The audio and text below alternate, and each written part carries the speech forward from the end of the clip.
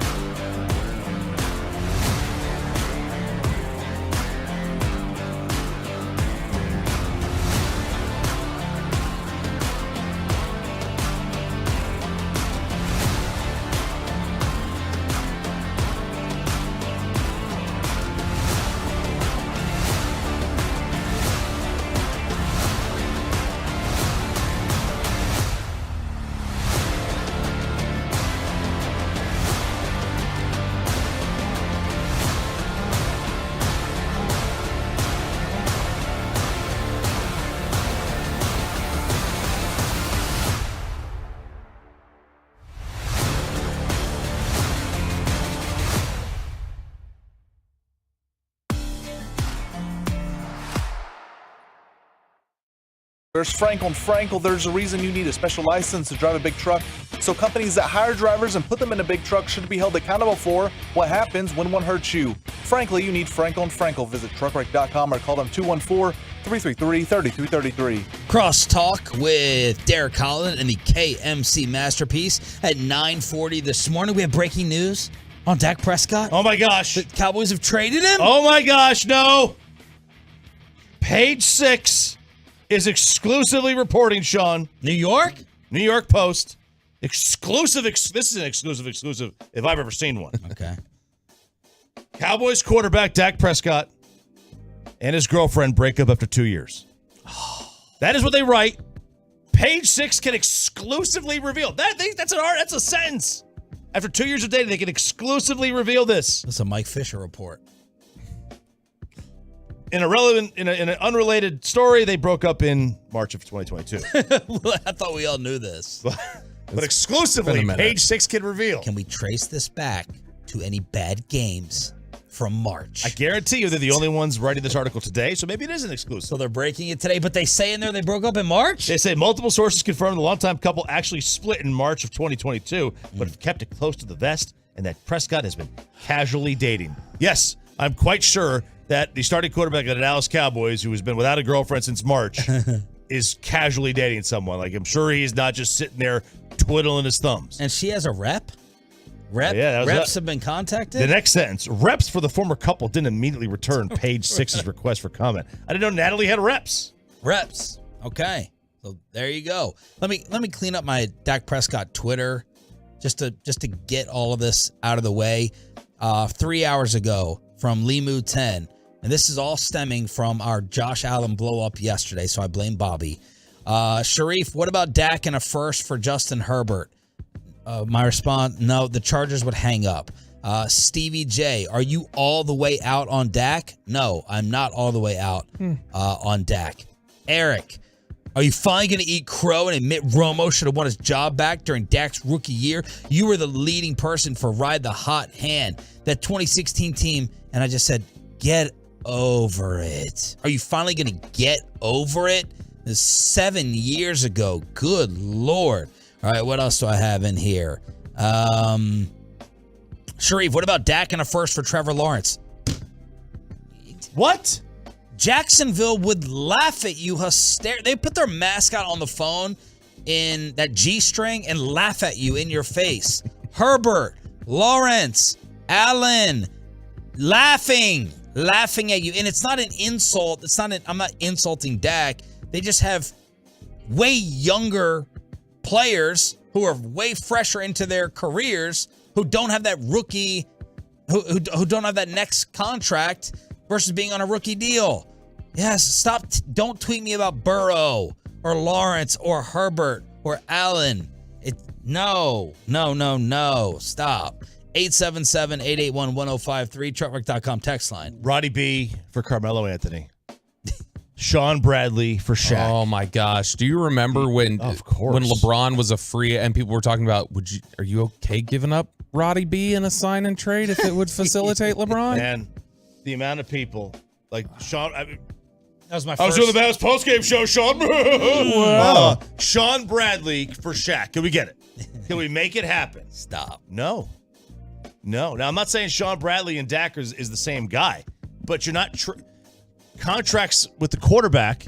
So the unicorn is find an elite quarterback on a rookie deal. That's the unicorn. I thought the unicorn was Porzingis. Well, yeah. Oh.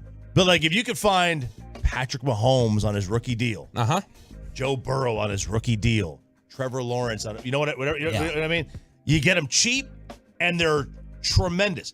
Dak on his rookie deal was the same thing. Or not quite the same as Mahomes, but you get the point. They were a viable contender because they had so many available pieces around him because he didn't have a whole lot of big salary. And the Romo contract kind of screwed things up. But you get Mahomes on a rookie deal, now look what happened. He gets paid, they got to dump Tyreek Hill. Didn't hurt him because Patrick Mahomes is literally that good. It doesn't hurt him. All right, let's get these hypotheticals out of the way. What if you wanted to improve from Dak? Because that is I hope a discussion that they are having of, is this his ceiling? How can we How can we raise the ceiling, make the ceiling the roof? Have we hit an Alex Smith Chiefs limit? Have we hit an Andy Dalton Bengals limit? Do we move on like Philly did from Carson Wentz? Do we move on like San Fran tried to do from Jimmy Garoppolo?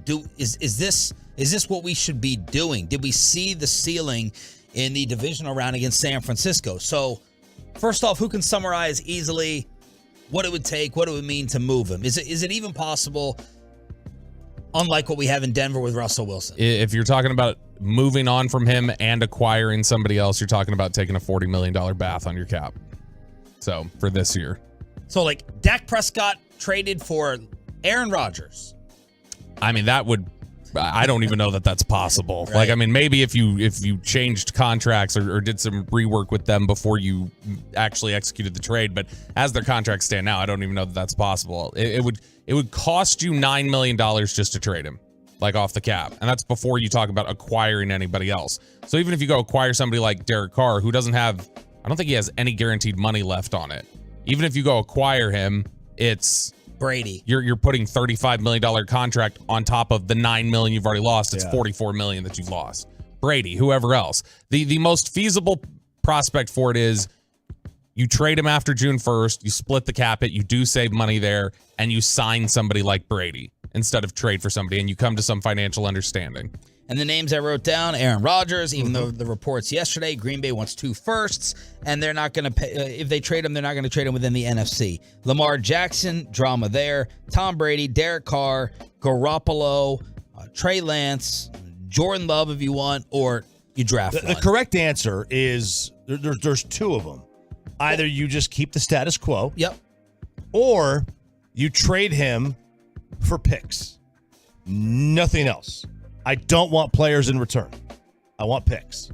You trade them for, let's just say you get 2 ones for him. Yeah. All right. You take your 2 first-round picks. One of them's this year, one of them's next year. Maybe you trade up in the draft to get a quarterback, or maybe you wait for next year's first, and then you trade up and get, you tank this year, and then next year when Caleb Williams is out, or I think Drake May could be available next year, whoever, right? Whoever you want, then you go get that guy. And then you start over. Yeah, I mean, if you're going to trade him, you probably should just do it for draft capital and sign somebody. I wouldn't want to take anybody on, but I mean, like that's. I wouldn't sign anybody. Not that like it's not going to happen, but if you're just, I would go Ben DiNucci. Give me a 1-win team. Look, even if money was not an option, I'm not having Tom Brady here over Dak. I'm not having Derek Carr. I'm not having Garoppolo. I'm not having Trey Lance. I'm probably not having Lamar. I would say no. And if I had 1 year to live, you could talk me into Aaron Rodgers over Dak. If I had 1 year to live, but I don't know if Aaron Rodgers is done. I don't know. I think he's got more left than Brady, but I don't know what he actually has left. So my ultimate answer at the end, that's why I said as soon as the game ended, I feel trapped. I know that Dak isn't going to be great enough consistently for a Super Bowl run. That's what I believe deep down. But the options out there are not better. The financials Bobby just went through. So this is what it is. This is what it is for the here and now.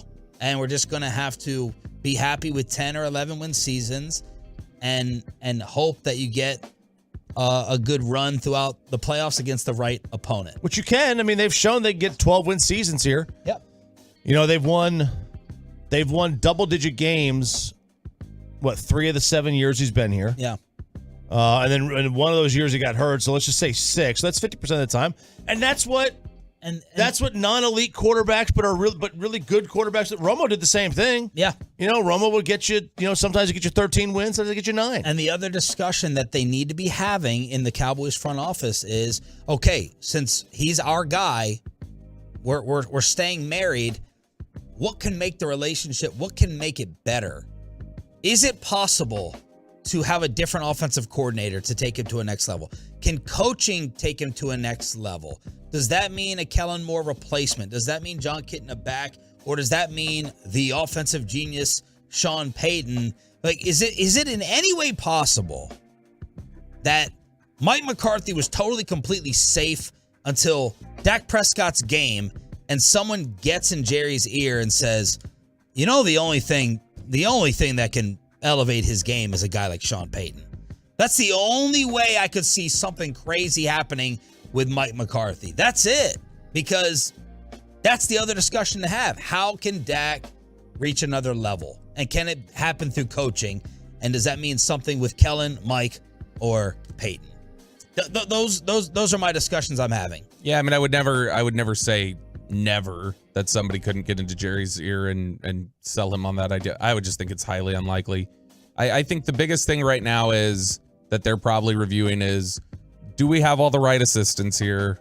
And how do we work on the consistency between Dak's play, the connection with the receivers, everything else? How does that improve?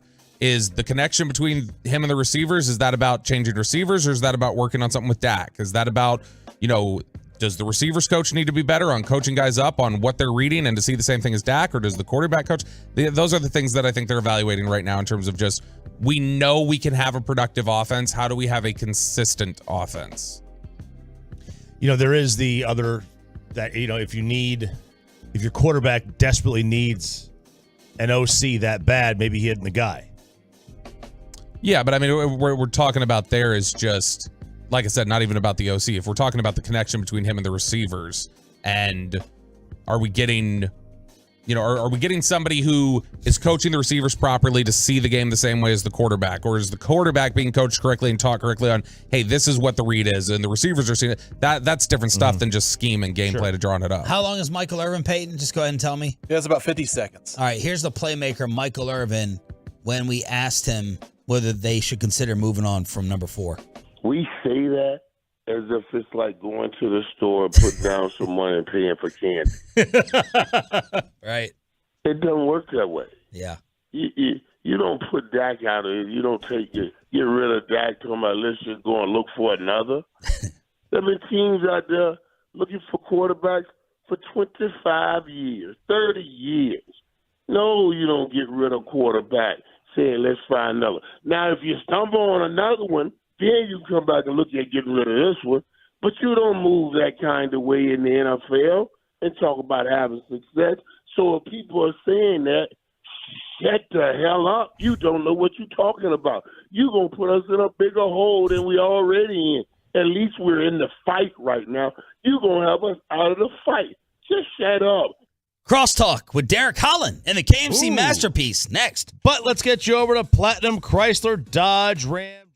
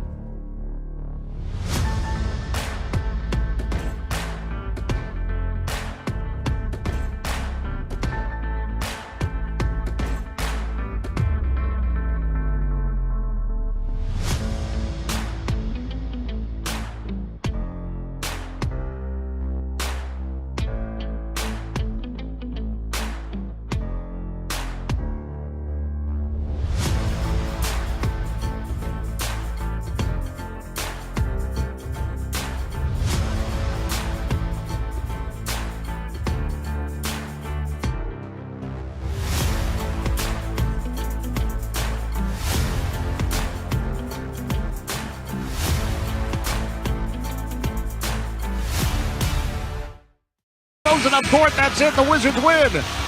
Wizards escape Dallas with a 127-126 win over the Dallas Mavericks. Let's crosstalk the KMC masterpiece. Bassett walking the dangerous commercial break line. That was like 3 seconds away. That was 3 seconds away as Wizards Radio with the call. Wizards win. Wizards win. Wizards win. Good morning, fellas. I feel like getting fired today, so I don't have to talk about our franchises in this city. Franchises? Yeah. I felt like that on Sunday night. Yeah, you're really going to tell him, Mike. You go ahead and get fired. Just going to tell him. It's going to prove to them to work harder. Mark Cuban's going to be like, hold on. Hang on, We do need to improve. He would be what to do? He'd be the happiest person in the world. I could see that. I texted Sean that on Sunday night. I said, I'm about to get fired. It was nice working with you. Yeah. Who's going to tease y'all show? Corey? Yeah, I can do it. Today at 11 o'clock, Ross Tucker will join us. So we'll have him on the show to talk about stuff. He wants to get rid of Mike McCarthy. And beers, because he only goes to Hop and Sting, and there are lots of local craft beers around here he needs to check out, too. Also, we got Derek Holland in studio. He's got some life updates we can discuss with him. We also do today the C Block. I have questions at 1 o'clock. What time are we reviewing MILF Manor? That's during Mike Likes It, I believe. also, we watched. We're on alert. Will Kevin make it through the show today? Why wouldn't he? Kevin can't talk. He's so mad correctly. about the Mavs. I'm fine. He just can't do it. He can't what? He can't talk correctly. His throat is. He has some made up disease that the doctor That's made what the up. doctor said. Flarenix. Yeah. Does that sound real? I didn't think it sounded real. MILF Manor? MILF Manor. Oh, I wanted to Is it watch good? No. You'll love it. I love those shows. Oh, you'll love it then. I couldn't. I mean, we'll talk about it. Is this where they date the children's friends? Yes. Yeah. And they're all together.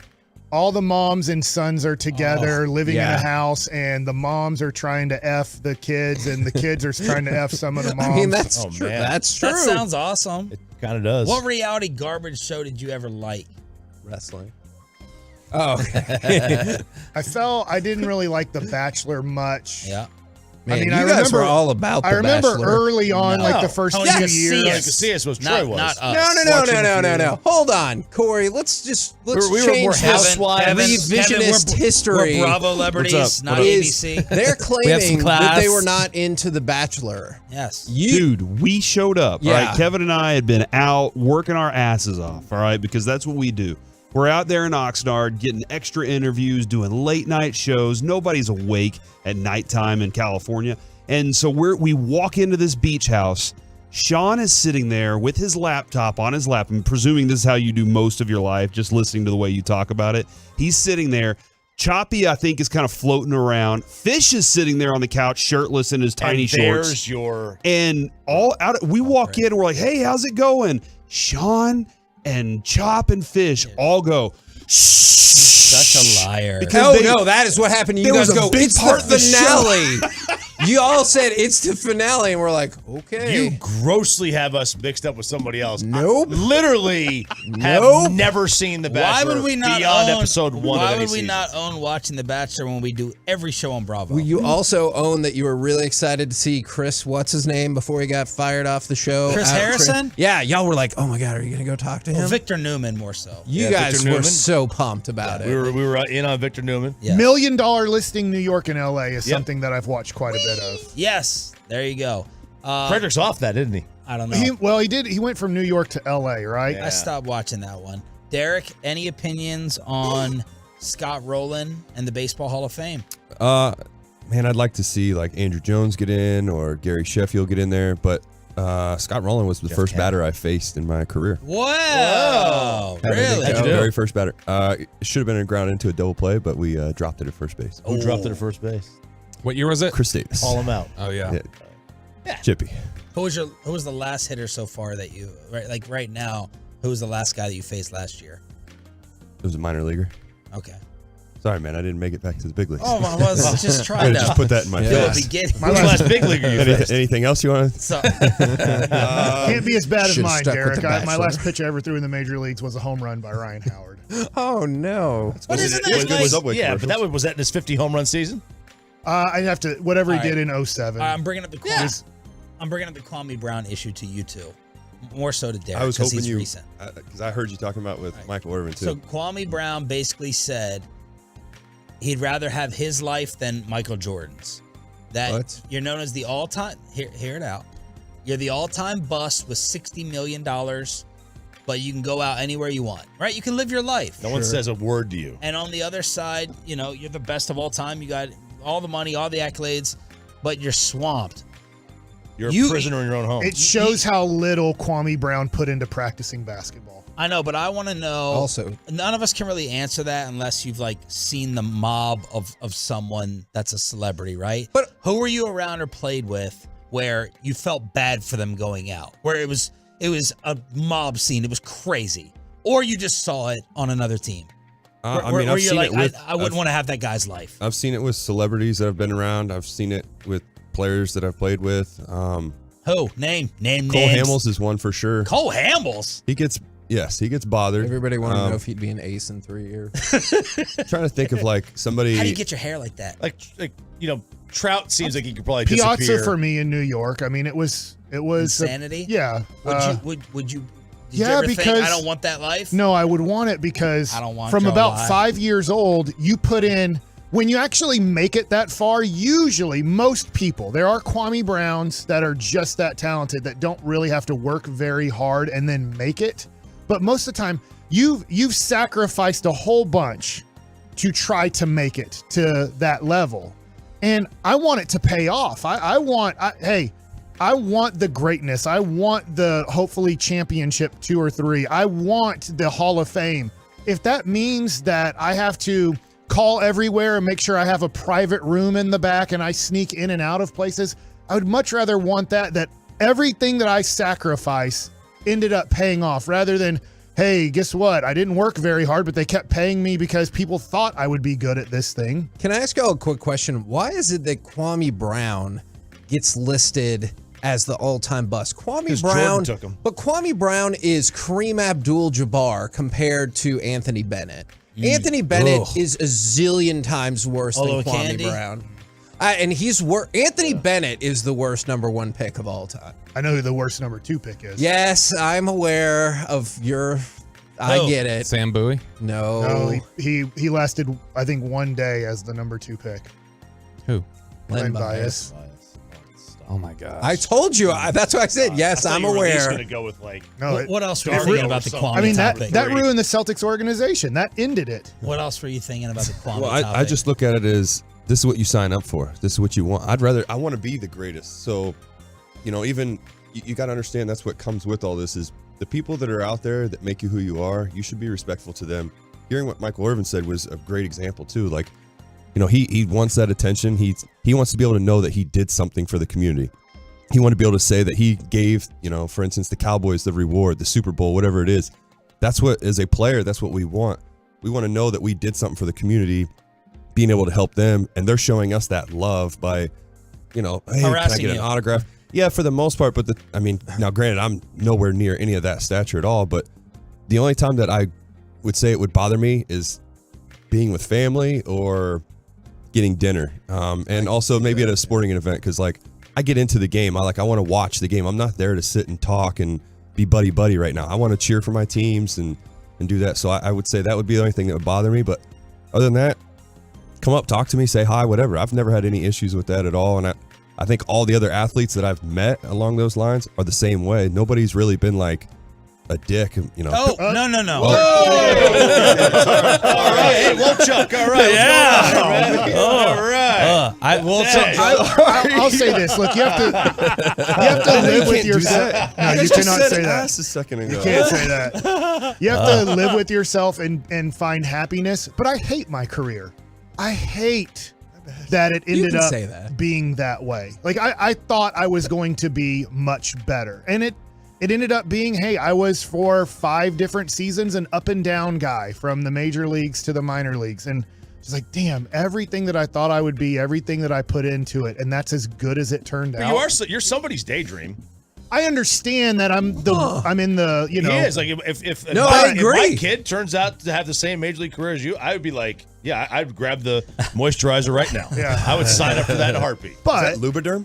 It is. Doesn't matter what. I think it's. No, yeah, that's it not might it. be. You're not allowed to talk the rest of the segment. Yep. You're I'm out. See you later. But anyways, Thanks for Yeah. having me. I'll It's say weird it. to me that Kwame Brown is like, man, I had a great career. No, you had a horrible career for. Well, he's what- not saying he had a great Yeah. career. He's saying he'd rather be a bust and not bothered with the money versus. If that being works for him, great. I harassed. don't understand that line of thinking. Well, but I the impossible. I'll take $60 million anyway I can get it. But the impossible part of this is identifying with those who can't step foot outside. Michael Jordan can never go into a grocery store. He can never go into a movie theater. He can barely go in a restaurant. You have to call ahead. You have to reserve it. You have to wipe people out of the building. But you also have access to anything you can imagine Wouldn't in you the world. rather be Howard Stern? Like his career? Like where people are trying to pay you $20 million a year to do radio because you're that I'm great just saying, at I it? don't think we have enough respect for those who like you're mobbed. Like you can't take a walk. You can't shoot baskets in the backyard like, without the paparazzi. There are some players like Michael Jordan can't hide out. Like some players are like legend in their own city, but if they move somewhere else, like they could live like an anonymous life or more so anonymous. MJ's not one of them. You know, like Mike, if Irvin, you know, in Dallas, you can't go anywhere. If he moves to Nashville, I mean, he could maybe be a little bit more. No. And you know what I mean? I don't think so. You don't think so? Can Gary Payton move around? Yes. You think he can? He go wherever he wants. Okay. That's a better example. And basketball players are sometimes the worst because if you are Dirk Nowitzki, or even if you are, imagine still 7 feet Dirk. tall. like, yeah, you're Giants. still 7. It's kind of easier to be a quarterback who was great, and then 20 years later, people forget who you are.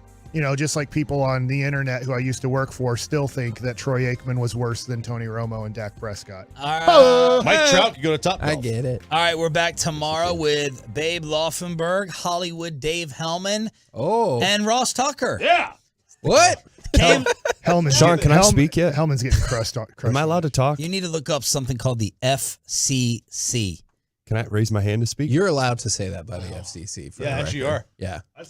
Coming up next. Yeah, cut his mic off, Peyton. Let's see how many times I call somebody a D from the Mavericks. That's next. You're listening to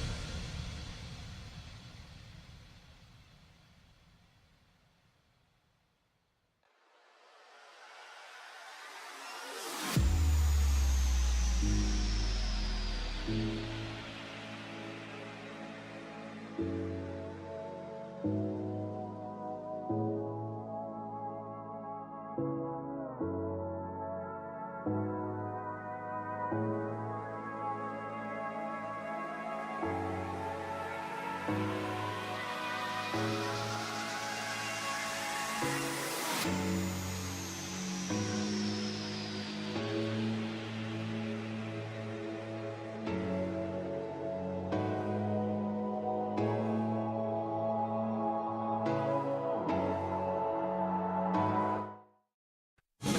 our fan studio, secured by DFWsecurity.com, it's the KNC Masterpiece on 105.3 The Fan. KNC Masterpiece right here on 105.3 The Fan. You got me, Kevin Hagelin. You got Corey Majors. We got Mike Bastick. We have Joey Erickson, a.k.a. Slim Scotty. And also with us today for the entire show, perhaps as my replacement, it is Derek Holland. Welcome to you all. And Derek... Am I allowed to speak? What are you up to? I just wanted to make sure I'm allowed to speak after that. You're fine. You can say that word. I was Peyton's talking. I should have said Richard. Yeah, that's fine. Yeah, you can say Richard. Everybody knows that. I was talking to Kevin earlier this morning, and I was just kind of curious about what's going on with your life right now. You are in off season, but you're about to get started. You have lots of businesses that you're invested in, and you're growing that way. Are you seeing anybody? Is that not? You meant more professional? More professional. Kevin. Come on, dude. mistake. You want to get into his personal life? We can do that. I'm a little loopy we can have today, fun with my that. mistake. So, I was interested because you've been talking to us. We talked to you behind the scenes about what's going on with your baseball career a lot and other things. Would you mind kind of giving us an update on as we get closer here to pitchers and catchers reporting? What are you looking forward to? What are you trying to do right now? Well, Kevin, yes, I am single, so we can share that. We can put that out there. So, ladies, call into the fan. I'm not answering. Joey, you won't answer to get him a date? Wow, Joey. Joey has a girlfriend. He's like, oh, he can't do that anymore. Yeah. Don't ever look at my screen then anymore. No, for me, I'm everything's going good. I've been training out at APEC in Fort Worth. So for those that are looking for a place, I know it's a little bit of a drive, but great trainers out there, great group. I'm getting to train with a lot of the MLB guys, minor league guys. The combine guys have shown up too that are training for that, which is really cool to watch how they prepare for that. But for me, I did a showcase, or I'm doing a showcase on Friday with Cole Hamels, a few guys that are up at TMI as well. There will be some scouts. I will say... Too much info. That's what I was thinking. Is it? No. TMI. Yeah, gotcha. Okay. I was like, wait a minute. I'm so sad that I knew exactly what Mike I didn't. meant. I was like, oh, crap, Mike. He got me. And I did throw on Friday for a team in Texas with Cole Hamels. They were there. I don't know what came about it. I just want to at least share that. That was cool.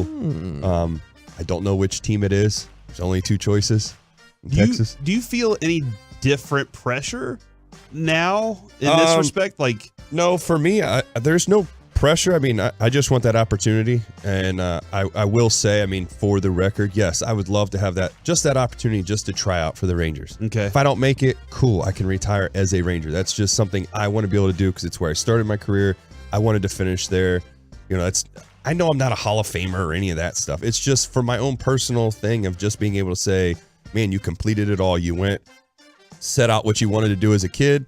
I achieved that, and I also played in the MLB for 13 years. Heck yeah. That, you know, a lot of people didn't think I would do that. I know I didn't have the greatest of career, but I had the greatest in my mind. I did everything I could out there. I've worked my butt off to get to where I am, and I've continued to give everything I have every single time I go out there. I've been the best teammate I can possibly be, and I just want that opportunity just to be able to say, hey, one more time, let's try it with the Rangers. If it doesn't work, cool. So, Kevin, if we were to do something, we got to study for something, right? Yep. Like, there's a lot of preparation in that respect. Yep. For you, is there a lot of studying? Like, I need to impress. I know the scout's looking for this. These guys are looking for this. Or you just, I'm getting up here, I'm just throwing a bullpen regular style. Like, how's that go for you? Do you study anything, or you just step up there and throw? So for a bullpen, you have a routine. That's what I always teach all the younger guys when they first get. So when you first get called up, and Mike, you can easily attest to this too. When you get called up, you don't have a routine. You see all the veterans and what they're doing. And when I say routine, I'm even talking like get to the field and you do a crossword puzzle. Like there's a lot of guys that show up at the park and that's what they do. The first thing to do is that. Me, I get to the park, I go run, come back in, work out, and then I go do whatever I got to do. Bullpen wise, it's certain pitches that I've learned that I need to do. So it's always, for me, I start on the inside corner, glove side every time, just so I can get my extension out, and then go to the other side, and then I start some change-ups, and then I go back, do another fastball, come back with curveball, come back with the fastball, go back to slider, and then once I do that, I'll do 2 fastballs, and then I want to visualize hitters. So I'll get guys, which is cool because I get like up at APEC right now, I got Trent Grisham standing in, Bobby Witt Jr. standing in. Oh. And these guys are giving me feedback just like I'm giving them. I'm watching as I'm throwing a bullpen in this situation. How does he move? What's he doing? You know, those kind of things I'm picking up on. And I actually did a video thanks to my buddy Taylor here in Dallas. We did a whole workout. He followed me the other day, recorded the whole thing. It was a bullpen day. He watched and listened to how we talk to each other when we're throwing. We gave up sequences and stuff, and listening to what the hitter was saying, listening to what I was saying. And it was just it's a cool thing. Like for me, I'm going to try to create more content. I'm not trying to go the Trevor Bauer well. I just want to have my own fun. Yeah. Because like I'm at the way I see it, yes, I'm at the end of my career. I'm on my way out while these guys are on their way in. I want to help as much as I possibly can and be a good leader, good teammate, and just continue to have fun because I don't know what's going to happen. But at the end of the day, if I continue to keep doing what I'm doing and just plug away, we'll see what happens. And my major routine was to make sure, get dressed as fast as I can and avoid all coaches so they don't call me into the office and tell me I'm going back down to the minors. Just be out on the field so they were like, well, we'll talk to them later, and then just disappear as quickly as possible. They can't find me. They can't send me down. It is a tough conversation, though. That's a bold strategy. I bet. and then when you're done with this bullpen, when you're done throwing, is there just like an ever-ending or a never-ending line of honeys waiting outside? Like, how does that... I would also like to know the answer to then that. Then you do half gassers. Yeah. See, that lined up perfect with that. I see what you're doing. The honeys. They're out there. I'll just put it that. They're, they're at Mavs game. Yeah, they're at the APEC. No, after I'm done, I do workout and stuff like that. Cardio. Okay. All right. And then maybe I'll see some honeys at the Mavs game.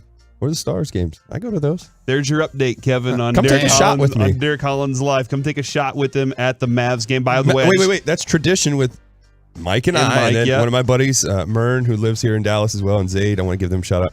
We always take a shot at halftime. It's tradition. We've done it to where it's supposedly giving them good luck. Unfortunately, sometimes it doesn't happen. I just got I know Mike's going to be like, well, we suck. I just got a text from Kelly Shoppick that said Derek is preaching right now about the whole lifestyle. Kelly Shoppick, catcher. Yeah, friend of the show, man. Yeah. Man, that guy probably loved facing me. His Tampa days. Yeah. Great dude, though. I got a lot of respect for him, so tell him, well, he can hear me. Yeah, he can hear Thank you, buddy. Tell him I said hi. Can you tell him I said hello? I will do. Will do, man. I got you. Well, I'm glad we got some happiness going in that little section right there because unfortunately, I might have to throw to one other potentially unhappy thing. Deflected by Wright. He steals it, throws it up court. That's it. The Wizards win. Wizards escape Dallas with a 127-126 win over the Dallas Mavericks. In this effing season, please, something happen to make basketball go away in this Metroplex.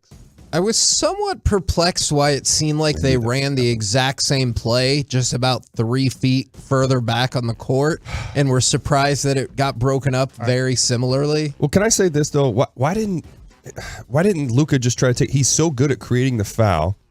You need – just to get to free throw line, if anything, because you're down 10 seconds. I know that. I knew you were going to say that too, but he can he made 1 of 2, so if he makes 1, we're tied. You make 2, we win. I hear you. I just wonder this, because the Mavs have lost a lot of close games to, honestly, a lot of bad teams this year, it seems like the Mavs need at least 10 seconds on the clock to get that for Luka to actually going. do what we want, because if there's 5 seconds like yesterday, and I know that then they threw it out of bounds and there was like 3.7, he's so slow in what he wants to do that there has to be 10 seconds on the clock for him to actually make a good decision late in the game. Because I assume this, I think I put it on Twitter. I was like, all right, even with 5 seconds to go, I'm like, I already know what's going to happen. Luka's going to take a 40-foot three-pointer, and we're going to. It felt like that was what was going to happen. And there's a 10% chance of it going in, and I was like, that's what's going to happen. Instead, they're like, no, we're going to pass it to Dinwiddie, and he's going to shoot. Unfortunately, DeLon Wright knew our play, who I wish he would have just played like he was on the Mavs last year, but he is a horrible Dallas Maverick, but he is actually a good Washington Wizard last night. But this thing can't, to me, end soon enough. This is a bad team. I wish I could even say average, and I know they're 500, a game over, but I don't think they're going to finish above 500 this year. Why is that? They can go on a run, right? Like, can't they have a stretch where things are good? They did, but how many times are we going to get to play Houston 3 out of 7 games with the San Antonio Spurs mixed in? Yeah, that is kind of when they play poor against bad teams. It is the most frustrating part is whenever they're. I mean, did you see Kuzma's tweet about it and everything too? Like, that's frustrating. Well, that's because of what Dinwiddie said. Yeah, Dinwiddie's gone out. Dinwiddie hates Kuzma. Yeah. More than any player in the NBA. We figured that out. The funny thing is Dinwiddie can't beat the Wizards. He can take shots all he wants. The Wizards aren't a winning team, and all they're doing is playing for money. Well, we're a winning team, supposedly, Dinwiddie. Why can't we win? Yeah. We can't beat Washington in Washington. We can't beat them here. And Beal and Porzingis were out at Washington, and you got hammered there. This time, Porzingis is out. Hey, thanks for all the memories, Porzingis. My butt. I'll be nice to our boss and not say the A word today. But how many games did he play while he was here? Porzingis, 50% of them. If you count when you traded for him, less than 50% because he missed that whole time. But get a tribute. It's just, you get a tribute, and it's just like, I didn't get for one. what? For him sitting out in the bubble in the playoffs? For him sitting out one time against the Clippers? For him being worthless against the Clippers in the playoffs? For him getting Bertans, who can shoot a basketball and that's all he can do in the NBA, and that worthless contract that we can't move for getting an average player and Dinwiddie back. Thanks a lot, Porzingis. You effed us over good, and we still owe this pick to the Knicks. Are you intrigued at all by, I know it's only been a handful of games, but by the return and contributions of Josh Green? Not that offsets. Yes. Hey, we lost again. Okay. Yeah, he is. I think. Remember when you talked about? You said Luka was the most improved player from last year. Me and Mike, when we were talking about this at the game, we went to, what was that whatever day it was. It don't Atlanta matter. Game. Yeah. Either way, I think Josh Green is the most improved player on this team, and he continues to show. He's getting better and better. He's actually becoming, in my opinion, I feel better with dribbling. As a guy that we could actually, a better shooter, a better passer. He's not doing your Spider-Man jump passes. He looks so much better, and I feel that he is a guy that now we need to keep him here. I agree with you. I think that this thing should be totally and completely rebuilt. Unfortunately, our buddy Sam Amico, who we've had on the show before, who covers the Cavs and kind of in that region, he put out an article either last night or this morning when I saw it, and he said, hey, here's the deal. The Cleveland Cavaliers need another wing shooter, and they are interested in Tim Hardaway Jr., but they're not interested at all in giving Karis LeVert because he's playing 31 minutes a night, and he's an expiring contract. And they're like, and he's better. Right, he's better. And so they're like, look, we're not giving you a better player on a much better contract than a guy who's Joey Gallo as a basketball player who's like, hey, guess what? He is going to get hot. Here's the good thing about Tim Hardaway Jr. I don't know when it's going to happen, but at some point, the way Joey Gallo would hit 7 home runs in 10 games, that's what Tim Hardaway Jr. is going to do in a 5-game stretch. He's going to shoot 50% from 3, maybe even better. And we're like, oh, right, that's the Tim Hardaway. No, it's not. That's the Joey Gallo in him. And then he's going to have a 10-game stretch where he shoots under 20% from 3 and 28% from the field. And you're going to have to live with that because that's who Tim Hardaway Jr. is. So I think right now I just look at it and go, I just hope that the Mavs, because this isn't a good team and it's not going to get better, is just dump as many players as you can. Not Josh Green, not Jaden Hardy, but like dump money on the books in future years, right? Yes. If maybe JaVale McGee's wanted back by the Lakers since they kind of traded for Rui. I was looking at Pat Beverly. They don't want him. I was told that Pat Beverly. God, get him. I like him. I don't even care about him as a player, but he's an expiring contract. He was going to go to New York in a 3-team deal in the Rui Hachimura situation. But he said, no, I'm not. I'm not going. I won't show up there, which would ruin the trade altogether. So they had to take Beverly out of the deal and just make it a 2-team trade. Well, maybe if you give them Reggie Bullock and JaVale McGee, they might go, well, hey, that's That makes more sense for us. And McGee was good for us a couple years ago for 12 minutes off the bench. And we just take Pat Beverly and go, we don't care about you. It's an expiring deal. We talked about this many times. The Mavericks have a fundamentally different opinion about their team. And obviously they're there every day. And I get it. Then I think you do, Mike, and I do. Is I would love to see, like, Green played a lot yesterday. So I'm not like complaining about that. I would love to see Green and Hardy get their real shots and then clear as much future year money off the books as possible. Those are my main two objectives for the rest of the year, so you can like really go for it. Well, I will say this. I talked to somebody who's in the know in the NBA, and look, he'll never admit this publicly, but Nico doesn't like this team. He loves Luka. He knows what he's up against. So now I don't know how much freedom Nico has in making deals and everything, because Cuban can stop everything.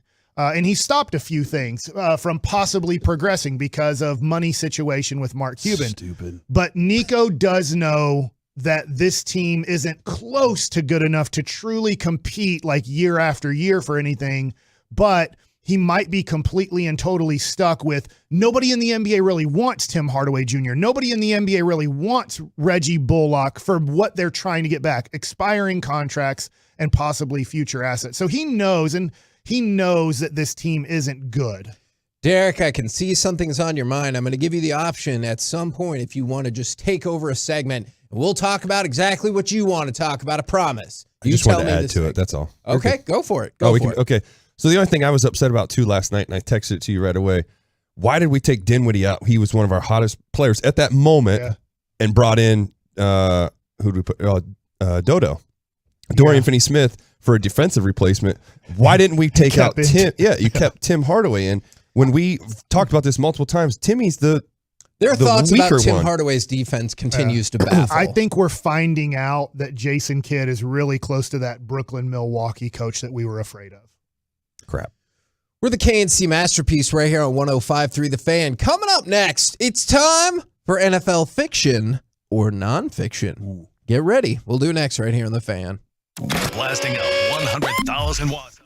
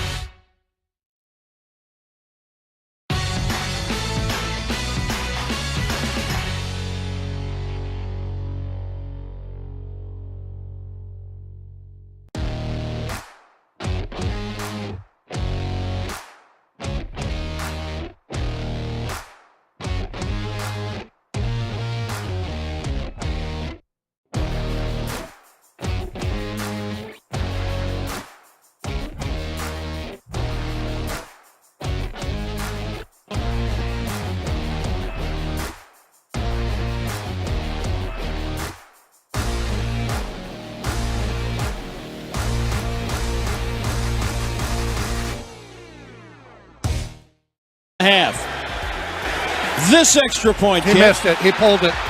He pulled it pulled wide it to the left. Like any good golfer, you miss 2 shots to the right, the next one you pull into the water left. Well, it's in his Oh, head my now. goodness. KNC Masterpiece back here on 105.3 The Fan, and it is time for NFL fiction or nonfiction. Maher. That's how you say his name. That's right. We will start with that. I know how to say it right. Fiction Fact. or nonfiction. Nobody knows what that means. Brett Maher will be on the Cowboys next season. If you make me answer it that way, I'll lean slightly to no. But I think he'll be at training camp. I say nonfiction, which makes it a fact. Yep. I think that the dude was really good all season long. He was. And he had a couple moments. There was a mechanical thing that they screwed up on at that first kick, but then he hit another one. So I think he's going to be here next year. Now, again, Mike, I kind of agree with you where what's the point of camp if you're not really going to have some tryouts? So I say you bring some people in and you go back and forth with it. Mike, let's go try out. I can't kick. All right. Never mind. Could you kick, Derek? I don't know how far I can kick, but I can kick. I just need you to kick it from 33 yards. Further than Greg Abbott.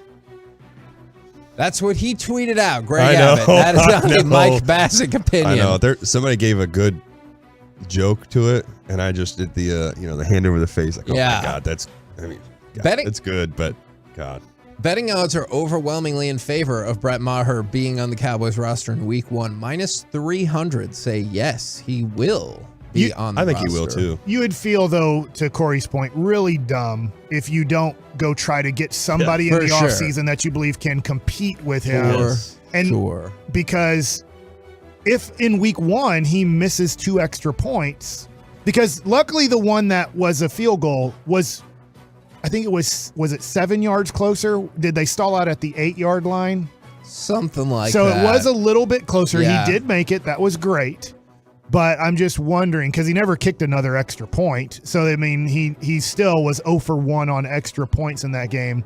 So I do think that you need a couple guys that you feel like if Maher in the regular season early on yips it up, because a lot of guys don't figure it out like that quickly. Hopefully he does. I don't even think it'll be early season. I think it'll be training camp. You If think- he's looking poorly, like in a spring, Yeah. in the first in preseason Oxnard. game. No, even Mike, we saw Garibay and those guys like, what are they? Where's the ball going? And I know there's all these excuses about how the air comes over and pushes the ball. Whatever.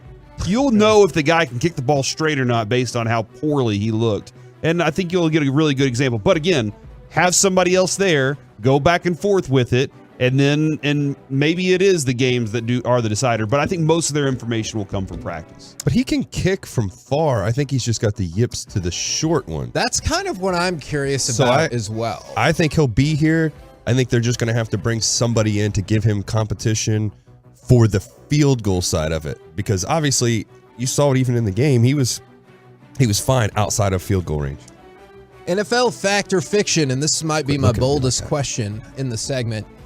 Joe Burrow is already the best quarterback in Bengals history. Yes. Wow. Take that, Boomer Esiason, and your MVP. The Bengals are about to make it 11 straight wins against Nobody the realizes Chiefs. how hot they are right They now are, too. yeah, they've been playing insane. After they made 11 after straight. after They the beat the loss. Chiefs 11 No, times? I'm sorry. It's 11 straight games going back to Carolina. Yes. Yeah, this is insane, dude. They're good. And one of their losses was because of kicking. It wasn't even because of Joe Burrow. It was because, and it wasn't the long kicker. snapper, The right? long snapper got hurt against Pittsburgh in week 1. And they won that game twice. They won the game by a late touchdown. They won the game by a field goal. And they missed both of them because they couldn't snap the ball. Now, a couple of facts to back this up. I know Boomer won the 1988 MVP, but remember, the Bengals were the only team in the NFL that had not won playoff games back-to-back seasons. They have now accomplished that. I told you the stat yesterday. The first 52 years the Bengals existed, 5 playoff wins. Joe Burrow's been there 3 years, 5 playoff wins with the chance to break that this weekend. I mean, just go ahead and give him the yellow jacket at this point, you know? And If you had to guess right now, jacket, he'll be a Hall of Famer. Yes. So They're this about is- to go back to the Super Bowl. This is always Oh. fun not to do this right now. But a lot of people will look at quarterbacks and go, man, there's 12 Hall of Fame quarterbacks right now. In the history of the NFL, at no point were there more than 8 active quarterbacks. Yeah. So if Tom Brady and Aaron Rodgers obviously have already established themselves, they're going to the Hall of Fame. You can only pick a max right now of 6 quarterbacks. And you have to include Trevor Lawrence. And you have to include, if you think like Brock Purdy, which I wouldn't do that yet, but you have to include, like next year, you have to include the rookies that are playing. You can't go, well, no, like literally you can only pick a max of 8 quarterbacks at one time can be Hall of Famers in the league. Now, since you brought up a Super Bowl prediction, Corey, I was intrigued by that. Is NFL Fact or Fiction? There is no clear Super Bowl favorite. So the odds have shifted a little bit, but when the odds first came out, Eagles and Chiefs were both plus 260 and Bengals and 49ers were plus 275. So they're all like almost exactly the same. Now, I know the betting line has shifted to Cincinnati, but it feels like there's not a team that you're like, that team. If Mahomes was healthy, maybe different. I don't know. But it feels like there's not a clear favorite. I still think the Chiefs are beatable if Mahomes is healthy. I mean, the Bengals have shown that multiple times. They true. have whatever that secret sauce Joe is. Burrow's got it. Well, but even still, like it isn't necessarily him out there playing defense, but he does do enough offensively to outweigh that. I love that it's in that mindset right now, that all 4 of those teams. I'm unfortunately looking that I'm thinking it's Bengals Eagles.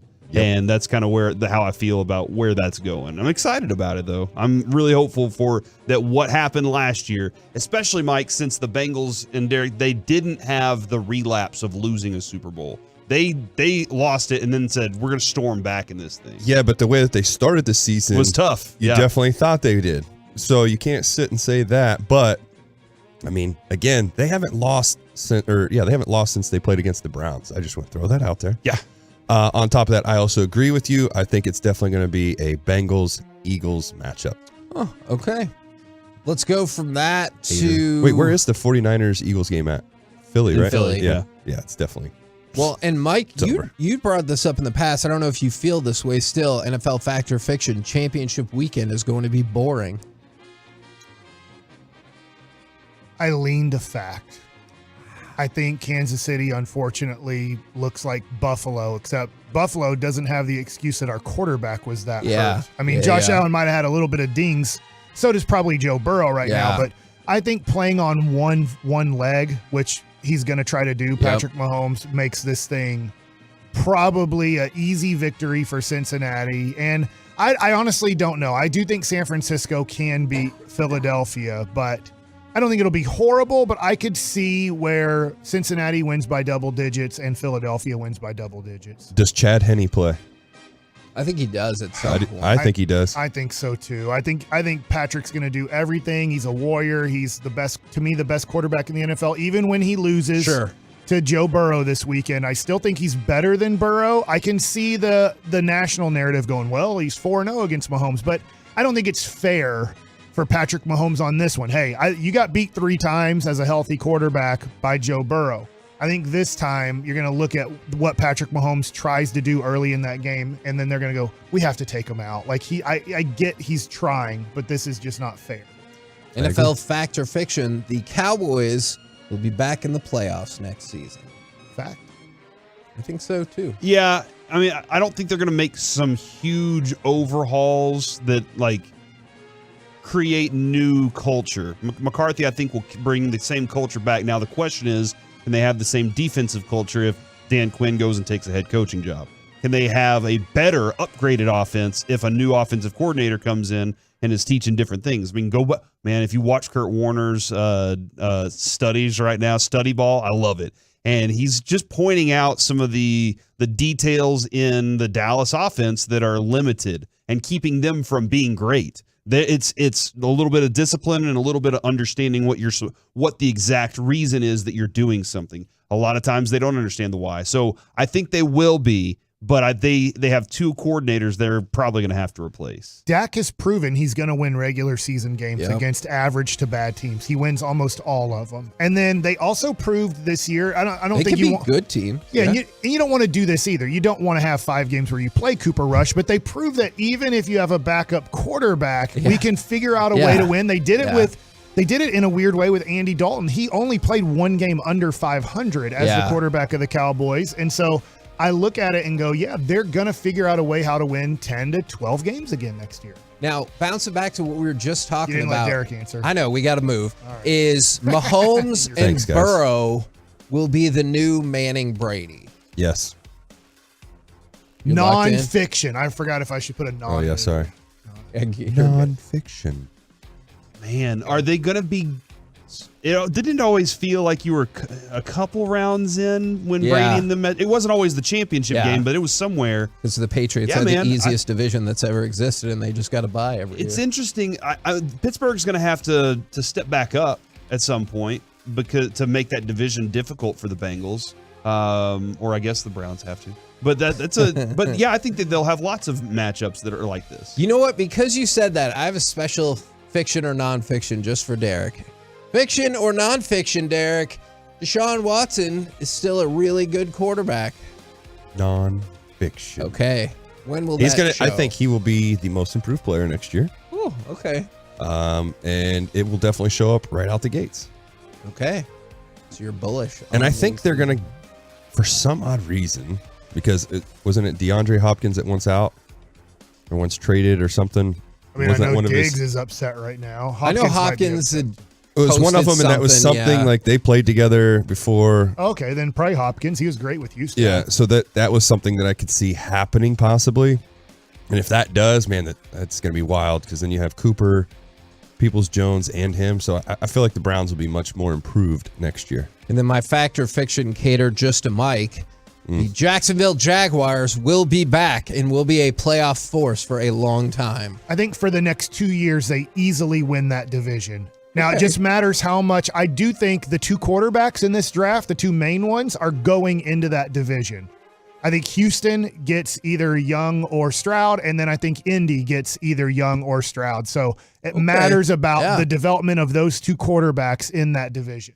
We're the KNC Masterpiece right here on 105.3 The Fan. Coming up next, it's time for Baseball Nuggets with Mike Bassick and Derek Holland. Plus, we'll have a giveaway. A little Hall of Fame talk next. Coming up in the next G-Bag Nation.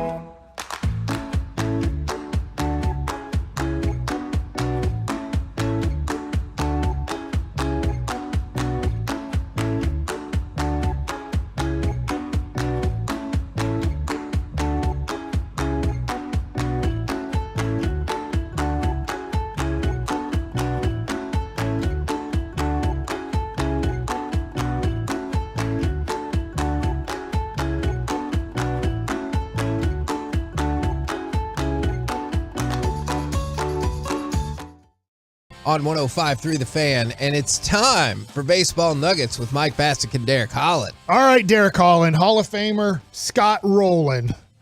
It's always kind of pretty cool to get to play with or against guys like, wow, I played against him. Yeah. He's a Hall of Famer. That's pretty awesome. I got to play against a Hall of Famer.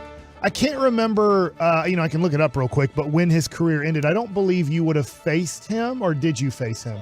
Scott Rowland. That was the first guy Scott Rowland was the first guy I faced. Oh, that's right. I faced him a few times. Okay. He was on the card? He was on the Blue Jays. Blue Jays. I totally forgot he even went to the Blue Jays. Mm-hmm. Okay. First major league at bat. How was he? Sorry. With the Blue Jays, was he still considered a major still pretty good threat? Yeah, he was still pretty good. Okay. Well, Scott Rowland makes it. Todd Helton just barely misses, but he's really, really close. So is that just Colorado bias working in there where people are like, eh. You know, it's interesting. I was watching MLB Network yesterday for a good hour. So I watched it for the 45-minute lead up to like who's going to make it. And it's interesting how many great players don't make it until their 5th, 6th, 7th, 8th, 9th time. Like I remember, I believe this was Scott Rowland. If I have this right, crap, I forget. 6th or 9th time, something like that on the list. But Andre Dawson didn't make it till his 9th time. Duke Schneider didn't make it till his 6th time. You know, like there's just so many guys that are like, dude, that's a Hall of Famer. And it takes them so many times to be on the list. And the thing about Scott Rowland, which was interesting, he got the least amount of votes in the history of baseball for the first time being on the list to then make the Hall of Fame. So he climbed. He only got 10% of the vote his first time ever on the list. So no players ever made the Hall of Fame by the writers. Now, some people have made it after they get to the Veterans Committee, but nobody's ever gotten 10% of the vote the first time on the list and actually gotten to the 75% threshold in the next 9 years to actually make the Hall of Fame. And somebody texted this in. I wanted to get y'all's thoughts. What do you think about the idea that the Hall of Very Good continues? For baseball? Yeah. They're like stupid. Scott Rowland is not a Hall of Famer. Let me tell you something. Right now, less than 1% of major leaguers make the Hall of Fame. Literally, they actually told the voters, we probably need to get this thing up to maybe 1.5% of major leaguers make the Hall of Fame. But I get it. Scott Rowland is not Adrian Beltre. Adrian Beltre is going to be a first ballot Hall of Famer. I believe when Adrian Beltre, and I'm putting him in this list because I really think he's on there next year, I believe. Right. Yes. Is that Beltre will become, I believe, watching last night. I'm gonna have you guys guess this. How many players are first ballot Hall of Famers? Adrian Beltre will become this number because I was watching MLB Network last year. How many players have made the Hall of Fame on the first vote? 70. Okay. Players total? That when 25. When they got on the list, that was their first time and they made it. I just want to say it because it'd be significant for him. 29. It's 57. Okay. 57 in the history of baseball. You're way off, Kevin. And literally, obviously, Loser. you're going to have, I don't know when they counted this, but I'm pretty sure the first 6 guys to make the Hall of Fame, like Ty Cobb and Babe Ruth, like they were first-time guys because they hadn't made a Hall of Fame yet. And so if you look at this, that's how almost impossible it is to make the Hall of Fame your first time. So that person texting in, I totally get it. I played against Barry Larkin. To be honest, I thought Barry Larkin wasn't a Hall of Famer when I faced him. I knew he was great, don't get me wrong. It's like Michael Young. I think Michael Young is a great Major League Baseball player. But I never thought when I was watching Michael Young or playing with him, I never thought, well, he's probably going to be a Hall of Famer. I thought, man, that dude is super good, but probably just going to fall short of the Hall of Fame. Scott Rowland, when I did play against him, to be honest, now this was back when I played 01 to 07, I thought he was better than Adrian Beltre. I think at the time he was. Beltre did not become a Hall of Famer until he got here. Like, that finished out his Hall of Fame. He was a very good player in Boston, right? He was good in LA, but he became legendary. He got over the top in stats and things too. I interpreted it as they meant Rowland as opposed to the Hall of Fame. No, well, I know what they're saying is Rowland's just very good, not a Hall of Famer. And I would say, look, he barely got in. But he is in. It doesn't matter if you barely get in or you're Tom Seaver or whatever. Like, you got in, and that's, you're a Hall of Famer now. It doesn't matter by how slim a margin. But I would say he's one of those guys, to his point, that's like that borderline. Is he or isn't he? He's a lower tier Hall of Famer. That's a thing. But he's still a Hall of Famer. Felix Hernandez a Hall of Famer? I lean to no, but I'd have to go look more. You brought up Andrew Jones. By the way, we probably won't have enough time. Shocker. I played against Andrew Jones. Well, I played with him. What is it? You want to do a podcast where we have no commercials? We already make as little money as possible. We need the money. Sorry, Mike. My God. Sheesh. When it comes to Andrew Jones, I thought I was playing against a Hall of Famer when I played against him. But then when I looked at his career, I couldn't believe how quickly it ended. Yeah. I couldn't, because he did make it at 19 years old in 96 and really didn't play much in 96, but his playoffs were unbelievable. In 96. But man, by 29 or 30 years old, if you want to look it up, at 29 or 30 years old, Andrew Jones' career pretty much ended. Yeah. After 30, And so that's what makes it tough. Yes, 10 gold gloves, 400 home runs. There's only 3 other players in the history of baseball to have 10 gold gloves and 400-plus home runs. It's Willie Mays, Ken Griffey Jr., and Mike Schmidt. And the fourth is Andruw Jones. So that does put him in a very select category. But when you look at somewhat of his accumulated numbers, you fall way short of a Hall of Fame. And because, I would think he would make the Hall of Fame for defense as opposed to, like, I hear what you're saying. Omar Vizquel's not even getting any votes for that. Yeah, I always thought you looked at him as like, that's the man out in the outfield defensively. That's the thing, too, that gets me about the Hall of Fame is you look at, I use this as an example. If you look at guys getting contracts now, that's why I feel like the system is kind of weird. Guys can bat 200 and they get paid a buttload of money. But then, here we are, look at the Hall of Fame. It's like we want the expectations to be, you need to be batting over 300, all this other stuff. But then here it is that we reward people for batting 200. So it's like, I feel like the scale for the Hall of Fame is going to slightly go down big time when it comes to that. I said slightly, but yeah, no, it's going to be interesting slightly 10 years from now what they do. Obviously, guys like Miguel Cabrera and Pujols, they're going to be easy, like yeses, but David Freese. When you get to, you just had to do that, didn't you? He's on the list that I was looking at. Everybody makes the list, and then Bautista, is he on the list? Like, everybody will be on it. Yeah, everybody who retired. Even I was on the list. Like, I was just looking down. You just get no votes, and then you go off the list. Somebody just give me one vote. Right. If you get one vote, you get to stay on the list for the next year. Oh, I think you had to get 5%. Oh, 5%. Ichiro and that's why Michael Young fell off the list, right? Because Evan Grant voted for him, and I don't know if anybody else did. Ichiro and Sabathia, I think, Mike. I'm looking in like the next 4 years of eligibility. I think Pujols is on there somewhere too. But those are the only two I'm seeing that I'm like, yeah, I consider those two guys legitimate Hall of Fame. I don't know what they're going to do with where stats are going these days, because that's what Jeff Kent's mad about, because you see he didn't make it in his last year. It was last year for Modern Hall of Fame, and he was like, it's all the stat number people that don't understand the game that didn't vote for Fred McGriff eventually got in. I think Jeff Kent has a great chance of getting in 5 to 10 years from now. I don't know how long it takes for him to get to the Veterans Committee. Burt Blyleven, who, he eventually got in through the Veterans Committee. I do think Jeff Kent has a great chance. But real quick, I guess we're not going to get to talk about baseball today, which is fine. We'll talk about baseball, like current baseball tomorrow, is Alex Rodriguez ain't getting in the Hall of Fame.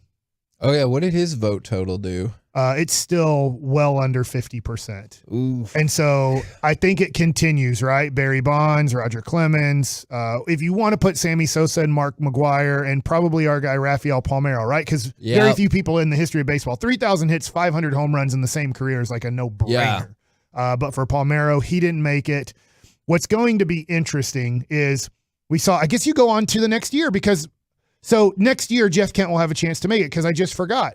Is this year the Veterans Committee did not vote Barry Bonds or Roger Clemens in the Hall of Fame. They had the opportunity this year. Oh, I didn't realize you went immediately onto the Veterans Committee. You immediately go there because I remember they ended up, Chipper Jones was on that committee.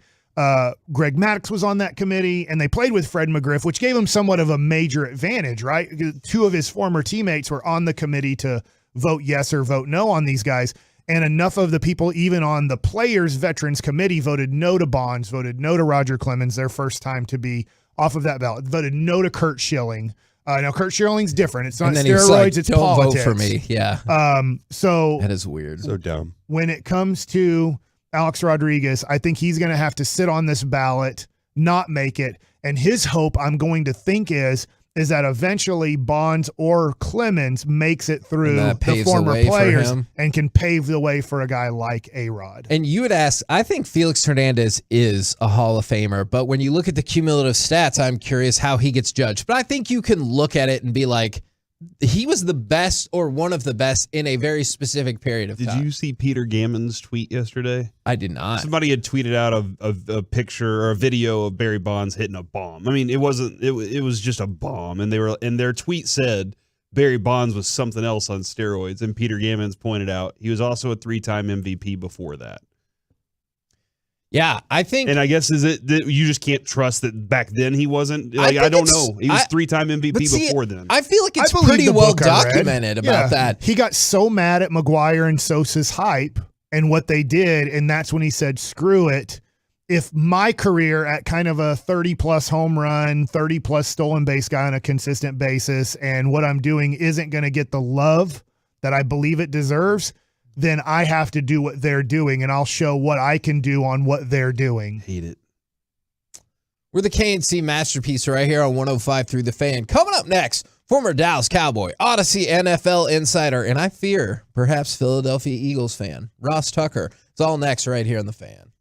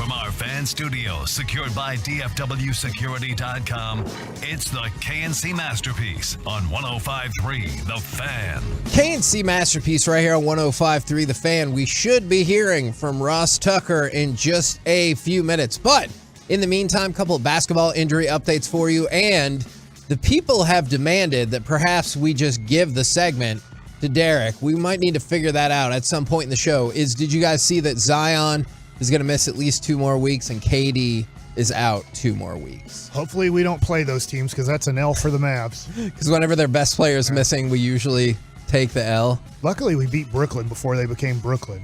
Yeah. Pelicans are on like a 5-game losing streak right now, too. So that's kind of need the Mavs on the schedule. Oh, my gosh. So down about the Mavs from Mike. Well, I mean, I can understand that feeling. And on the line with us right now, let's introduce host of the Ross Tucker Football Podcast. You can check out on social media at Ross Tucker NFL. And Ross, how's it going today, man? I'm doing awesome. Are there 4 of you guys in there? Yeah, we have the Dutch oven, today. Derek Holland, joining us on Wednesdays. He's part of the show, so we always enjoy having Derek Holland in studio with us, Ross.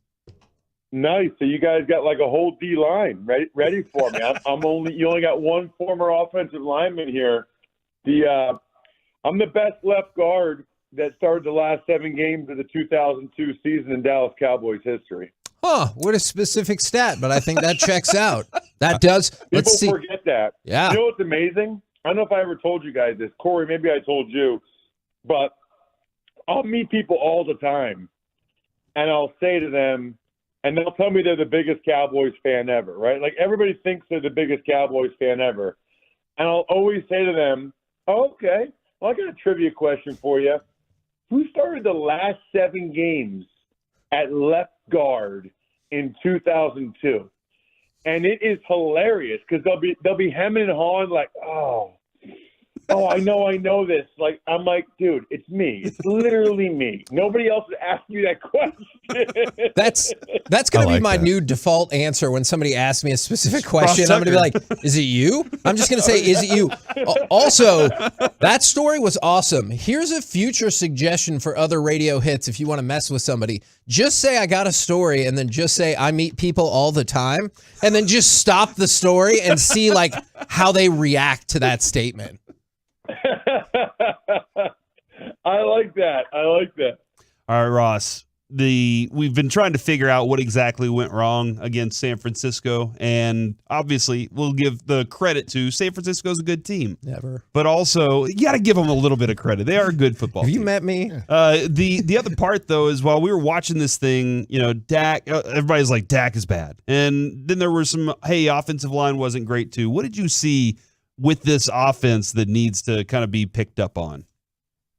Yeah, I mean, I really do think the Cowboys are one of the 6 best teams in the NFL this year, and one of 6 teams I thought had a legitimate chance to win the Super Bowl. I think the other team that lost is the Bills. That would fit that category, and I was on the sideline in Buffalo, and those people are devastated. They were shocked. They thought this was their year. I mean, as upset as people are in the Metroplex, for sure, Buffalo had a home game in the snow, and they got worked. I mean, it's just they're like in shock. I got to be honest with you guys. Certainly in the first half, maybe even the first 3 quarters, I thought the Cowboys were the better team. Yeah. I mean, they were totally stuffing the Niners' run. They were flying around on defense. I'm not putting it all on Dak, but the interception at the end of the first half was at least a 6-point swing. It was, what was it, second down? Yeah. It was like 2nd and 4, I thought. It was second down. So it took points off the board for the Cowboys, and it enabled the Niners to have a chance to get points. You remember, when you have the ball at the end of the first half, you're really obviously trying to accomplish 2 things, right? Like, obviously you're trying to score, but the next best alternative to scoring is not letting your opponent score. The Cowboys did the exact opposite. So it's funny, I have a betting podcast, the Even Money podcast, and the guy was telling me, like, the Cowboys would have been heavily favored to win if they just got a field goal there at that point. Yeah. And instead, with the Niners getting a field goal, it went the other way. I mean, there's a lot of things we can get into about the O-line, about getting another weapon. You know, Gallup was a disappointment. You know, they're going to have to decide what they want to do up front. You know, they have to figure out a way to get Pollard back. But, you know, I hate to say it, because I'm actually a big supporter of his and fan of his. I don't like how he's always getting pooped on everywhere. Mm-hmm. Those two interceptions by Dak were just devastating. I mean, just devastating, especially the one at the end of the first half. You know, I think there's a pretty good chance it was the difference in the game. Although, listen, if you're the defense, you still, you know, you can't let Kittle make that bobble catch. Somebody's got to be there to separate him from the ball. And you can't let the Niners kind of run down your throat in the fourth quarter either. Now, I know on your podcast yesterday, you talked about the future of the Dallas Cowboys. I want to dive back into that in just a second. But I think it was on Monday. I was hoping you could tell us more about this because I'm curious how many of our listeners totally agree is the tweet, I'd fire Mike McCarthy and promote Dan Quinn rather than let him leave Dallas. Yeah, so I think Dan Quinn's really good. And I think you could even make a similar argument for Kellen Moore. Oh. I don't know how you guys feel. I thought Kellen Moore was excellent this year. People disagree. I know they just lost. They only scored 12 points. Nobody ever likes the coordinator. Man, they had a lot of open receivers this year. You know, when Dak came back, first of all, they won most of their games with Cooper Rush. Then Dak comes back. You guys, I'm sure, have the stats, but didn't they lead the NFL in, like, scoring and touchdowns after Dak came back from injury? Yep. I mean, and I'm looking at them. It's not like they're loaded at the skill guys. CeeDee Lamb is a good player. He's not like a top 5 receiver yet. They didn't get a whole lot. Now, T.Y. Hilton surprised me, but they don't really have a number 2. I think I'll be curious to see how Gallup is next year, a year removed from that injury. So that's something that they need to upgrade is the other weapon there on offense at receiver. Dalton Schultz, very solid tight end, but I don't know that he's a top 5 guy there either. I think Kellen Moore got a lot out of what they had. I mean, to think about all the interceptions Dak threw, and they don't have the same skill guys as the Niners or the Eagles. And to be the team that scores the most points, I think Kellen Moore is excellent. I don't think Kellen Moore is going anywhere, so I wouldn't worry about that as much. But Quinn is going to get offered a head coaching job. Right. The defense is pretty nasty. I guess you have to ask yourself, like, what would you rather have? Dan Quinn, for sure, and somebody Dan Quinn brings in on the defensive side of the ball, but he can still be kind of overseeing it and helping it with Kellen Moore as the OC? Or do you want McCarthy to stay as the head coach and have to totally redo the defense? Well, and I think there's, along the lines with Kellen too, I think there is an argument to be made that those offensive stats are inflated because the Cowboys led the league in forcing turnovers again, and advantageous field position was at play in at least a decent chunk of those offensive points. Yeah, but that's countered by all the picks Dak threw. Right. You know, every turnover you get on defense, okay, that helps the offense, but Dak gave it up just as much, which hurt the offense because otherwise they could have scored more points on those drives. On the defensive side of the ball, you talk about like what Dan Quinn built over there. I guess one of my biggest concerns, Ross, is that if you get another person in, the group that you put together on that side of the ball, it doesn't mean that that person, whoever the coordinator is, knows how to use them the same way that Dan Quinn does. How big of an adjustment is that when a new coach does come in? Well, that's the concern. I mean, I don't know. Do they have a position coach who'd be a clear candidate for them to promote? I think Joe Witt is kind of in the vein there as one of the ideas. Okay. That's why we want to keep Dan Quinn, because he would probably just promote from within and you'd keep the same structure, and Dan Quinn could still be pretty hands-on as a defensive head coach. Plus, I don't really I don't think McCarthy's better than Dan Quinn as a head coach. Do you? I mean, I don't know. Dan Quinn got the Falcons to the Super Bowl. They had a 28-3 lead. I know they blew it, but Mike McCarthy got to one Super Bowl with Aaron Rodgers. Mm-hmm. You know, Dan Quinn got to one Super Bowl with Matt Ryan, and they didn't have nearly as much talent as the Packers had. I mean, the Packers were loaded after that Super Bowl with all that young talent when they had, even on defense, Clay Matthews and Woodson on offense, when they had Greg Jennings and Jermichael Finley. He only got them to one Super Bowl. I don't know. I mean, I'm not a Mike McCarthy hater. I'm really not. I think he's done a fine job there. I'm just saying, if I'm the owner of the Cowboys and I am trying to have the most success next year and the year after, I would rather have Quinn as head coach and know that I'm going to have something similar going defensively, as opposed to Quinn leaves and then there's a real chance you take a step back defensively. Even if you promote from within, you don't have Quinn kind of overseeing it. Ross, we didn't get to share a beer with you after Peace-a-thon this year. Every year we do a 14-hour show to raise money for My Possibilities, and we know you came into town the night before Thanksgiving. Next time you swing through, let me know. I'll go share a beer with you anywhere, even if you want to go to Hop and Sting, whatever the place is. You just hit me up, okay? I would love to.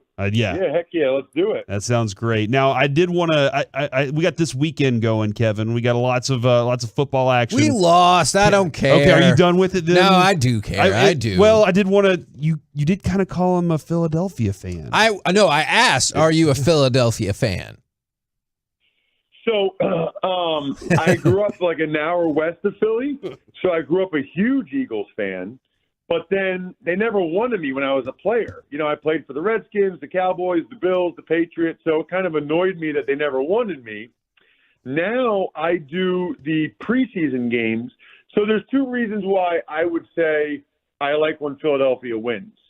I live back here again, right? So it's just everybody's an Eagles fan. So it's just more fun when they win, right? Like all my buddies, family, and friends, they're all more into football. They all get excited. Plus, I do a lot of stuff for the Eagles. Like I do the preseason games on TV. So then each week I do like their NBC show. I do a lot of WIP radio. So I guess the best way to describe that would be I am financially incentivized for the Eagles to win. So yes, I like when the Eagles win. Plus, like last week against the Giants, I knew I was going to be on the sideline for Westwood One for one of the conference championship games. I don't want to fly to San Francisco. I want to just drive down the street to Philly, and I get paid the same either way. I'd rather just go to Philly and do that. So that's the thing that these guys don't realize. Like when they're out there on the field, forget the Super Bowl, forget the money. They are playing for Ross Tucker's personal logistics. I mean, that is what's at stake in these games. With that in mind, I probably can't convince you to say I like when the Eagles lose then, right? No, of course you like when the Eagles lose. I want you to say that. I probably can't convince you to say that, right? Oh, no, I would never say that. Why would I say that? To amuse me. Yeah. Hey, Ross. No, definitely not. Hey, Ross, we got this coming up on us pretty quickly. I need to get some ideas. What's the best Valentine's Day gift ever? Ooh. MyFrontPageStory.com. It's a Pennsylvania business, Kevin, so you'll love it. Okay. In all sincerity, like a buddy of mine started it, which is why when I go on radio stations, I promote it for them. It is the best Valentine's Day gift ever. Like you talk to one of their writers, or you can just fill out like 5 email questions, 5 minutes while you're driving to whatever, Chick-fil-A, I don't care. And you tell them how great your wife is. They write the most unbelievable story. Oh. It looks like it's on the cover of like the Dallas Morning News. Like it looks like it's on the cover of the newspaper, framed with pictures of her or you and her. I'm just telling you, like I've seen so many women open these now. When they open it and they don't really know what it is, they're like, "What is this?" And the husband's like, "I want to do something special, honey. So I had a story written about you." Like, that just sounds amazing. That sounds like the coolest husband ever, like the most romantic. You had a story written about me? And then she reads the quotes, and you're like, I just never thank her enough for all the little things she does. They cry like every time. It's so money. Plus, then they hang it up in the house because it's framed. So the next time she gets mad at you because all you do is watch football, you're like, oh, really? Did you get a story written about me? No, you didn't. You just point at it. It's amazing. MyFrontPageStory.com.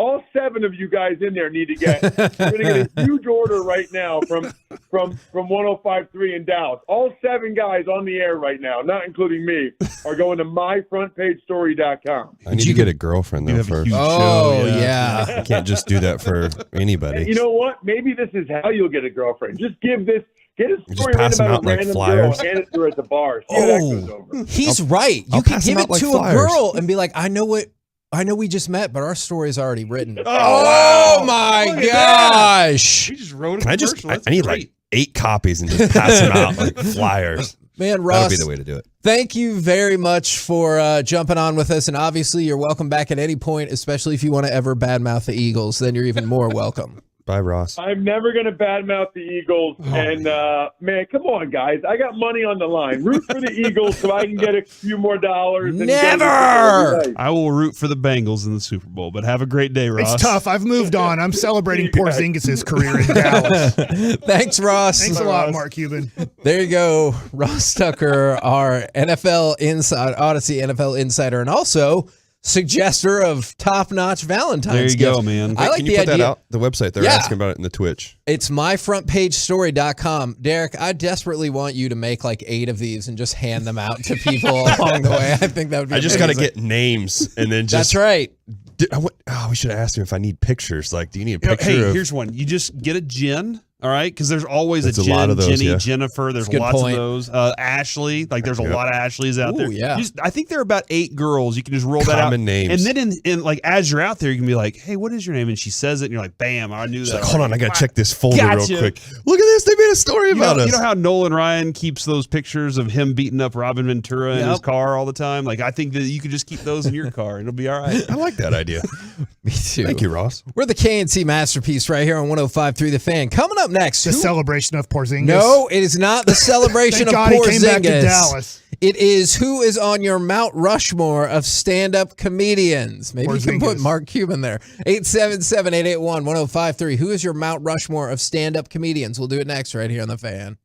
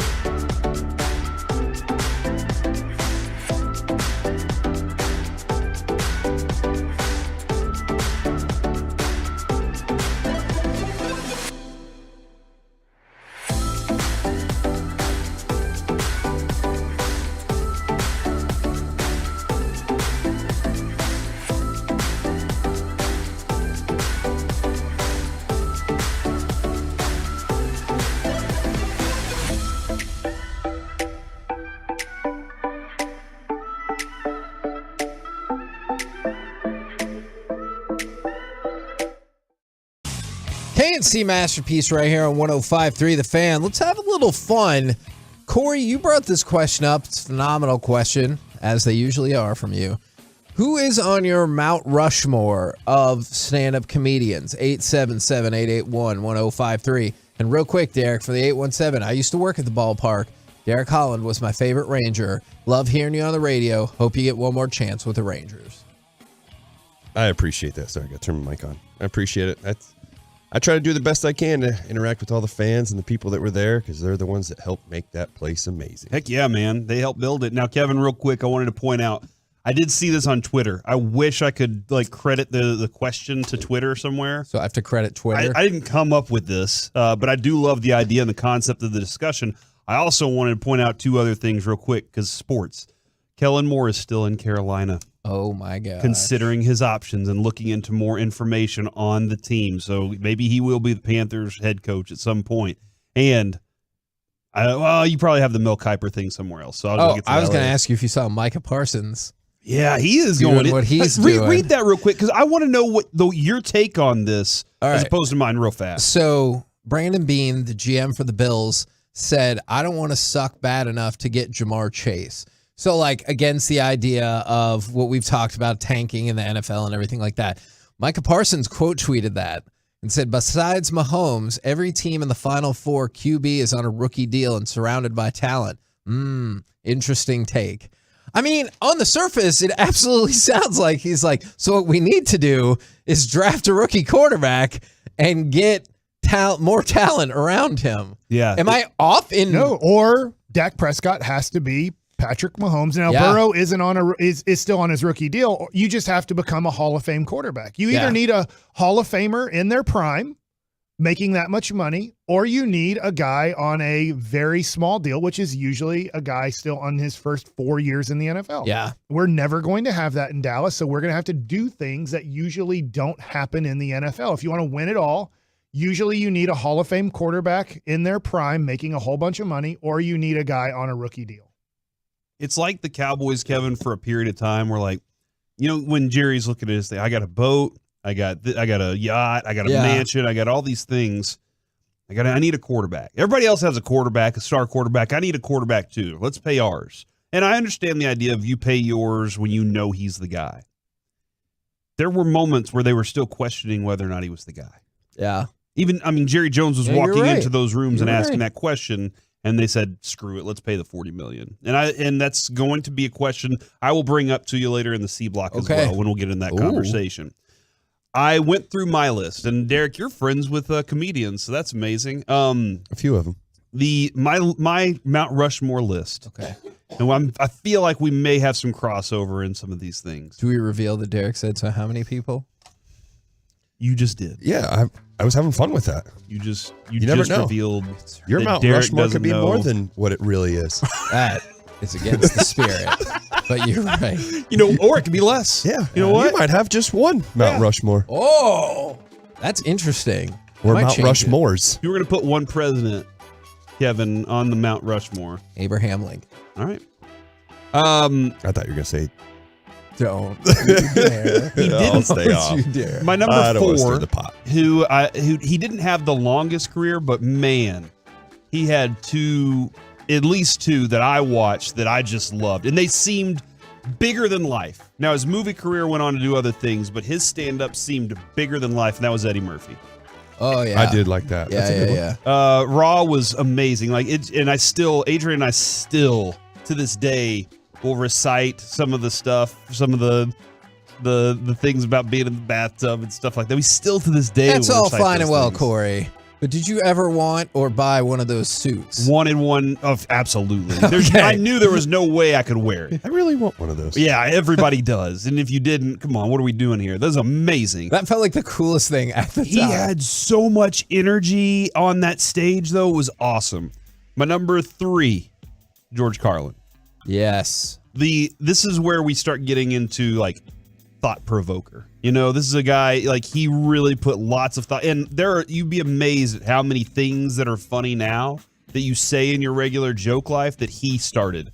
And even when we talk about what Derek said this morning, where we had to dump every word that came out of his mouth, Richard.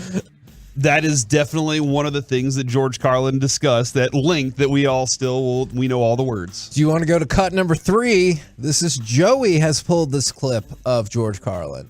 Now this next thing is about the English language. It's about little expressions we use. We all say them, the little sayings and expressions that we use all the time, most of us, and we never really seem to examine these expressions very carefully at all. We just sort of say these things as if they really made sense. Like, legally drunk. Well, if it's legal, what's the f***ing problem? Yeah. Hey. Leave my friend alone, officer. He's legally drunk. It's a very fair point. Love that little like different angle that he looks at everything from. I absolutely love that. Number 2 is Richard Pryor for me. Yeah. And I know he can be a lot of people's number 1. My dad, he will talk about this all the time. One day, me and my buddies found the Richard Pryor records, albums that my dad had. And we were at home before Dad got home, and we had them playing. And as my dad walks in, he hears all the F-bombs flying, and he's like, oh, crap, they found them. But he sat down and listened with us because he knew how funny they were. You know, and bringing that fist up all the way from Mississippi, and my chest collapsed around. It's great stuff. And then my number 1, and it's because he is a thought provoker for me. I always find myself captivated whenever I'm watching him on stage. It is Dave Chappelle. Yeah. When he does a stand-up, it can be about a lot of different things. And there is a lot to the way he talks too. Like the way that he speaks. There is some preacher to it that goes along. Kevin, you talk about the message that the preacher gives and everything. Yes. And it is the way that he talks about that stuff. And I really do enjoy Dave Chappelle. I don't have to agree with everything he says. And that's with a lot of comedians. You don't have to agree with everything, but you can laugh about stuff. I'm going to read a couple of these, and we'll go to you next, Derek. Is from the 682, Pryor, Chappelle, Carlin, Mitch Hedberg. Mitch Hedberg and Tom Segura are on this list a lot, outside of like maybe some of the ones you might think. From the 469, Ralphie May, Mitch Hedberg, Jim Gaffigan, and Lewis Black. From the 682, Dave Chappelle, Anthony Jeselnik, Tom Segura, and Chris Rock. And then from the 945, Dave Chappelle, Eddie Murphy, Richard Pryor, and Sadiq is... All right, so Derek, what's your list? Well, number one... Sorry, that's Ali. I forgot the first name. Muhammad Ali? No, Ali Sadiq. Oh, okay. I have Dave Chappelle at number one. And then right behind him, which it could have went back and forth just because I love watching both of these two, Bill Burr. Bill Burr's hilarious, I think that he's really funny. And yeah, I like his that. delivery too. I love when Mike is like, was it Sue that said that's kind of what your internal is like, Mike? Yeah, that's who I am. That's who Mike is internally. I'm surprised he gets... I guess I'm not really that surprised that he gets dinged so much, because I feel like in most of his specials I've seen, when everyone's like, woo, he's like, you calm down, I'm coming for your side next. I love when comedians do that too. So I did number three. I just liked watching how he was in general. Robin Williams. His stand-up stuff is out of... I mean, he just goes a million miles an hour. Try watching some of his stand-up with your future father-in-law. Oh. And some of the things, and you're like, oh my God, I don't know if we can watch this anymore, sir. And then four, I put... Because it could be either one of these two. That's why it's got a line. It was Jim Carrey, because his stuff back in the day was really funny, and Bernie Mac was the other one. Bernie Mac's great, man. But you have to pick one. If I had to pick one, I'd probably switch it to Jim Carrey, just because his stuff back in the day was really funny. I know he's kind of gone off the deep end, but whatever. But I also didn't want to throw in my friends. Rob Schneider, couldn't do that. You know a lot of comedians. Yeah, I do. My new best friend, Adam Sandler. Yeah, that's right. That's pretty awesome. Just you are throwing that so out fancy. there. From the 817, Stephen Wright, Dennis Leary, Eddie Murphy, and Dave Chappelle. From the 817, Pryor, Murphy, Carlin, Chappelle. Mike, I'm nervous about what your list will look like. I have Bill Burr number one. Okay. Because he is Mike. Yeah. I have who's pointing at? The idea of getting Bijan Robinson to the Cowboys. Okay. We might discuss that later. Unfortunately, I'm not a Mel Kiper fan, but okay. Oh, that's fair. I have Mark Cuban at number two. That's what There's I was times where afraid I've of. laughed What are and you doing, cried. That's what I was afraid of. Over the last decade. I mean, that guy said Dwight Powell was better than Julius Randle. He said we have the most underrated, role players or players in the NBA. I mean, That's what I was afraid of. Plenty of times where Mark Cuban has made me laugh and cry at the same time with his opinions on NBA basketball. I feel like it's very comical on what he thinks NBA players should and shouldn't be. Mm-hmm. Nobody's mentioned Cosby, but yeah, no, look. He was considered one of the greatest If you until separate, he did what he did. It is really weird that people can seem to separate the art from the artist with Michael Jackson, but not with Bill Cosby. I don't know how often. I don't know how often Thriller gets played, and they're like, I don't know. But if you mention Bill Cosby, and people are like, ooh, well, they both did terrible things. So I get it. He put on a tremendous show like that. Like the Cosby Show defined a lot of what I thought. My childhood for sure. And his I stand-up really was don't really know if good. Cosby's on my. I just put that because I don't know. So you're just straight trolling. Just trolling, honestly, because I can't remember watching a Cosby stand-up. I watched every Cosby episode multiple times. Comedian, yeah. And then I do like. I mean, this isn't like all time, but I do really like Nate Bargatze right now. He is really good. He cracks me up, dude. And he doesn't seem to have punchlines. He just seems to have stories that are funny, and his delivery is really good. I absolutely thought about him the other day when my wife made some bold proclamation, and he went back to the dog medicine expires, and he goes, You don't know that. There's no way you could know that. We know the same people. You don't know anybody that could make that diagnosis. My wife said something that I thought, oh my gosh, that is how I feel in this moment. We do have an up-and-coming comic that's here in Dallas that's he was on Jimmy Fallon not too long ago, and I want to give him some love because he's actually really funny. I've seen him live. I've talked to him a few times on the gram. Is Ralph Barbosa. All right. This kid is here. Check him out. I know he's been doing stuff here in I see him Addison on TikTok. Improv, He's and really funny. He's very funny. I didn't is know he definitely was up and coming. from DFW. He's from the Dallas area. So please check him out. You can find him on Instagram too. I promise you. He's got some good stuff. He cracks me up. He really does. He's really good. I'm looking forward to seeing him more. Is from the 817, Kevin Hart, Bill Burr, Tom Segura, and Sebastian Maniscalco. Please forgive me if that was incorrect. Mike, did you finish your list? Did you throw Gallagher out there? Or? The watermelon guy. He's no longer with us. No, I don't. That's right. I just know that I really enjoy Bill Burr and Nate Bargatze on Netflix. My 4 on the Mount Rushmore, I didn't rank them. It's fine. I don't really think Mount Rushmore is ranked. How big is your Mount Rushmore? Is it like 6, 8? It's just 4. So many mounts. 4 is... That's crazy. I'm going to go Jerry Seinfeld, Dave Chappelle, Jim Gaffigan, and my all-time favorite, if I did rank, it would just be 1, and then everybody else is tied for whatever, is George Carlin. George Carlin is my favorite comedian of all time. Even if we're not on the same page, you were talking about with Bill Burr, even if you don't disagree, funny is funny. There are multiple things that he says that I'm like, I don't agree with that, but that's a good point. And that's freaking hilarious. Yeah. But with you saying that, I wish more people would understand their job is to make you laugh. They're going to say things that you probably don't like or want to hear, but it's for the purpose of making you laugh. I mean, Tosh, some people take it too far. Tosh might be very you watch him and you're like, oh my God, I can't believe he went there. But there's also part of you that's like, oh man, I just laughed about that and I can't believe I laughed about that. I didn't realize I was going to go there. And then the way he does that whole I'm going to start a joke so broad that everybody's laughing, but then it's going to narrow down to that one person and the entire audience that's like, oh crap, here we are. What happened to him? Maybe he got canceled. I don't know, man. I'll have to check in and see what's up with Tosh. We're the KNC Masterpiece right here on 105.3 The Fan. Coming up next, it's time for Gridiron Gravy. Notable numbers for Andy Reid, the Eagles, and unfortunately, Mike McCarthy. We'll do it next right here on The Fan.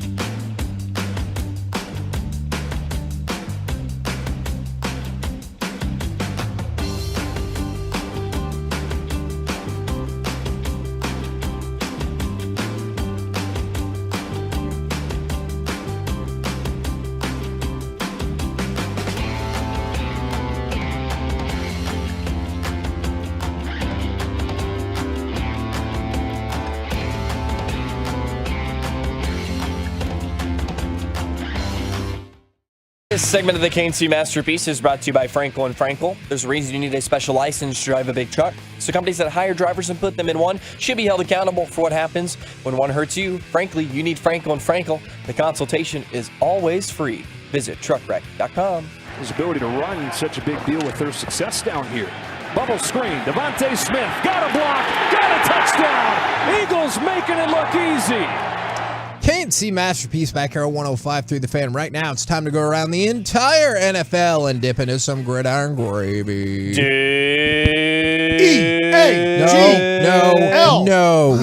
No. Wait, doesn't Sean promote the Eagles Nest? It is a fantastic sports bar and grill right there off of Boat Club Drive. It is phenomenal, dude. They got great drinks. I will never disagree with great food. They love A&M. And I'll tell you this, Tolos show up to party out there. It's I don't just know why the you name. get so upset. You rooted for the Eagles to win a Super Bowl. That's a good point. That's all I was doing. Just the name. We can go any number Sorry, of guys. directions in this if you want, but here's something when Steven or Jerry or whoever's like, hey, only one team wins the Super Bowl every year. There's a lot of disappointed teams. That's what agitates me so much. Is Loser mentality. Yes, check this out. Since 2000, how many NFC championship games have the Cowboys been to? Since when? 2000. Oh, a whole bunch, I bet. Nope. 15. Big fat 0. Just unlucky. Well, let's talk about that. Because there are at least 3 teams now who have been to 6 or more NFC championship games. They've just been lucky. The Eagles, the Packers, and the 49ers. The Eagles are now making their 7th trip to the NFC championship since 2000, which is more than any other NFC team in that same span. And then the Packers and the 49ers have both been to 6. So whenever they're like, hey, there's only one team, okay, great. Just make the Final Four is all people are asking to start. And those teams have done it a combined 19 times. They've done it. How many? And you said, who was the other team aside from the Packers and Eagles? 49ers. The Niners. Also 6. And they've won how many Super Bowls? None. All right. So all those times, Kevin, and 2 Super Bowl wins amongst them? That's fine. Come on, bro. That's fine. Come on. You tell me in the next decade we get 1 Super Bowl win and 2 NFC championship 1 NFC appearances? championship, 1 Super Bowl win. I accept. We get 27 years of nothing. Wouldn't everybody accept that? Yes. I'm at the point where I don't even know how much I'm blaming the Joneses anymore. Yeah. Is that now I think I understand why they went with Dak. I understand why they gave him all the money. I just, at this point, I think you're really close as a Cowboys fan to go, I don't think our quarterback can get us there. If Jimmy Garoppolo, I get it, like Jimmy Garoppolo and now Brock Purdy, like 3 out of 4 years, they figured it out. And I guess maybe you could say the coaching, but it's, all right, I mean, you invested in this quarterback to be able to beat rookie quarterbacks. You invested in the quarterback to be able to win a home game against Jimmy Garoppolo as the other quarterback. And if you keep failing, then you're like, okay, well, I don't think the Joneses, this is where I'll blame them. I think 5 years from now, Dak Prescott's still going to be the quarterback of the Dallas Cowboys. I do too. But at this point, I think you have to look more at the quarterback that you say, hey, you got to beat these guys. We're paying you, I know not yet, but you're paying them $40 million. Yeah. To beat those guys. An interesting note about the Chiefs is it looks like, though that could still change, it looks like they're about to have their all-time streak broken, is the Kansas City Chiefs have been favored in 14 straight playoff games. That's the longest streak in the Super Bowl era. Right now, they're 1-point dogs against the Bengals because of the Mahomes injury. Otherwise, they would be favorites. I don't know how much. I mean, maybe 3.5 to 4 points. Have they won all of those games, Kevin, that they've been favored in? They have not. Well, no, because they have not won 4 consecutive Super Bowls. Hold on. So is your contention, I just want to make sure I got it. You have to win them all. Okay, so your contention is being favored is stupid and just getting to the championship game is stupid. Yeah. Okay. I love the Dak protectors. That's what they do. Everybody loses. Everybody loses. Yeah. Nobody's ever been perfect. Yeah. Even Tom Brady lost. Yeah. Even Patrick Mahomes has thrown an interception. Even Jordan lost regular season games. He lost some postseason games along the way. Joe Burrow didn't win the Super Bowl last year, No, so he neither didn't. did Dak. They're exactly the same. Same guy. Do you guys care about the Super What a Bowl take. point spreads right now? Like, hold on. We have a bunch of different. There's potential 4 different ones. combinations. Okay. All right, so that's 4. Derek Not a cares, bunch. but he knocked his debt down in half. Oh, you're down to 200. You That's get right. back 200 again this week? I will. Oh my goodness. I know he's taken 2. That is correct. The Bengals. You like one-legged people? What? Let's go ahead and I save don't have that just anything in case. I don't know when we might ever I don't need have it. anything against them. That's fair. You're gonna bet against him, I bet. Does a one-legged duck swim in circles? Probably. Let's go cut off a duck's leg and see What the hell? It's Don't probably do gonna that. I don't know. Peter's coming It after has us to be. now. It has to be proven. You can't just take that at face value? Okay. Let's just I bet a tape, duck figures it out. Okay. let's tape his leg. Uh-huh. We don't have to take it off. Let's just tape it, and then we can take the tape off and let him swim like You normal. see, that still sounds cruel, Or right? we could hypnotize the duck and tell him he can only use one leg and see what he does there. I'm not very good at that. I support that decision. All right. Brock Purdy is the 5th rookie quarterback to ever play in a conference championship game. This isn't a great list. Have you seen the I list? saw it on SportsCenter. All right.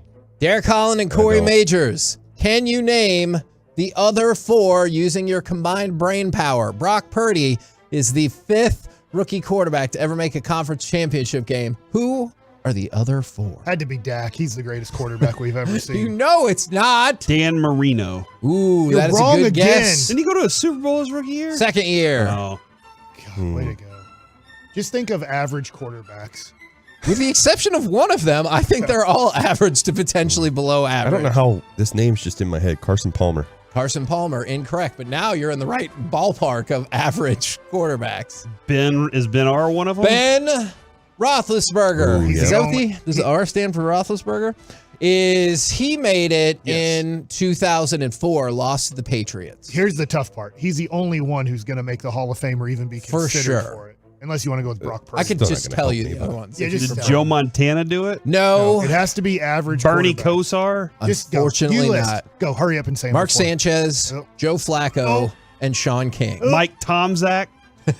See, but now you're in the right area. That is incorrect, but at least Vinny Testaverde. Steve DeBerg. I gave you the answers. Oh. Sean King, Ben Roethlisberger, Joe Flacco, and Mark Sanchez. All right, Donovan Tulane. McNabb. Tulane representing there. that's right. Let's talk about AFC Championship rematches. This is the only third AFC Championship rematch in the last 35 years. The last time it happened was Ravens-Patriots in 11 and 12. And then before that, probably the most famous of the back-to-backs is Broncos and Browns in 86 and 87, where you got the drive and the fumble. Remember Sorry. Yeah, I saw the video of it actually. Just the other day. It was Browns on. lost. Yeah, I know. Thank you. Now, I get the sense that Jerk. you might bet on the Bengals. I'm 100% taking the Bengals. That could be a smart bet. Do you It's gonna be know a great bet. there's only 3 teams in the NFL that are undefeated in conference championship games all time? Sounds like the Bengals are one The of them. Bengals Yep. are the only AFC team. The other 2 Cowboys. are, and it's not, it's not the Cowboys. It's They've never lost with Romo or Dak being their quarterback because they are way better than Troy Aikman. they just I've never been even told made by it that far. that people that somehow think they know football. It is true that they never lost in that game because they never made it to that game. The 2 NFC teams are the Seahawks and the Giants. So those are your 3 undefeated all-time conference championship teams. So Bengals 3-0 in the AFC Championship. Corey, you brought it up. Joe Burrow What are the 3-0 Giants? against Patrick Mahomes. They're 4-0 then, right? Wow. From the 2-4. And they're 4-0 in the Super Bowl? I believe that is correct. The 2-4 duck here. Is it Steve DeBerg? You are not a duck. You Actually, can't tell a duck that. That's a good point. I'm gonna get canceled. You don't know what a duck That's is. fair. Maybe you are a duck. I'm really impressed at your ability to text. Well All done. right. What's next? You want to talk about Mike McCarthy for just a second? He's good. I like him. You ought to Okay. see his phone bill. Oh, why? The duck. Oh, okay. Never mind. I got it, Bill. Derek thought that was hilarious. Is Mike McCarthy is now 0-4 against San Francisco in the postseason, which is unfortunately tied with the icon Tom Landry for the most playoff losses against a single opponent all time. He was 0-4 against the Rams. The Steelers. Oh. No. Yeah, you're a big Steelers fan. You know that. Yes, he is. Yeah, that still hurts my feelings just a little bit. So, yeah, Mike McCarthy, 0-4 all time against the 49ers. How are you going to beat Eric Dickerson? Yeah, and even before that, they struggled with the Rams then, too. Marshall Faulk. And then the 49ers, that was not before, is the 49ers trip to the NFC Championship game will be their 18th since the merger. That is a record, and it's closer than the next NFC team. That's the Cowboys. The Steelers hold the record with the most AFC appearances since the merger at 16. So even though the Cowboys haven't been there in 27 years, they're still third on the list. That is crazy. That's how good they used to be. Ever since Keyshawn Johnson was drafted number 1, the Cowboys have never done anything. And they didn't draft him. Point that out, because people be out there going like, hold on, Mike said that Keyshawn Johnson was drafted by the Cowboys was the first pick in the 1996 NFL draft. He From was that point on, a star to no Wayne player Corbett's has entered the flashlight. NFL since Keyshawn Johnson and seen the Cowboys make an NFC championship. I've never thought about that as the inflection point of all the misery, but maybe you're right. Let's see, who was the 8th pick in that draft, Derek, in 1996? I don't know. Tim Boogerloo. Biakabatuka. We're the KNC masterpiece. Where'd he go to school? Right here on Michigan on Yeah. 105.3 The Fan. Coming up next, if you only get to keep 3 Cowboys unrestricted free agents, which trio are you picking? 877-881-1053. We'll do it next on The Fan.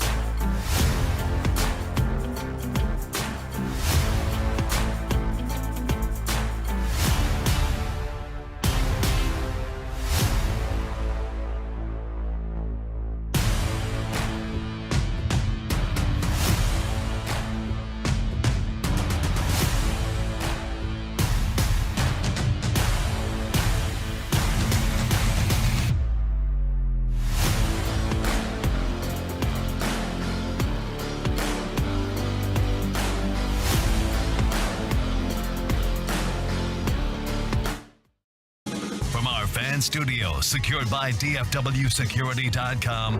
It's the KNC Masterpiece on 105.3 The Fan. KNC Masterpiece right here on 105.3 The Fan. We need to clear, excuse me, we need to clear something up. I'm good. We need to clear something up real quick. Is Elias Sports Bureau besmirching the name of Tom Landry? Is a couple of Tolos were like, hold on, I don't think that's right. And so I went back and looked at Tom Landry against the Los Angeles Rams, and he most definitely was not 0-4. How was he against St. Louis? Did he? I don't know. That would have been the St. Louis Cardinals then, right? I think. Yeah, we didn't do too well. I think he might have been 3-3 3-3 against the Rams. So thank you to the Tolos, and no thank you to Elias for trying to besmirch. Is that where you get Tom all these Brady. stats, Kevin? Is from Elias? I do like Elias. Do you have to have a subscription for that, or is it just a website with I stats? usually just there you can get some stuff off their website, or their Twitter account is usually pretty helpful too. All right, right now, the Rangers have a plethora, the Cowboys have a plethora of unrestricted free agents. You only get to keep 3 of them. Would you like me to go down the list, and then we'll figure out who we want to keep and who you don't? Name your list, man. Okay. Or do you want me to read the list? Sure. I don't have it. Okay. But I can find it real quick. Unrestricted free agents. I'm ready to go. Anthony Barr, Anthony Brown, Noah Brown, Dante Fowler. These are in alphabetical order. Luke Gifford, C.J. Goodwin. You know they're going to want to keep him. Good receiver for the Bucks, I think. Oh, my God. Jonathan Hankins, T.Y. Hilton, Brett Maher, Connor McGovern, Jake McQuaid, Matt Overton, Jason Peters, Tony Pollard, Cooper Rush, Leighton Vander Esch, Carlos Watkins, and Donovan Wilson. Can you give that list again? I could, but I feel like you might just be messing with me. Is you get to choose 3 to come back. And I get people might be like, oh, but I want like 6 people. I understand all that. I'm just saying, if you have to. If you have the Cowboys budget. Yes. Terrence Steele's restricted. Correct. So he's not part of this. Yeah, and Rico Dowdle, I believe, is restricted as He well. That's is. it. So anybody that's going to throw those names out there, understand the restrictions there. Do you feel like you can just throw any quarterback in there, or do you think Cooper Rush earned the right to be like, hey, we got to bring him back? I am very curious about this because a lot of people are like, oh, he earned the money to go be a starting quarterback somewhere, and I just don't believe that. But he's a good backup in this system. Yeah, I would like to have him back, but I'd also like for the Cowboys, which they won't, in the 3rd or 4th round to draft a quarterback that they like. Okay. Yep. Okay. They need wide receiver help. Sorry, I was just throwing that out No, there. yeah, I This is could a see tough that, but one, I think dude. they're much more likely to draft wide receiver than they are quarterback. But you're right about that. But do you think they need veteran help too? At quarterback? No, wide receiver. Yeah. They won't spend the money to do Yeah, it. I don't think so say- either. The Cowboys, here's what they do for a decade. James Washington. Yeah. Then we're supposed to get excited about it because Cowboy homers tell us that even though he's caught 30 balls a year in his career, at Oklahoma State he was awesome, and so now he will catch 90 balls for 1,000 yards and 6 touchdowns. We tried to tell everyone that he was just a guy. I think their strategy for that is going to be hoping that Michael Gallup just gets better a year removed from the surgery. I'm having a little bit of a struggle here. Okay. My 2 that I know I want to bring back. Okay. Donovan Wilson, Dono. Yep. Again, this does rely on the idea that Dan Quinn's going to be here, because I can't guarantee that another defensive coordinator is going to walk into this place and say, I need 3 starting safeties to start. Yeah, I got to put these safeties out on the field because this is the way that we're going to win with the big nickel. So I have to kind of know what this is where Kevin and Mike and Derek, this is where the Cowboys meetings right now, they're trying to figure all this stuff out because Will McClay needs to know what he needs to start looking for to match up with what a defensive coordinator, offensive coordinator wants. But I want Donovan Wilson back for the simple reason that dude brings the juice. Like he absolutely does. Connor McGovern, on the scale of backup or even starting left guard, I think Connor McGovern is a key, especially if you're going to stick with Tyron at left tackle. You don't know what his health's going to be. Okay. And so I think he knows the system really well. I think he can do it. I'm struggling with Anthony Brown and Leighton Vander Esch and deciding, other than that, Kevin, I don't need anybody else back. But I would like to have Anthony Brown back because stability, some sort of stability at corner. You saw how the drop-off even from him. And everybody has great second cornerbacks. He was pretty good. There were times when he could get attacked. Leighton Vander Esch is a good tackler. Can I find a better future linebacker than him in the draft? I think so. Okay, so I got Donovan Wilson, McGovern, and probably Anthony Brown. Okay, I agree with you. My list is Donovan Wilson. I did go Leighton Vander Esch, especially I'm curious to see what his market is set at. And then the other one I picked, I know some people might disagree with this, but for the first time, I hope the Cowboys take advantage of their circumstances and they play hardball and go after Tony Pollard. But dealing with the circumstances that you're dealing with, it sucks, but he got hurt and that hurts your market. I think Tony Pollard has shown he can be the dude here, and he added so much electricity to our offense. For everyone who's like, you can draft the back in the 3rd or 4th round, I hear you. I really do. But I think I feel more comfortable with Tony Pollard, especially for a couple years. I bet you can structure a contract that is to both sides' liking. I'm with you guys on Donovan Wilson. I think that's the consensus on one player. Yeah. My number 2 is Leighton Vander Esch. Now, I have to be concerned about how much guaranteed money I'm giving Leighton Vander Esch because of his injury history. I don't want to be stuck with Leighton Vander Esch for 2 years of guaranteed money because of his injury situation. But I would like to have both those guys back. The other 2 I wrote down to determine is Connor McGovern and Tony Pollard. I'm going to disagree with you, Corey, on Anthony Brown. He wasn't good, but he was better than what we had. So I think he was a below average corner while healthy this year in the NFL, but he was better than what we showed. But I got to trust. Unfortunately, we made 2 horrible picks.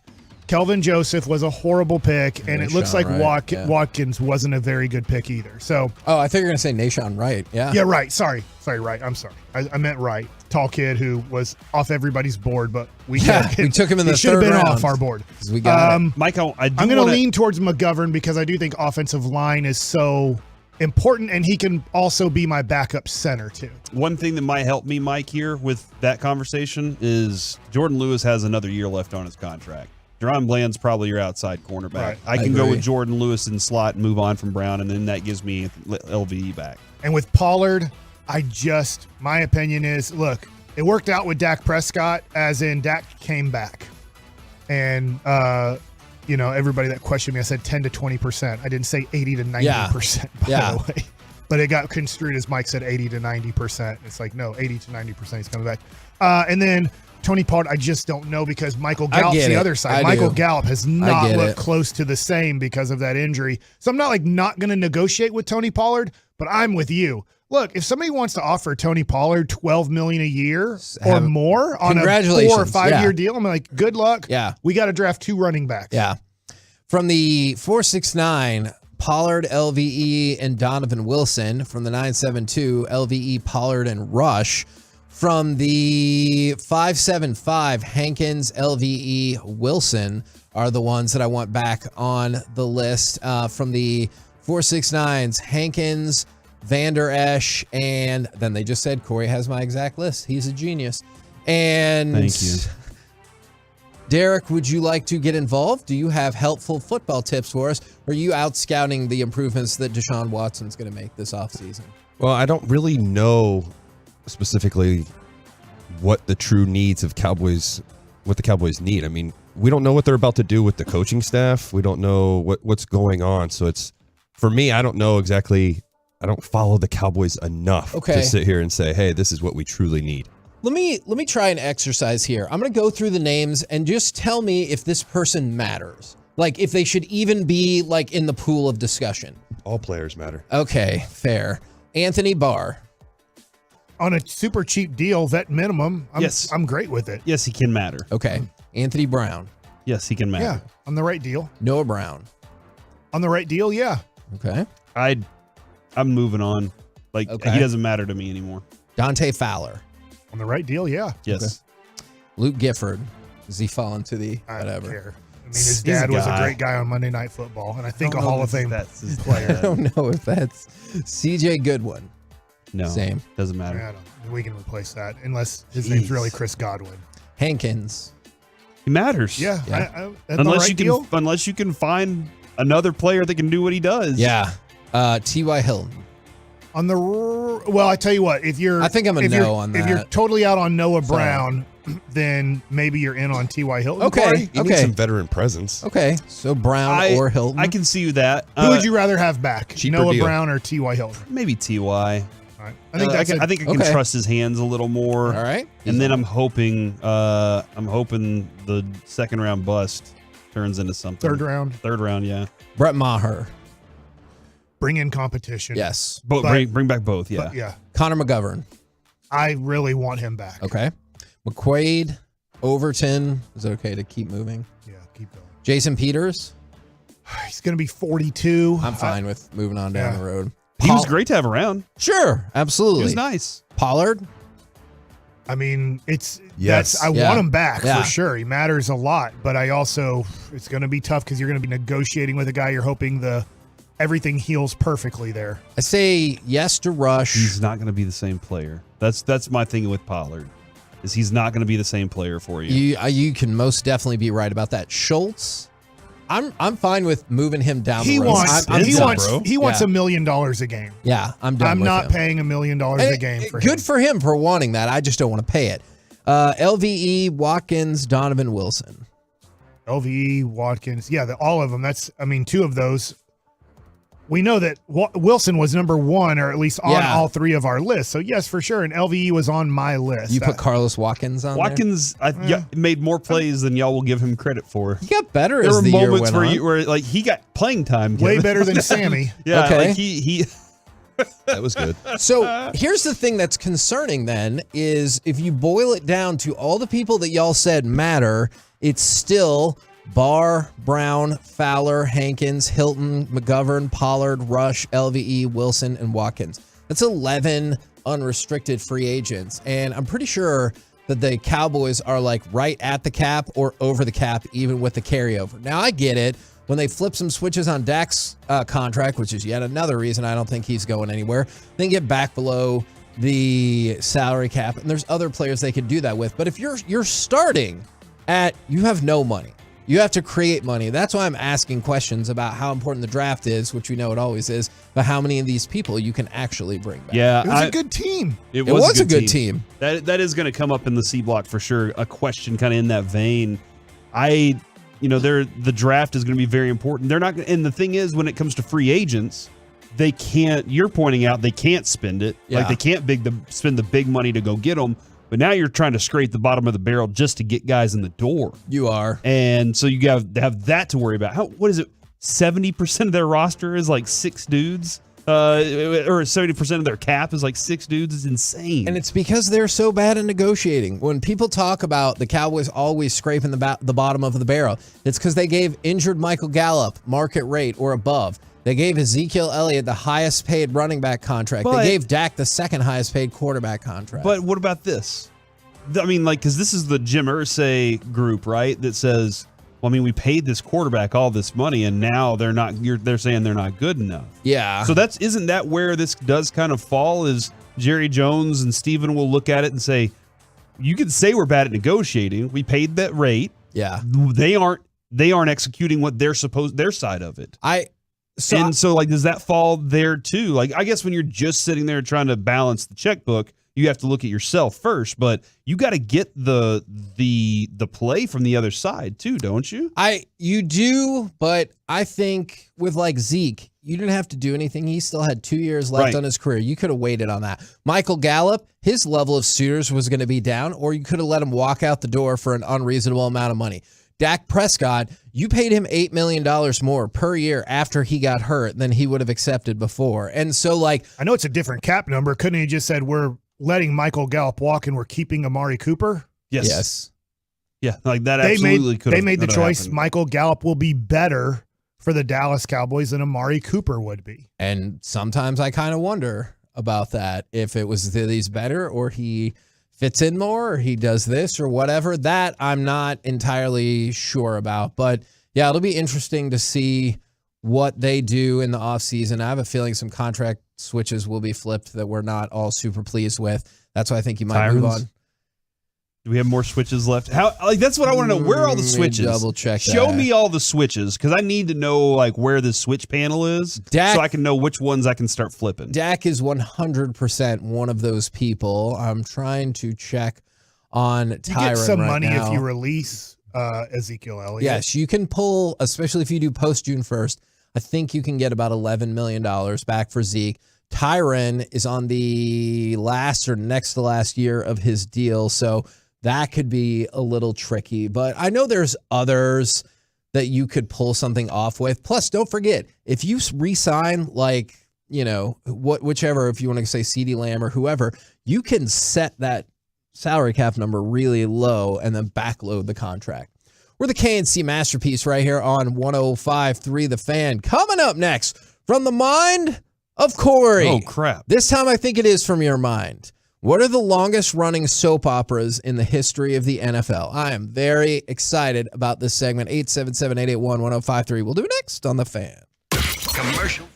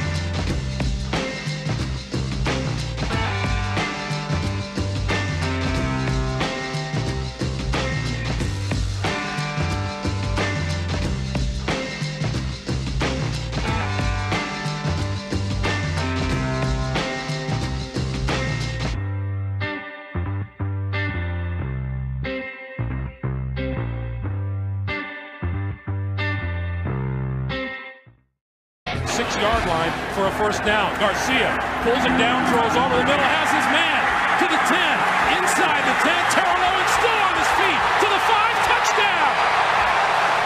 K&C Masterpiece right here at 105.3 The Fan. Who or what are the longest running soap operas in NFL history? Spoiler alert, one of the people in that clip is going to be on my list because immediately, well, how did you come into this idea? Is this what you're talking about? You're just walking through and the idea hits you? Yeah, in I the think face? so. There's a possibility that I saw something on Twitter about the Cowboys being a soap opera, and we've said it enough. But it wasn't that For You tab, right? No, well, I am. What? 877-881-1053. Does the For You tab bug you that much versus the following tab? Do I have to go back and forth? Can I not just get some of the following on my For You tab also? You can. I don't like that the default sometimes is For You. I'm like, no, the default should be the people I have chosen to follow. Now, TikTok is that way. They stole this from TikTok, I feel. And I'm sure that somebody stole it The from China app? I don't call it that, Mike, but I call it TikTok. But yeah, it does have, like, I do follow like 5 or 6 people on TikTok. And then everything else I just laugh about as it rolls in, or I watch some Warzone stuff. I did see something on the news like China and TikTok. I really don't know any. I know that You should research that a lot more. There's a lot. It is a lot. I mean, they already have all our information. Oh. Sure do. I mean, you have a phone. Everybody has your information already. It's listening. You even saw it, like your Instagram this morning. But Yeah, I got there's some you got a interesting message stuff. from me. I don't like messaging you that much. Well, that's because your password is password. Yeah. No, it's not. We shouldn't say that on air, right? No we probably caps. shouldn't say that on air, should we? Oh, yeah, we It's should. password with a capital P. Pound. Well, now if you 1, get 2, 3. hacked, it's your own fault. But yeah, I mean, the big story is that since Jerry Jones put a 1 bought on this the team, they are a massive soap opera, right? Oh, for sure. Like, just think about the way he bought the team. Oil tycoon buys football team, fires legendary head coach. Yeah. Immediately. First thing, says he wants to look him in the eye when he does it. Will you argue then that Jerry Jones and the Cowboys is the longest, biggest soap opera in NFL history? Yes. Oh. Because I don't know that there was this type of even think about this last offseason. What were the biggest stories this offseason for the Cowboys, Kevin? There was If they were going to fire the coach. There was an and then a alleged kid child. yeah. There was The peeping scandal, right? Yeah. Also, not you, Derek. Oh, there remember were he did. all these. Talk about me. Oh yeah, Jerry Jones does talk about Derek That's Holland, true. how much he loves him. Like there are all these different things that offseason. Jerry even told us this last time he was on the show. We are at a point now where whatever happens in the regular season does happen, but the offseason is just as interesting as everything else. Yeah. And they understand that. Even Charlotte, when she came on during Peace-a-thon, the first thing she dropped, or the thing that she dropped about it was when we were doing things, there was some attention being paid to what was happening off the field. So we said the Red Kettle, let's work with Salvation Army and show them what good we can also do. Let's try and find some balance of we're not just bad guys, we're also doing good things. So all these things they put into motion, that is a huge soap opera, and they're a family.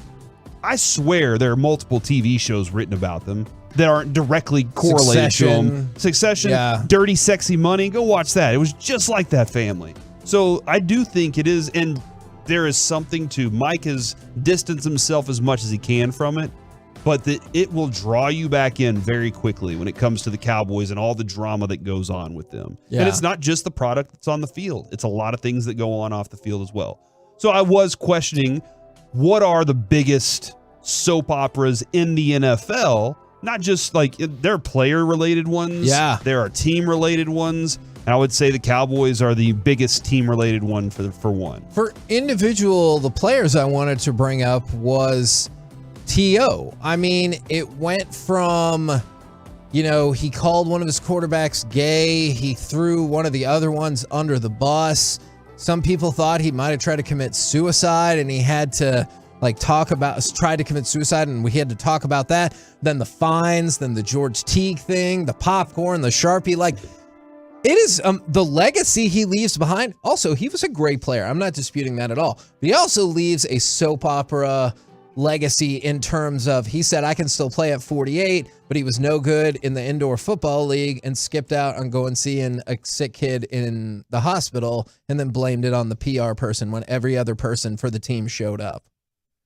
If you wanted some inside information, that's a thing that definitely happened. When it comes to T.O., was that a long soap opera or was that kind of a 6 seasons soap opera and move on? See, I think or is he still going on? I think it is still going on because remember when we had him on and he said whatever about Garrett, everything like went insane. And plus it transferred. It went from the 49ers to the Eagles, to the Cowboys. Like there was drama at all of those stops. Yeah, and he'll bring a lot of things up. He did when even for the brief second. Yeah. Whenever it popped up that he said he wanted to come back and wanted to talk to the Cowboys, that at least popped. But I do think that he is now at this point. I mean, he has Hall of Fame. You pointed that out. At this point, it is more like he was on the show for a little while, but that time has passed and his character can no longer come back. Unless there's all sorts of crazy ways to write that character back in. If we're going players, coaches, etc., that's I think second on my list. I'm sure you can guess who number one on the biggest drama soap opera is. It's tough. Antonio Brown. I think Antonio Brown is up there to be Tom Brady. Sure. Antonio and Brown. Bill Belichick. I will lump them together for sure. Antonio Brown is like a trashy reality TV thing, though. That's not a real soap opera. That's trashy reality MILF TV. Mania. Yeah, like MILF. Yeah, I can't wait till we talk about that. I still remain concerned that he's legitimately going to harm somebody if he hasn't already, like psychologically. But so you think more Brady and Belichick than just Brady? It was, I think it was both and it was at such a high level. That's the only reason that I put them above T.O. is because like sometimes T.O.s were just like nuisances along the way. It's like Brady and Belichick legitimately cheated their way to multiple Super Bowls and got punished accordingly. Like Tom Brady has been has been suspended for cheating and for destroying evidence. Bill Belichick and the Patriots have gotten in trouble for cheating and destroying evidence. And that's gone on and on and on and on for like a decade. I think that might be the top of my list because I felt, Spygate, Deflategate. Like it felt like there was a gate for the Patriots like every other year. I think Brett Favre definitely deserves to be inserted. Gosh. And I guess Aaron Rodgers. So Green Bay quarterbacks, is that kind of the... See, but at least I hope Aaron Rodgers, you're right. I hope Aaron Rodgers fades away like once he retires or he can like do a reality show or whatever. He's going to be Jeopardy host or something, right? Oh, that would be kind of cool. All right. As long as those are the options and not how many millions of dollars can I steal from states and from poor people, which is the weird direction that Brett Favre decided to go. And then he came up with the amazing excuse of, what do you mean? I didn't do those speeches. What? I can't believe it. We're going to get that fixed. But think about Aaron Rodgers' career, like from when it started on draft day. Like that was dramatic. How many hours did he spend in the green room just sitting there sweating and everything? Yeah. And then as he goes along, all those things grow with it. So was he watching Cops? What's that? Was he watching Cops? Why was he sweating? Because he wasn't getting drafted yet. I thought he was going to go higher. Gotcha. I think. Antonio Brown came up. Sorry. Terrell Owens, Brett Favre, Tom Brady, and Belichick. Those lead the way for me. This one's interesting. Are the Commanders making a push for being one of the biggest drama stories right now? That's a great point because... You want to go? No. I'd say what's tough about this is they don't really get covered nationally like you think they would for all of these things. So when you're watching what they do, it's almost like here it is in black and white or on your computer in an article, but you don't see all the national shows talking about what the Commanders have done bad, or you just see the Cowboys left and right. You see maybe Tom Brady, Bill Belichick, or you see when T.O., like he gets covered pretty, hard. Is you just look at the Commanders and it just doesn't seem to really hit the national headlines. Even when you're like, I think this is really bad. They're like, oh, who cares? It's the Commanders. To that point, is, Kevin, we talked about this when we watch our TV shows that we watch. Yeah. We do tier things of, I don't care about that storyline right For now. sure. I want more of this. For sure. And like, I can't think of a specific show, but let's take Yellowstone. And like, you're Right. more interested probably in, and I haven't watched this season, but more often than not in what Kevin Costner's doing than you are about Beth. Well, let's go back. Yeah, I despise Beth. That is well documented. We talked about it, you're more invested in, like, going back to last year and the years before, in Jimmy than I was. Yeah. And I was like, what are we doing? Yeah, Like, I enjoyed the Jimmy stuff. And that's fine. Like, Oh my to God. each his own. But you're going to have to mark that, Joey. But otherwise, the Commanders should be right. Because you think about it. They had a name for the longest time, and their owner defiantly said, we will never change it. And then they changed it to one thing that people really seem to like, the Washington football team. And they're like, no, this is just a stopover. Let's pick the Commanders. And most people are like, well, that's stupid. And that's what they picked anyway. In the meantime, now Daniel Snyder is probably going to have to sell the team, or is in the midst of selling at least part of the team, because of toxic workplace culture, and maybe much, much, much worse than that along the way. According to some of those documents, it got a congressional subcommittee involved, and that's a huge deal. But Mike's right. It's the Commanders. So people are like, either way. In certain dramatic soap operas, there is always that one like super rich family that has lots of power and control and things. Would we throw the Mannings in as... They don't bring a lot of drama, but Eli did force his way to the team he wanted to go to. He did. Peyton dealt with being the divide of wanting to be a great quarterback or a great actor. Yeah. I mean, it worked out. And then, now you got the next part of the family coming up and working their way in. So did the Mannings. They're a huge part of the cast. Okay, that was nicely done. Let me ask you this. A couple of options. Do you go Mannings? I know it was short. Do you go Johnny Football, or do you go Al Davis and the Raiders? Man, not enough people remember the Al Davis Okay, era, because that was it. or correctly, or what he did. By the way, go watch that. Creepiest 30 for 30 you'll ever see. When they're like, you know what? Let's recreate hologram people that are dead to have these conversations. You're like, don't need that. And then they meet up down the road after they're both dead. It's quite remarkable. The Johnny Manziel era is fascinating for many reasons. And Derek, do you ever meet Johnny? Did you ever get a chance to? Yeah, I have a crazy story. Oh, is it on air? Yeah.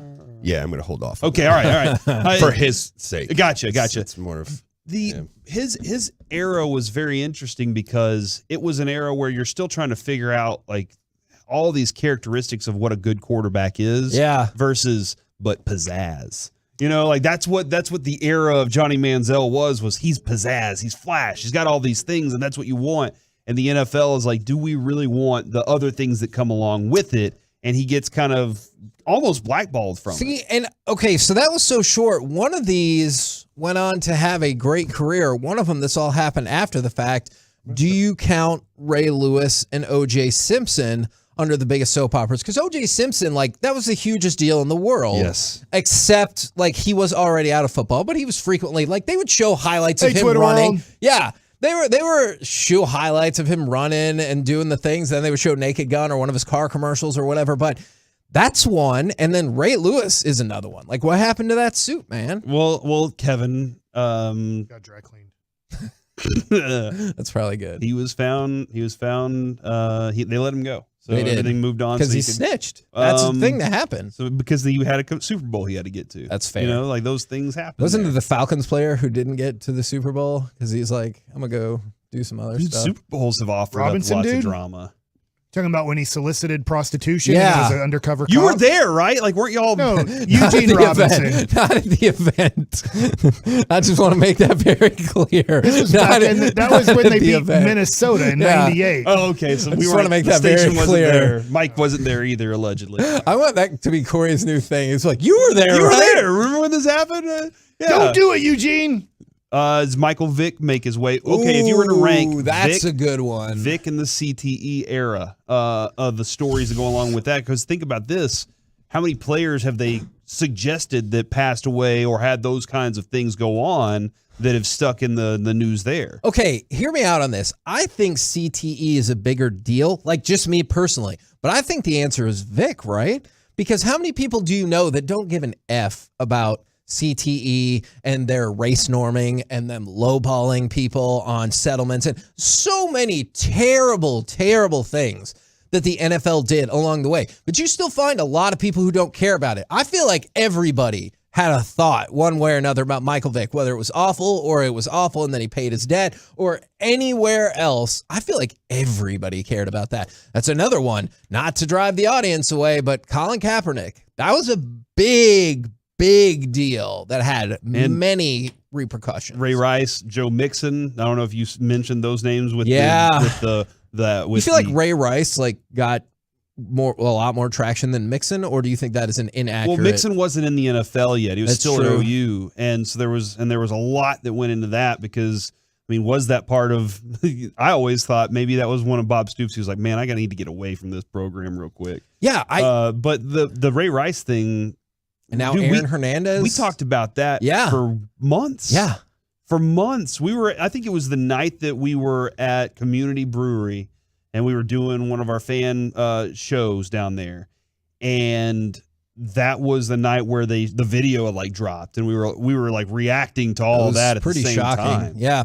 So there's a lot of valid answers and Deshaun Watson even comes up. I just keep thinking back to the Dallas Cowboys. Whether or not you think the Ice Bowl is soap opera, they were in that game. There was all kinds of stories about the 70s Cowboys. Make no mistake about that. And then you move forward to what you mentioned at the very beginning, Jerry Jones firing Tom Landry, then the White House, then winning all the Super Bowls, and then all of the weird or ongoing personal stuff that seems to come up with the Jones family and the fact that the Cowboys are by far and away the biggest draw in the NFL. Don't argue with me. That's been proven time and time again. Are Patriots second on that then? Because now you mentioned Jerry Jones, the family, Kraft, and his whole situation too. I think I would say yes, depending on how you qualify the O.J. Simpson deal. If that counts, then I'm putting O.J. Simpson there. Yeah. But I think since it took place after football, as opposed to the rest of these have all been when those people were actually in the NFL. From the 401, Deion,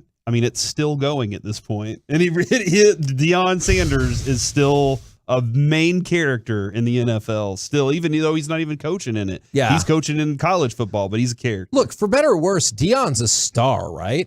I know, and it's the same thing with the Cowboys. I know a lot of people watch because they don't like the Cowboys. The Cowboys are the stars of the NFL, for better or worse. And Deion Sanders, a lot of people know the amazing things he's done. I know there are people that don't like him, but he just has star quality that make people want to watch him. Absolutely, and play for him. Yeah, apparently so, for sure. We're the KNC Masterpiece right here on 105.3 The Fan. Right now, you want to do a little Mike Likes It? All right, I don't want to spend the whole Mike Likes It on this, but we all watched MILF Manor after the show yesterday. So if you weren't listening yesterday, Corey, I think, was the one who threw out the term MILF Manor, and I'm like, what are you saying?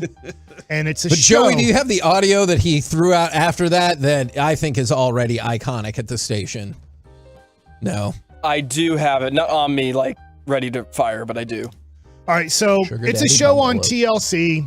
I believe there's 4 episodes. At least I don't know if they're all out, but I could not watch episode 1. Yeah. I got home and I could watch episode 2. So I watched episode 2. Just to show how much I cared, Mike, we got a free trial of Discovery Plus so I could watch episode 1.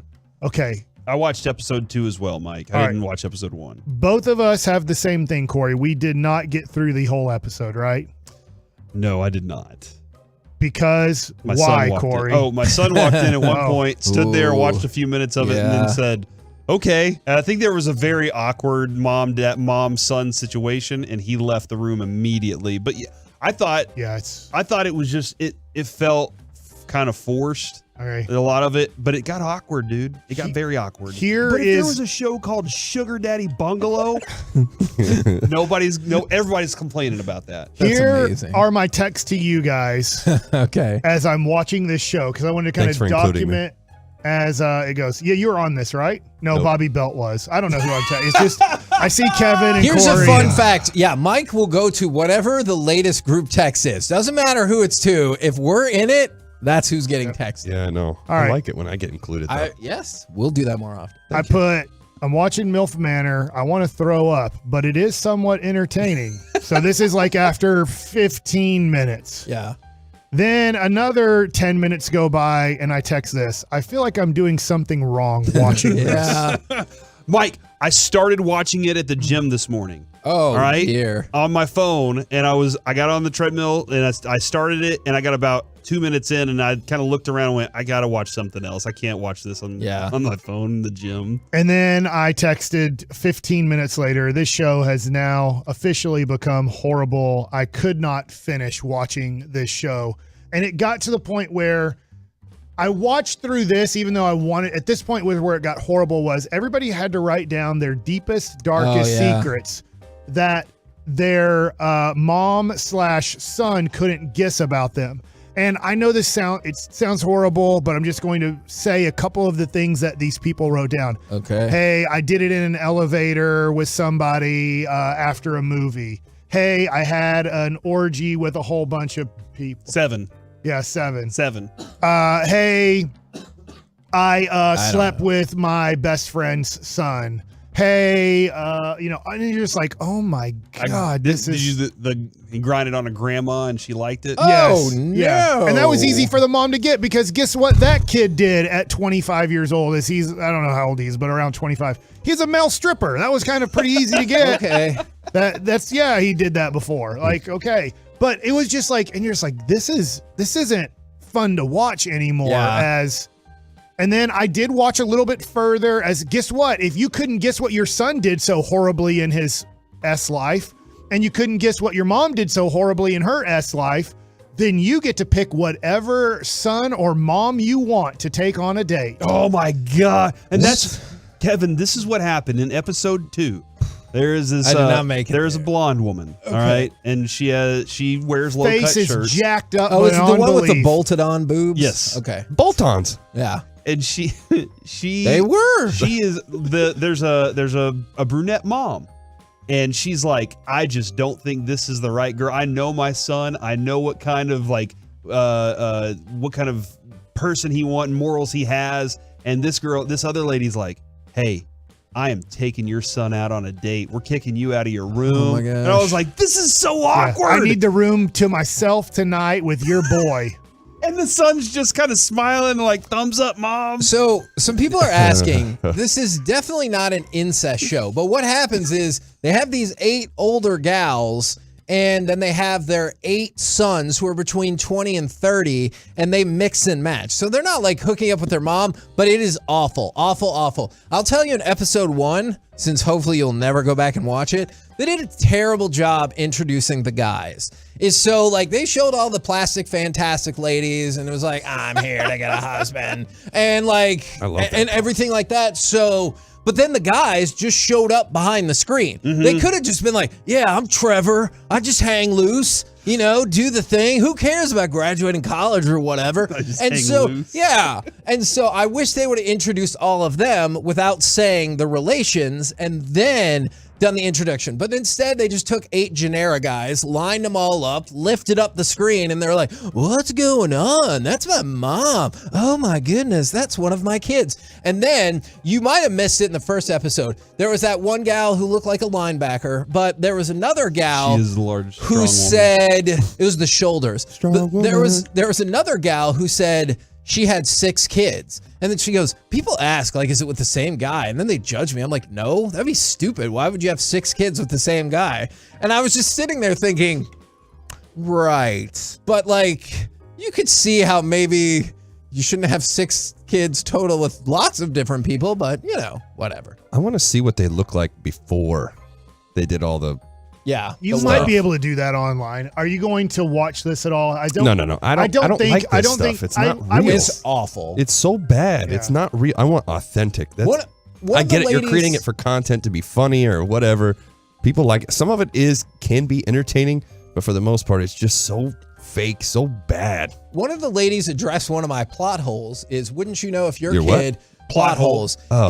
Wouldn't you know when if you your die, kid you get buried somewhere was going to be like at the same island, and one of the moms was like, I knew my son was going to be here. I thought he was going to be here for a different dating show. Yeah, that was kind of the idea on that too, Mike. That was MILF Manor. It's terrible. Yeah, so we're telling you You can go watch it if you want, but it's horrible. There's no way you're going to make it through this thing. And if you do, what's wrong with you? I think that's when you need to question yourself is what is wrong with you mentally that you can keep watching this show from episode to episode.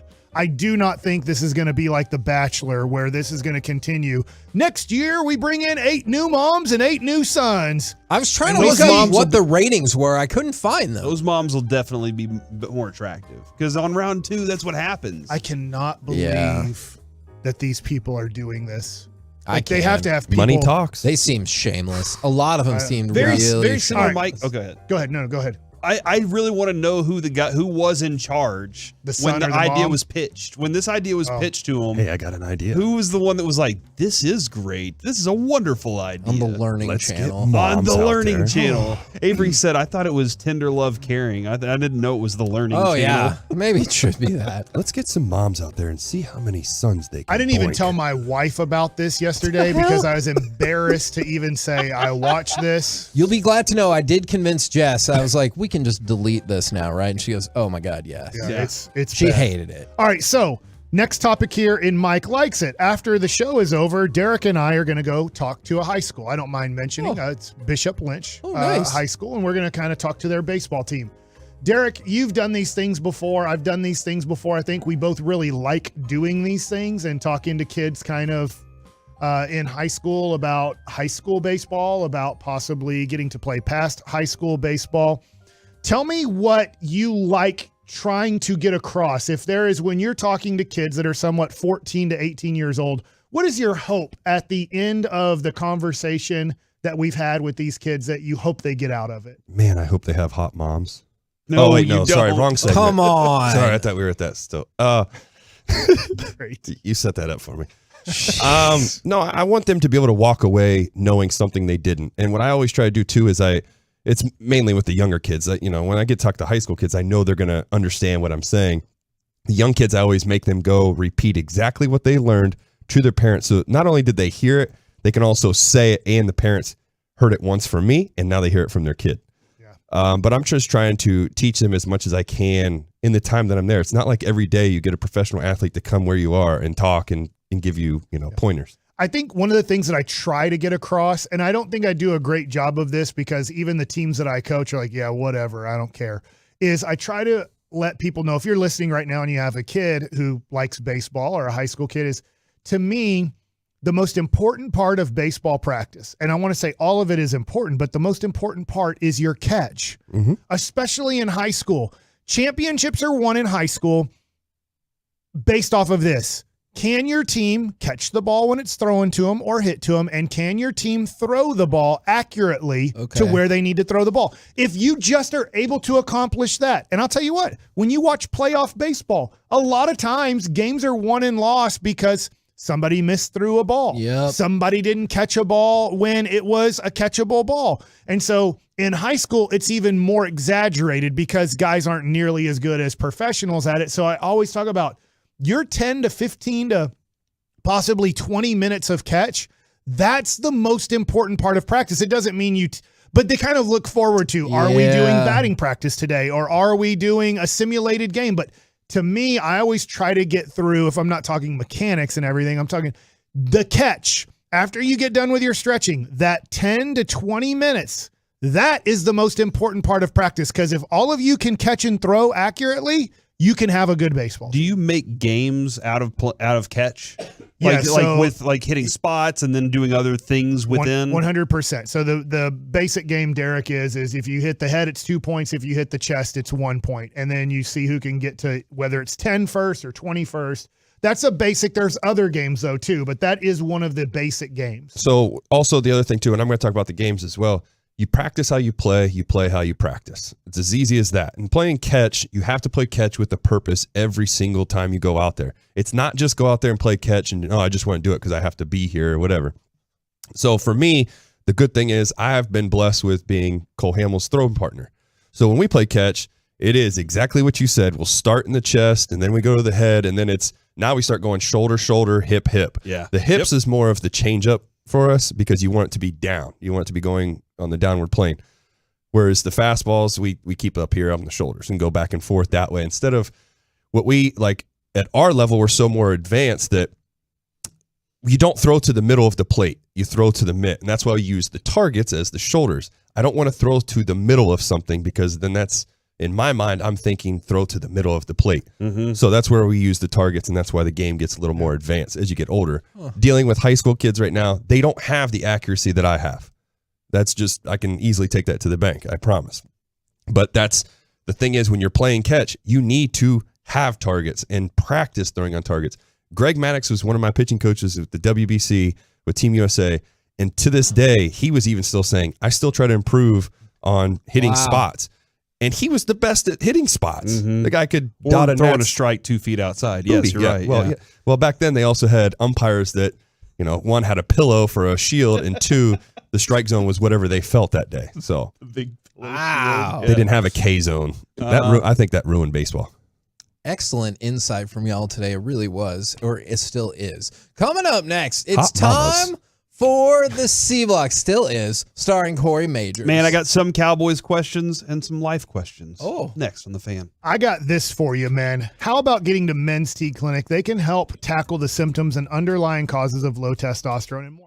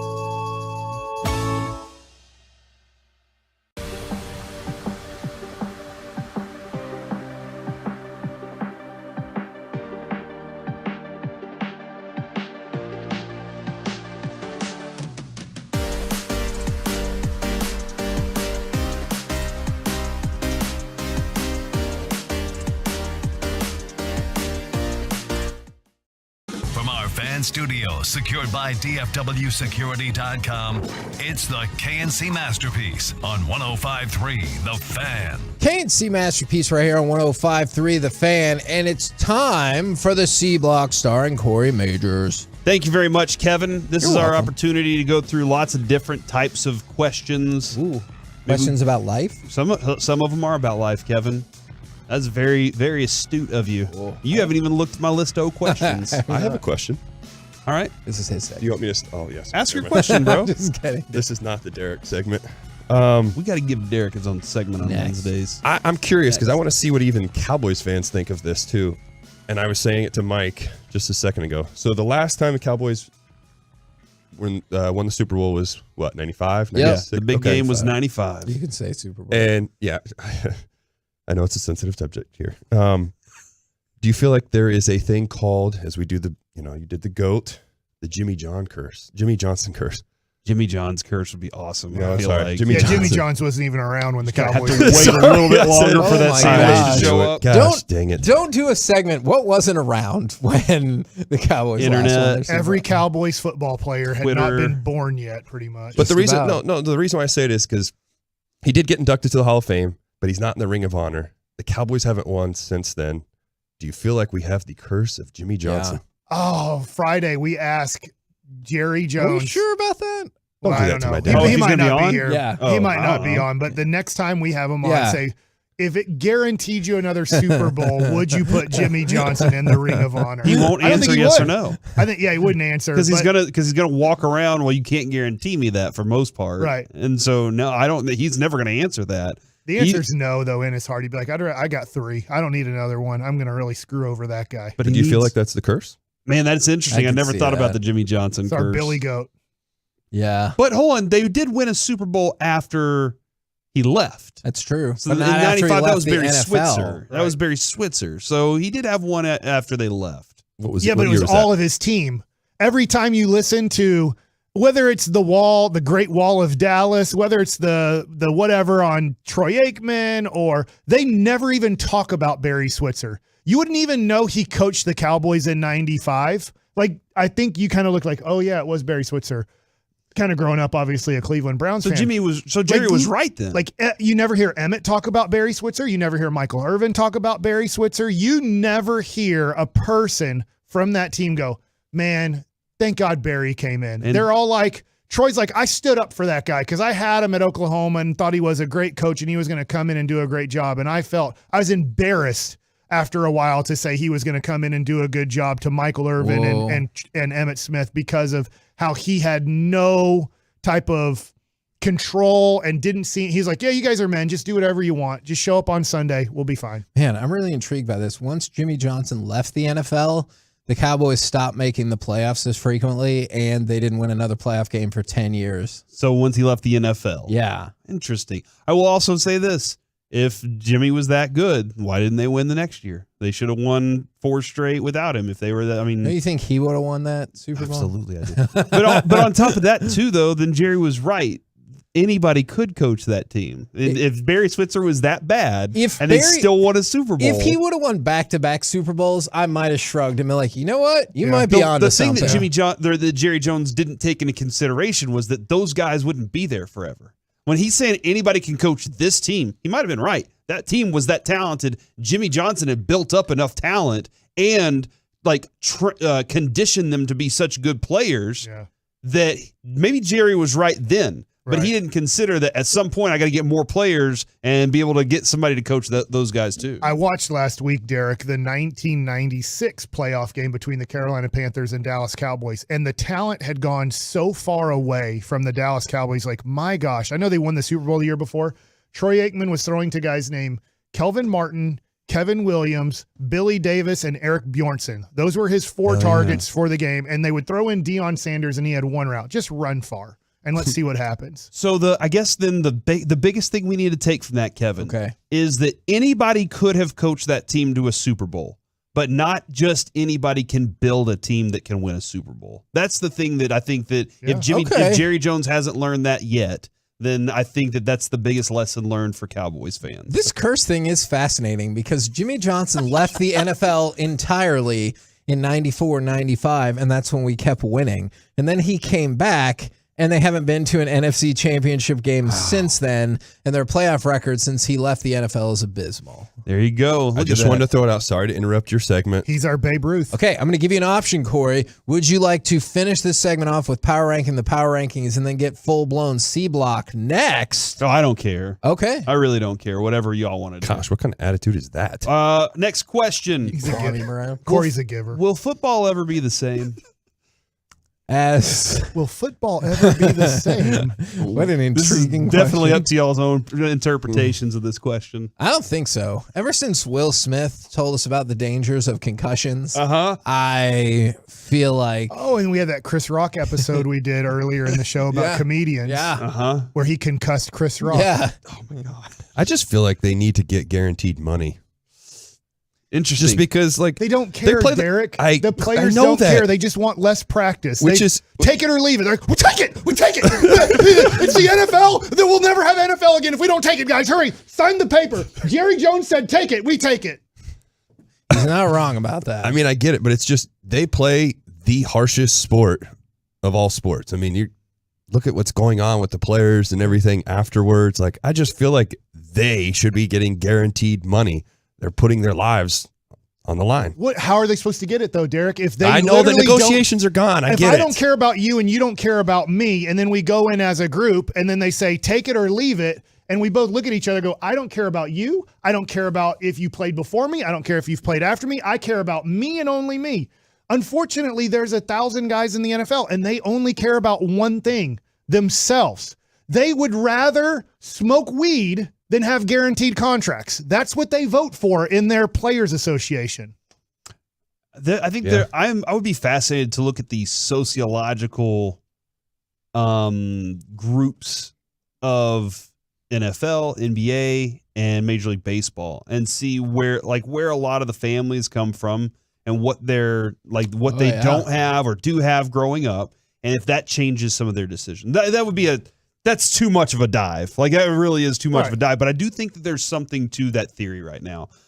I mean, but you're kind of saying, like, let's put it out there that maybe poor people play football. Is that what you're saying? They get to that point and they're like, I have to take this now. Whereas in baseball, it feels like, and we see it, like all those Dominicans who grow up on dirt floors. And they have a different life, though. I mean, I don't know. Like, when it comes to American Little League baseball, it's a rich kid's sport. Like, it's not. In America, yeah, but all it takes is all the Venezuelans, all the Dominicans if they all decided we're all going to come together and just take what the owners give, then we're all screwed. Yeah. Because that's enough people to ruin it. They did make the as they've come into the group, they say we're a union and y'all's union's very strong. What they say is, I respect Roberto Clemente. Yeah. I respect the Latin players that came before me to sacrifice so I could get this. So I'm going to respect the future Latin players that are going to come into this league to try to get them as much as possible. Do you think the Joneses have even considered that they failed on the quarterback decision? No, not at all. It's the same theory as we talked about the other day with Mark Cuban. I think they believe that Dak is the guy. To what extent? Like, I'm sure they're like, well, he's not Mahomes, but he's the dude. I think they believe, hey, we still got it, and you just can't win them all. I really do. I hate saying that, but I really do. I think here's what I think. And I was talking about this with Bobby earlier, and I think like he was kind of almost exactly where I am on it. I think they wish they would have given him the $28 million contract instead. Oh my God, yes. Because now they're looking at it going, man, that $12 million would help us in this way, this way, this way. Yeah. I do think I do think, and this why this discussion has so many other branches to it. I think that they look at the quarterback, and again, they do know he's not that guy. And they said, well, we're going to have to build a team around him. When you do that, though, your window shortens. Whenever you've paid your quarterback, your window is you only have 2 years. Because now this money is going to start filing in. When you have the rookie quarterback contract, you may have 6 years to try and win that championship. But whenever you're paying the quarterback, I think that they look at it and go, dang, we kind of missed on that one. And I still do think that Jerry Jones was still walking in the door going, is he the guy? and leadership kept popping up, and they were like, we didn't have this same kind of leadership with Romo. Look at how connected he is to this. We need this in the locker room so we don't have to worry about it. Yeah. You know, so I do think there were parts of that they feel like they've failed at, but I think that they're going to back it, their decision, no matter what. They have to in public. Well, I just want to add to that too, real quick, because we talked about this earlier, and I wanted to be able to say this because I know it won't be on here the other days. But the other thing that kind of bothers me is we don't hold, I feel like, in my opinion, Dak accountable as much as we do with Kellen Moore and McCarthy, all that. It always goes right to them. And me and Mike talked about this before. If I go out and throw a pitch and it gets shellacked for a home run, it's my fault. It's not Maddox. It wasn't Wash. It's not their fault. We always put, I feel like, the blame on the wrong thing. Yeah, we had a game plan going into it. Like maybe, me and Mike sat down and said, hey, this is the pitch we need to throw or whatever. And I don't execute that pitch. That's where it becomes my fault. Because there's times when we looked at the passes from Dak that they were behind or, they're not good passes. There needs to be more accountability to him. Dak's a good quarterback. I'm not saying he's elite by any means or he's terrible, but at the same time, he needs to be held accountable more than I feel like Kellen Moore or McCarthy or the wide receivers. Yeah, it's like, oh, CeeDee Lamb ran into that interception. Now, wait a second. Are we saying that Brock Purdy, every receiver and every tight end that he had for that whole game, they all ran perfect routes the whole time? Nobody accidentally ran into a zone area that was actually covered. Everybody ran the perfect 10-yard in. Everybody stopped when they were supposed to stop. No, I guarantee you Deebo Samuel ran some bad routes in that game, and so did George Kittle. And you know what Brock Purdy did? He didn't throw it to the other team. Yeah, no, you definitely didn't do that. It's amazing how we want to blame Romo never threw an interception, according to some people, and Dak's never had a bad pass, according to some people. And it's like, Derek, that's what we discussed is like, hey, get blamed. It was your fault, Dak. It was your fault. You were the dummy in that situation, and he's a good quarterback that threw that pass. I was the dummy who threw the bad pitch to Barry Bonds. I was the guy who got sent down to the minor leagues. It wasn't my pitching coach's fault that I got sent down to the minor leagues. He might have given me a bad game plan, but I can make my own adjustments on the mound and be better. And Dak either make adjustments and be better, or, and I don't say that he doesn't do this, but Cowboy fans and media are like, oh, it's not Dak's fault. It's Kellen Moore's fault. Yeah, I think you can distribute the blame in a lot of different ways. Like a lot of different ways. I mean, if you want to go watch route concepts, did Kellen Moore describe to each of these receivers, this is why this route is built this way. You have to turn right instead of turning left, otherwise our window isn't open. And why did your receiver turn left instead of turning right? Which didn't create that opening, and now Dak has to throw somewhere else for shorter yardage. Those things come into play each play.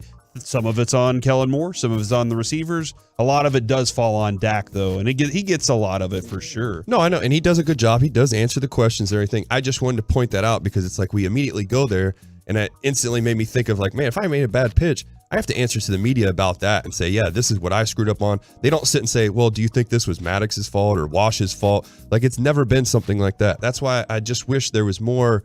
I'm not trying to say it has to be this way, but he has to be held accountable to it. Can't always just go immediately to the coaching staff. This is their problem. That's not the case. You still have to go out there and execute whatever it is that's going on. And somebody did say, Kevin, that, let's see if I can find this. If you find one above average quarterback, which Dak is, then you pay them. Unless you don't. Yeah, I don't think so. Broadus has brought it up many times. At some point, a team's going to go, man, we got a lot out of that rookie contract. Let's try it again. And maybe we get lucky with the next one. We're going to pay everybody else on the team. Yeah. But we're going to run with a cheap quarterback and see how we can do. Isn't that what you're seeing right now with Hurts and Purdy in particular? Is not to say, like, I know Jalen Hurts had a great season and Brock Purdy has had an amazing beginning to his season. Jalen Hurts is a second-round pick. Brock Purdy was a seventh-round pick. It's not like these were slam dunk, these guys are going to work, but they said, let's say we fortify our entire rest of the roster and then go with this. And here they are. That's it for the C block. Man. There's a lot more, but we'll get into it tomorrow. That was cool. Let's do 4 hours of the C block tomorrow. I'm in. We have to. Kevin won't be here. Yeah, Kevin's quitting. That is not true. Bye, Kevin. I'm not quitting. He heard what I said, you. and he doesn't want to be an NFL player and just want to have less practice and smoke weed. We have to. Yeah, that sounds about right. According to HR, we wish him his best in his future endeavors. Enjoy MILF Manor. Whatever future radio station or newspaper you work for. Don't tell people that. It's like the time Mike said I was going on Tucker Carlson. I got so many messages. We're like, yo, what time are you on Tucker Carlson? Yeah, no. Is that a wrestler they have on?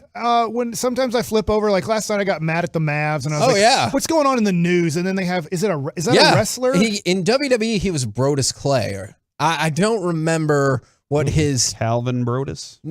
I don't remember what his name is in the NWA, but yes, he was a wrestler. NWA, the wrestling organization. If he can't talk, can he work in the radio industry? That's what I'm concerned about. No chance. You want me to run on that board?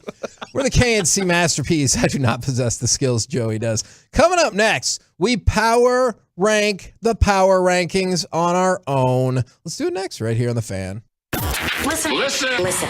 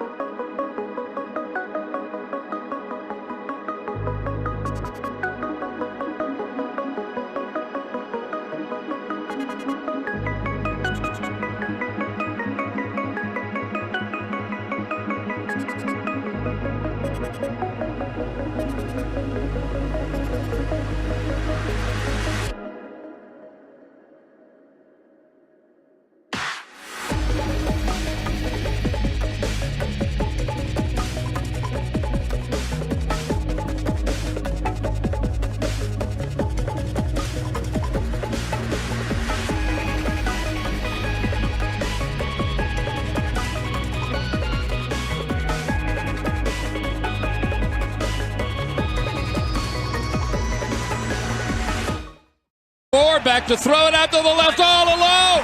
Caught at the 2 and a walk-in touchdown for CeeDee Lamb. How did you not cover the second team All-Pro? K&C Masterpiece back here on 105.3 The Fan. It's time for us and y'all to power rank the power rankings. So we got teams, quarterbacks, and game rankings all this week. Who would like to start? I think Michael will. Yeah, and you know what? I'm going to do it a little bit different because I usually do this. If I had to redo the power rankings going into last week, because we all had Dak at 4 and 5, correct? Yeah. I can't remember. Based on what he did at Tampa. Right. And I had him at 4. And after that weekend, I would have had him at 7. I'd have Daniel Jones at 8 and Dak at 7. Okay. So you still have him behind Purdy?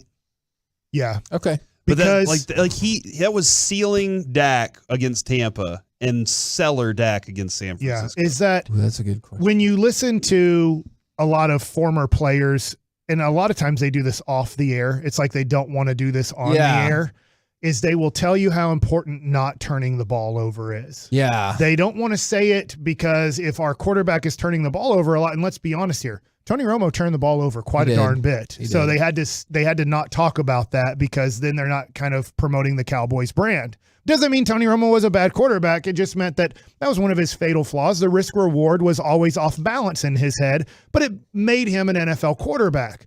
And then when Dak this year especially is turning the ball over a lot, they don't really want to mention that on the air because then it sounds like they're a Dak basher and they don't want to the Cowboys homer to be considered, well, you're not a true Cowboy or a former Cowboy because now you're taking shots at our quarterback today. Would you put Lawrence ahead of Purdy? In the future, yes. But not right at this second? Yeah, not at this second. And you know who I'd have 6th? I have Josh Allen at 6th.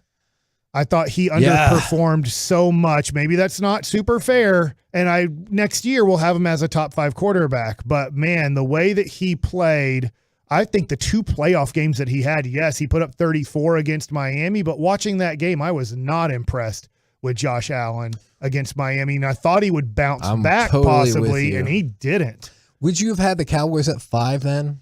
They were the best team that didn't win. I thought. Because the Bills really stunk it up. You really think that the Bills are worse than the Cowboys? Yes. Based on the information that we've seen. I mean, the Bills had... I feel like that'd be a good game. The Bills had a home game and were favored, and they got smoked. The Cowboys were on the road. They were underdog by a similar margin, though not exactly the same. And they were far, far more competitive. We'll never know. I guess I would lean towards, if Dallas went to Buffalo, I would lean towards Buffalo, but I do think it's a coin flip. Okay. So now who's left? You want me to do that? Yeah. I will go now Burrow 1 because of Patrick Mahomes' ankle. That's the only reason I'm doing that, but Burrow is 1. I have Joe Burrow at number 1 as well. I am going to go with Jalen Hurts at number 2. Oh. Okay, because of the Mahomes injury. I'll go with maybe the hero can do something that I just don't believe in. I hope he does. Yeah. But I'll go with Mahomes at 3 and Purdy at 4. So you want to, where do you sit on that? Is that right, I Eric? would I would have Burrow at 1. He's playing lights out, so he's got to have that spot. I think then it's Mahomes, then it's Hurts, and then it's Purdy. See, that's the order that I have, and I totally understand with the injury why he gets dropped. But you can't drop him that far. I still think he can do something magical. I know the odds have shifted in the Bengals' favor. Totally get why. I think he's going to figure something out, but we might watch it and be like, whoops. I just think what if he does? Does that change anything for you? Well, yeah, I think it becomes legend. Okay. It just becomes like, oh my God. Yeah. No, Patrick Mahomes. If Patrick Mahomes wins this Purdy game too, and puts up 30 points on one leg, I'd be like, oh my God.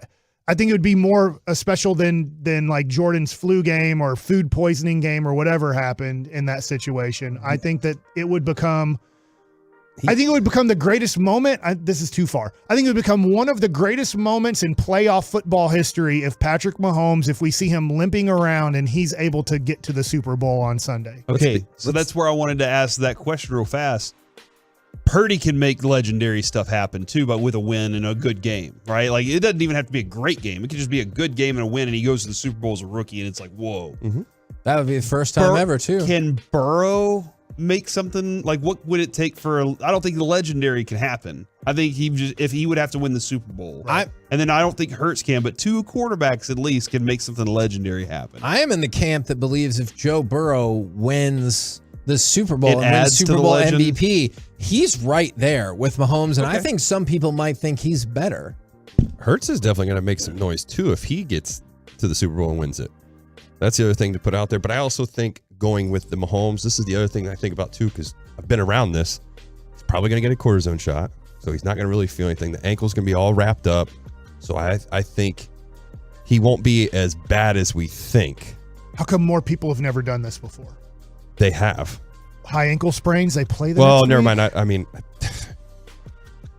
has every game been this meaningful in those injuries? I don't know. I mean, we'd have to go back to every divisional game or every wild card game or every end of the season injury. I feel like almost everybody, if not everybody, when this has happened, they just can't play the next week. Right. And I'm sure they all want to, right? I think Patrick Mahomes is like, I don't care, I'm playing. But I do think a lot of people have said, I don't care, I'm playing. And the doctor said, you can't, you physically can't. And they're like, go out there and test it. And they're like, and then they come to the realization and it hurts their heart beyond belief that they got to this point. And they're like, I want to play so bad. I just physically, obviously can't do it. But I hope he does. I'm rooting for Patrick Mahomes. Yeah, I'm not. I'm rooting for Joe Burrow. A guy who lived in your surprised. house. I know. He lived in your house. He did. But I just like You don't like him, huh? What did you do to your house? Nothing. Did I he just clog the like toilet? what Burrow's doing. Yes, he did an upper decker. Did he like, Oh, no. Gross. Did he like the coral? That wasn't there yet. Man, I swear. Mike has never talked about coral. Yeah, I thought Mike was high that day when he was like, I just stared at it for like an hour. It's a cool thing to look at. Okay. What about especially when you oh my God. you just like coral? You ever looked at the back of a $20 bill on weed? What is your team rankings then for the 4 that are left? And by the way, Mahomes said I'm ready to go for the AFC Championship game.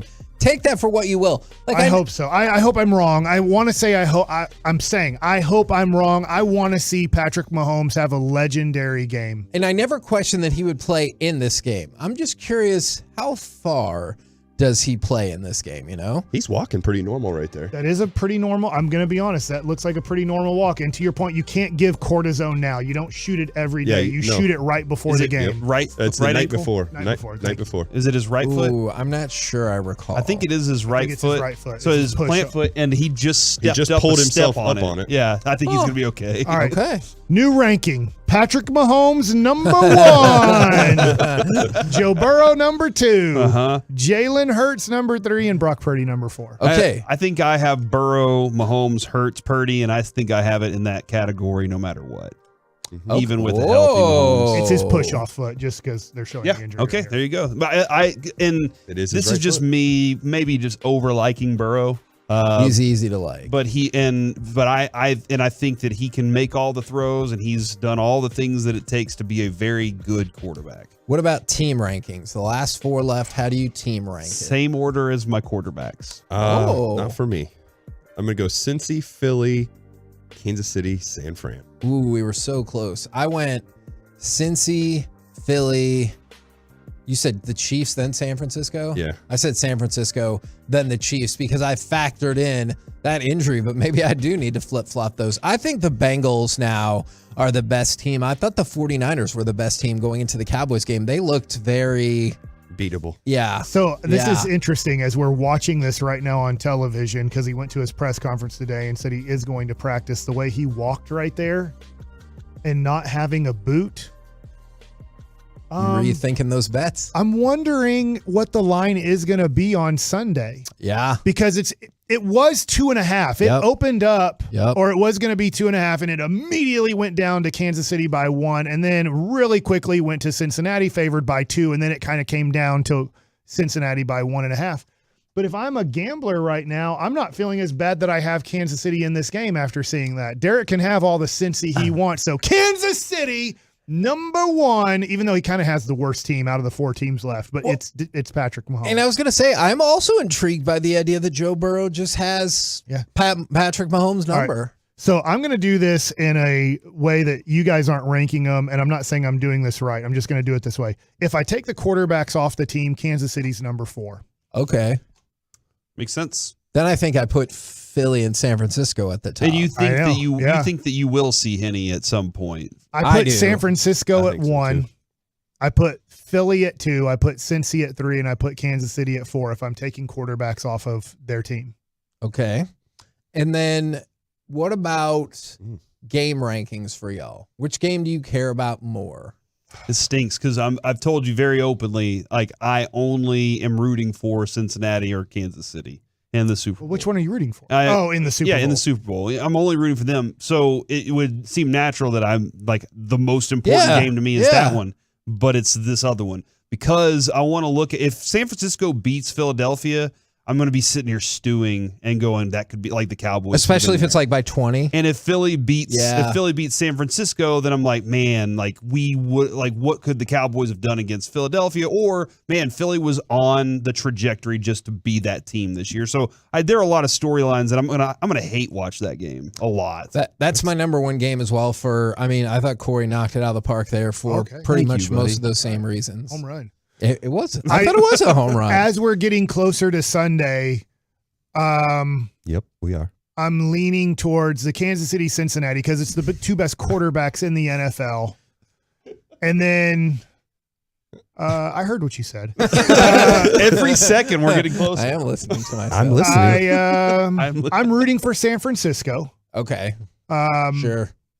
And I'm really interested in that too because let's just face it. If Hurts has another great game, they get to keep building around a $2 million quarterback for 2 more years. You're right. And so that's the scary part for a Cowboys. If you're a Cowboys fan and Jalen Hurts goes out and wins this game by double digits and puts up 30 points against San Francisco, and I know each game is its own individual game, but then you go, well, my gosh, I mean, Dak can't compete with what Jalen Hurts is doing right now. Just to put that in perspective, Jalen Hurts' cap number for the next 2 years is $6 million. Dak's is $98 million. What does that mean? Like, you can't do anything different with your team, right? I mean, it's too late. Go add players and stuff like that. And if you really believe Dak's the guy and he'll stay here for a while, you can change that number. If you have a cheap quarterback, it's not like you can go trade for A.J. Brown and then sign him to a long-term deal. That's what they did, The crazy thing is, Corey, is your buddy over there, Kevin, and my buddy too. I know. Is we said multiple times as Dak's rookie contract was ending, load up now because once Dak gets the new contract, you are screwed in loading up. And here's a quick reminder. That contract hasn't even hit yet. For everyone who's like, we've been in it for 2 years. No, you haven't. It's been a $19 million give or take salary cap hit. The next 2 years is $98 million until they decide to do something with it, which will probably include elements of an extension. We're the KNC Masterpiece right here on 105.3 The Fan. Coming up next, it's time for our chit-chat with the fellas from the G-Bag Nation. Maybe that's where we give Derek Holland time to shine. We'll do it next right here on The Fan.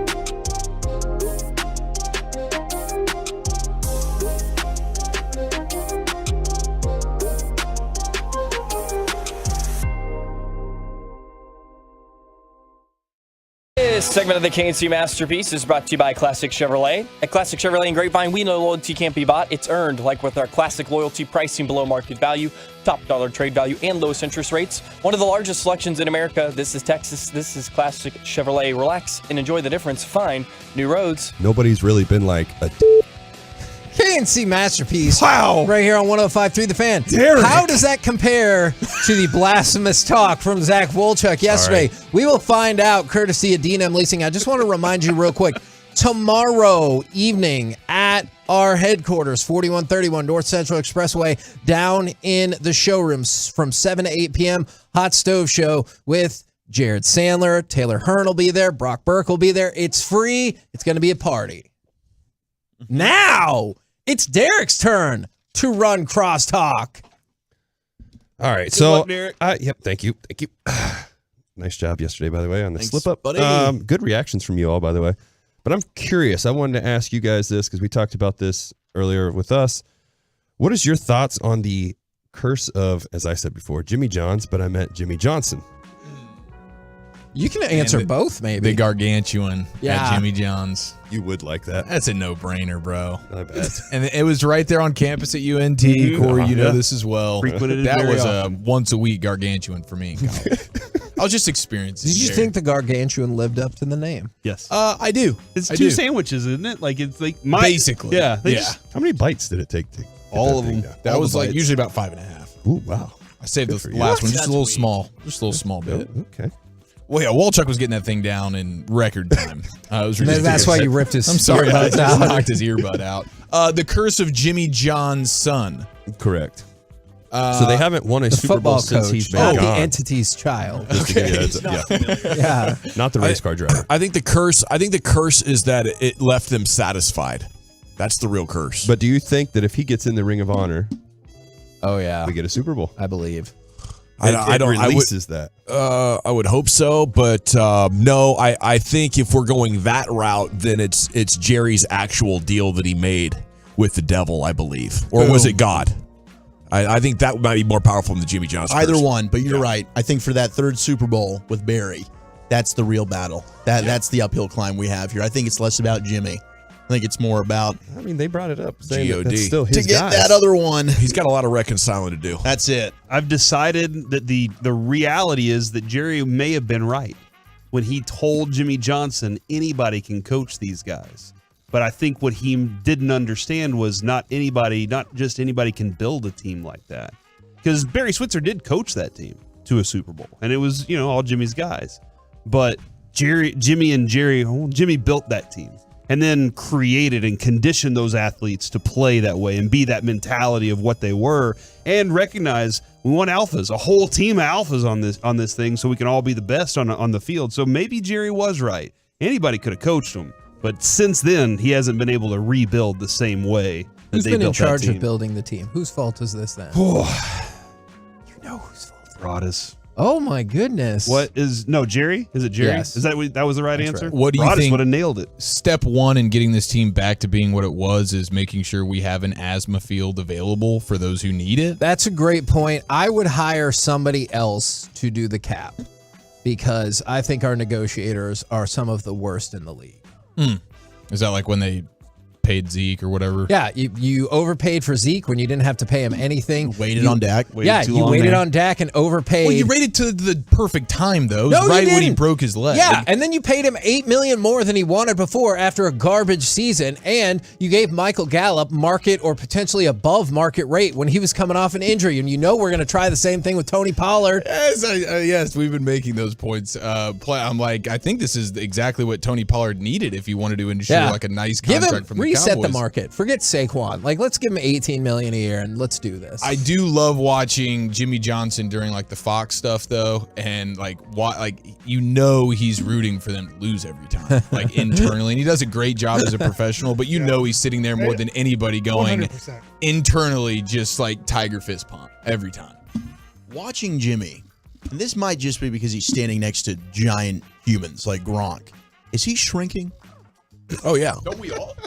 It happens, right? He is. I remember when my dad shrunk. He's shrinking When before our I eyes. finally got taller than Pops. Oh wow! Now you are said it. Pops. I finally got taller than him, And then he told me, actually, I'm just 6 foot. I'm not 6'1". And I was like, what? So he shrunk a full inch then. Yeah. And I love you, Jimmy, but I think you are. I think you're getting smaller. Well, you can't have it all. He's got the best hair in the business. Great fishing boat. He's not losing anything with the hair, right? You think he just builds the hair higher He to lives compensate? on the water. He's probably in the water, and there's shrinkage in water. That's Ooh. That's a Very point. fair point. That is a go point. catch as many jackfish as he wants every day. There you go, Derek. It's your turn. Keep going. No, Derek, when the conversation stops, it's up to you to come up with the next. You have somewhere to need be? to use the bathroom. You got to go number one. number I had to one. go talk to kids, so I was trying to sneak out. Okay. Go use the bathroom. Wait, Derek, Derek, you in the comfort of You your own take it, home. Mike. I'm intrigued to see where this goes. Dawson, let's talk positive Mavericks. You texted me last night, and I'm with you. Yeah. That battle. Josh Green is improving Yeah. tremendously. Let's not talk about the other 13 guys like that aren't normal Luka. style, or We're going to have a segment on this later. I'd love to get your thoughts on it now. I think Josh Green actually, because of his upside, gives you a player that you could make a trade with to make this team better without giving up your draft picks. I like what you're saying. I bet he has not made that leap to other general managers yet. I bet that other general managers would lowball you, and I would not trade Josh Green in the next 2 weeks. Well, I got some tape to show you from last night's game where he was breaking down guys off the dribble. He was scoring with creativity, and he was throwing some incredible passes. We're just scratching the surface right now. At 22 years old, the upside for this guy with his athleticism, he's now using his athleticism to get to 50-50 balls. The upside is massive. I think this is like a 17.8 rebound a game kind of player. I hope you're right. The other thing, too, is he pushed the tempo, and it almost made Luka, when he was on the court, like, oh, I'll push, too. If I got another guy who can actually play fast, I'll play with you. Yeah, and I want to hang on to him, but he is a player that I'm willing to deal. And along with a pick, I'm looking for a star player. And I think it's possible that a rebuilding team would give you that. Now, Corey has an update on the Micah Parsons tweet we talked about from earlier when it seemed like he was kind of throwing Dak under the bus. And he goes, you need Mahomes or to have your quarterback on a rookie deal and surround them with talent. It's easy to see how that could have been interpreted against Dak. Did Micah just join DallasCowboys.com? Wow. Oh, geez. He's a new writer. he basically threw the offense under the bus in his post-game interview. Yeah. Without saying it. I agreed with him. Yeah, and he feels that certain way, but Sean Sharif tweeted this morning when he saw the post from him this morning, and then there's going to be a I support Dak tweet incoming 3-2-1. And here is listen, we're not going to sit here and act like I'm talking about Dak. When I get paid, I want a big contract too. Stop reaching, y'all. Is somebody in the reply say, what were you talking about then? Because that feels like a fairly logical follow-up question. But I agree, everybody should try and get as much money as they possibly can. Tanking for from their Caleb bosses. Williams. Oh, wow. Do you think Jerry calls him up and tells him to do that, or some PR person? I'll say in baseball, when something happens like that, usually the PR person does call you up immediately and tells you to either take it down or to kind of make an adjustment. The PR department has been busy, over the last 5 or 6 months after 20 years of barely hearing from them. 5 or 6 years, 50 or 60 years. Yeah, it's been busy for a long, long time. I know Derek has always dreamed of this, but he's not here. So what do you fellas got coming up on the program today? Less filth? Pure gold as always. Thanks for asking. Probably less filth. Okay. It's hard to say. No promises. Okay, fair. With Chiafalo on the show, it's a wild card. We will have Mike Golic Jr. join us and talk title games coming up at 3:00. Excellent. Roll home with the G-Bag Nation. We have been the KNC Masterpiece. Make your way back with us tomorrow, 10 a.m. to 2 p.m. right here on 105.3 The Fan. So you'll be back for real tomorrow, Kevin. Yeah, maybe. Say goodnight, Kevin. Good night, Kevin. Be a part of the show.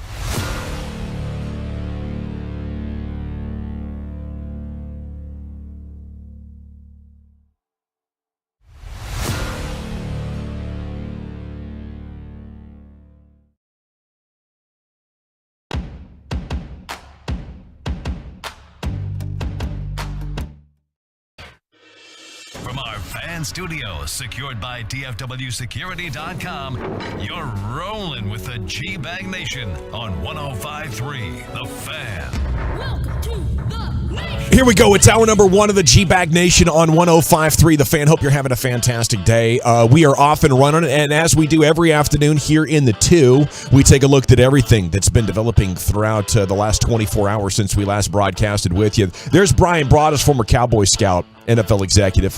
Krusty's Corner's coming up at 2:40. In the Pimp Cup is Lucius Alexander, curating the G-Bag of the day. LA Live every night, 5:40.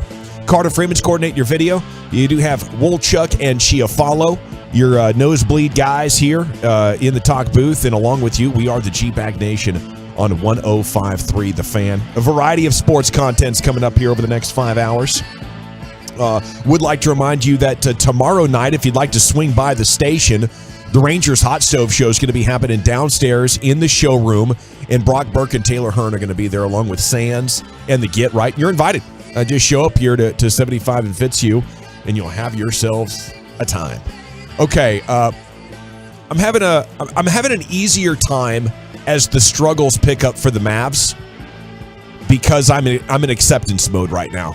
You know, it's just the way it is. The players and the coach, they were bent out of shape. They're upset with their defense. Another 127 points given up. They lose to Washington.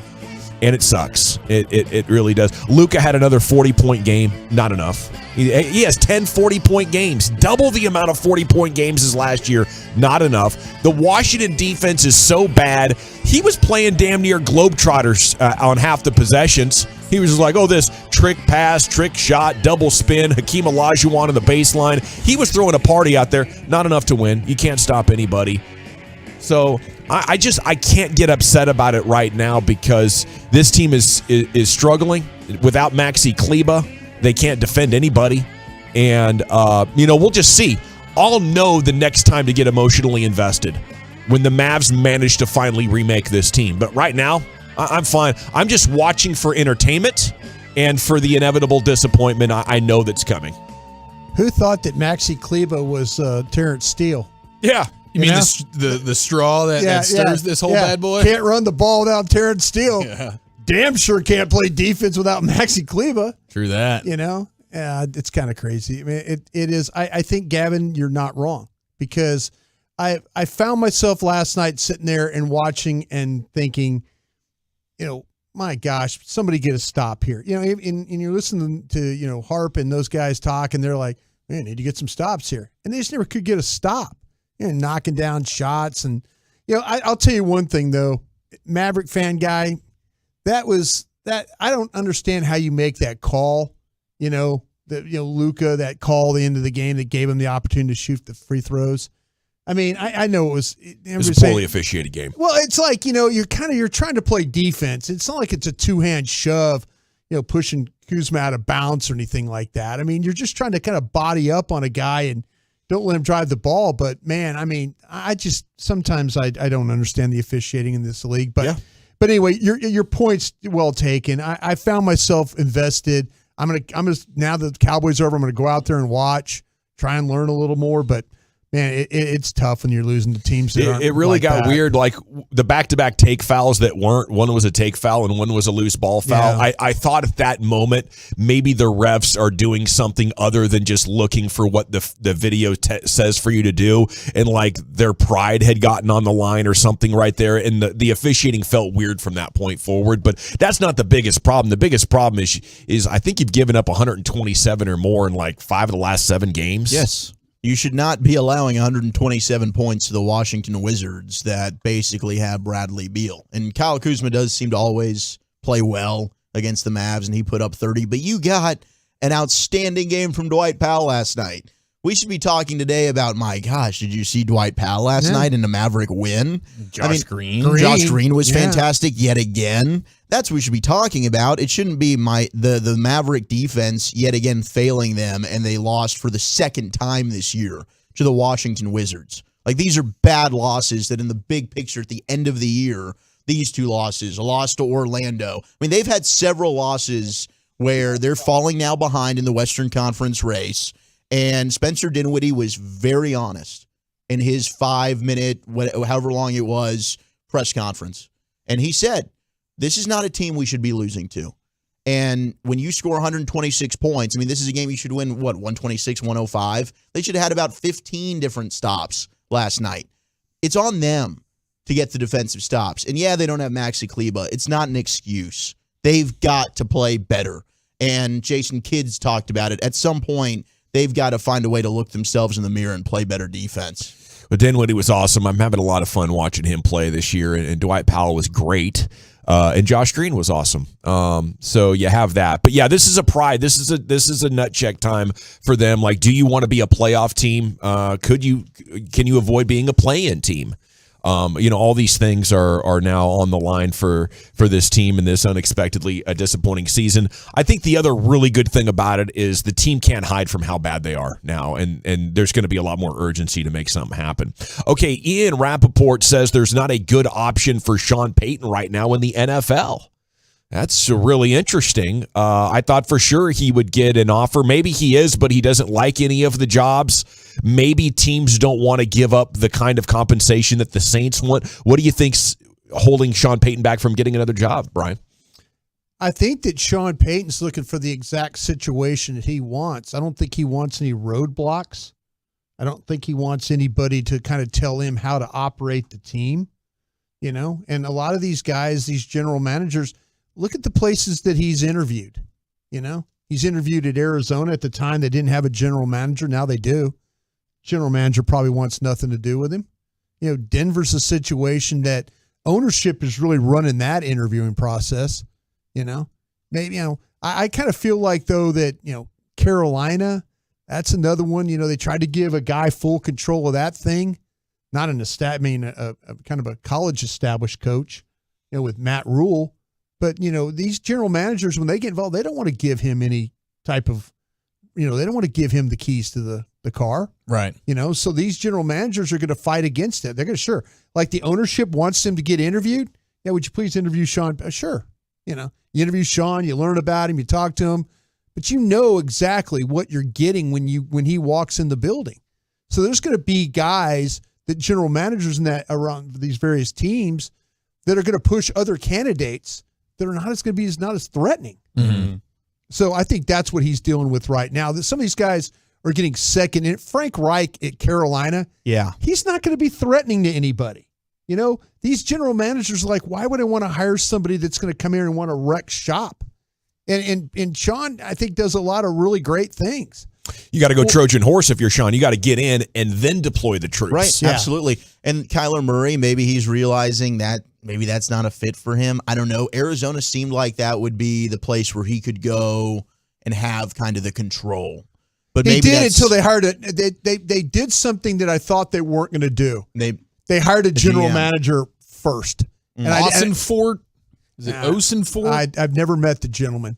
I've never met the man. But Carolina, the report today from them, and this basically can By the way, I hope it is Awesome Fort. I 100% hope his name is Awesome Fort, by the way. Yeah, that's a good call there, Luis. I'm going to check on How that. you gentlemen doing? The dream of every 7-year-old. Thank you, sir. Yes. I love building forts in the living room. Oh, every slumber party. Or even just like weeknight, Mom, Dad, can I build a fort in the living room? Let's do it. Can I spend a night? It would definitely a fort involved with can I spend a night? You're stacking up the books on top of the blankets, on top of the speaker box to create the dome. Absolutely. That's old the school best right there. But we can cross Kellen Moore's name off, it seems like, because the Panthers, from reports, they want a veteran type of head coach, which is why I think you're getting Frank Reich, getting a second interview. And I thought they were going to go all in on Sean Payton. I'm shocked that the Panthers aren't more, let's just lay it all out. It's in their division, man. They're paying like high dollar for a guy not to even be there. You know what I'm saying? They're looking at that right now. I guarantee you, these general managers don't want Sean Payton in the building because he's coming for their job, and there's no they question. have to surrender their first-round pick to go get him. Yeah, that's a great point. It's like, wait, so I want my first-round pick to be Sean Payton, the guy who's going to come in here and steal my job? Well, doesn't it work out great for the Cowboys? Because another year of Sean Payton being available if things don't go well. That's true. In 2023, you have an option there. I don't know if the Cowboys have any interest in Sean Payton. They might look at him, just like the rest of the league is right now. And if that's the case, maybe Sean Payton is headed for, being an announcer or back to the Saints where they'd maybe be happy to have him. Would you be in love with any of these jobs? Which one? Any of them that are available right now. I might be interested in the Colts. To me, that would be the best one as well. The Colts would, but the problem is, and I might be interested, but the Texans can build because they got the picks. You can kind of select the quarterback you want. Expectations aren't really high down there right now, right? I think Atlanta's a good franchise.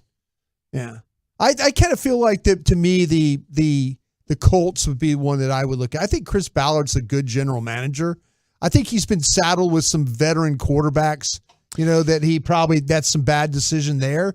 Okay. But if you were to give me a job, I don't think Chris Ballard would get in your way. All right. Speaking of that situation with the Colts, Jim Irsay reportedly wants to keep Jeff Saturday as their permanent head coach. Yeah. I think that's more realistic now that you have a full off season to learn the team and everything. I think the major dysfunction was throwing in an outsider in midseason and expecting him to fix your problems. But I don't know. Maybe there's just too much negative momentum built up on that. It is what Jim Irsay reportedly wants, though, according to CBS Sports. Jalen Hurts, Justin Jefferson, Patrick Mahomes, finalists for the AP NFL MVP and Offensive Player of the Year awards. Yeah, I have a hard time giving this to anybody but Mahomes. I just think he's so good. Maybe Joe Burrow will be getting that conversation at some point. But let's stop overthinking, like, who's the best. Right. It's obvious. Yeah. It is. It's extremely obvious for sure. It's Joe Burrow. It's yeah. Hey, listen, man. It's Joe Joe Burrow, Shiesty. He's got a place in this argument. There's no question about it. And I would probably say maybe second to Mahomes. But my gosh, I don't know. Maybe after that Chad Henne 98-yard drive, maybe we're thinking differently. How the Eagles look without her? That's what I'm saying. They scored like 35 points against the Cowboys. They didn't win. They didn't win for sure. I mean, listen, there is an argument to be made about Jalen Hurts. There is an argument to be made. And if you want to advocate for the Eagles quarterback, Wolchuk, go ahead. No, you champion that thing, bro. I'm proud of you. I'm with Wolchuk over here championing for the damn Eagle. Look at this heel turn. Who are you? Out of nowhere. Texas high school football represent. Just you think you know somebody. Nah, I'll tell you what, Lucius. I'm glad he's going after you and not me because I was gonna chime in that whole thing. You're going to throw Jalen Hurts at me as well? Yes. I'm just trying to be reasonable here. Yes. I do think there's some other guys that do have a case here. And that Chad Henne 98-yard drive was bleeping impressive. Okay, so here's what you got to do when that enters your mind. Like, wow, that was a really good season. You have to say, okay, I'm a GM. You can start a team with anybody. Is it Mahomes or Hurts? No, I'm taking Mahomes. Okay. Boom. Then. It's over. There it is. It's over. Oh. Ask her But that. I'll take Burrow over Burrow. I was about to say, ask him that about Burrow and see where he goes. He might get a little wonky on you. I know the fact that Burrow's 3-0 against that guy. I'm taking Shiesty. Let me ask you guys this though: if Kansas City loses this weekend to Cincinnati, would you rethink what you just said? No, it's the genius of that defensive coordinator and how they match up. Well, and we might be dealing it's not with Burrow versus Mahomes. Hey. They never play against each other. Are you kidding me? They might as well put Joe Shiesty at corner. Burrow's got the better defense and the better weapons. Juju. We have a story about it coming up a little bit later on. Really? This Lou Anarumo guy. Yeah, he's good. Damn right. He is a savant at solving the elite quarterbacks. He's the elite quarterback beater. He is. He does a great job. Yeah, no question. We dug into a little bit of Lou yesterday. He's got it. Burrow's got a good defense. Yeah, seriously, and it's Burrow's Mahomes, got great all right? weapons. It's Mahomes. What are we talking about? Thank you. It's Mahomes. Thank you, and then it's Wolchuk. Burrow, and then it's Hurts. I was going to say, I thought you were going to go Hurts there again. And then it's Dak. Hey, but when you guys were doing your forts back in the day, because Wolchuk, wouldn't you pull in one of these little like tiny little movie screens or something, like a 12-inch little screen of sorts that you could get the extension cord and plug it to watch a movie in there, or what else would you be doing? I'd build it around the TV.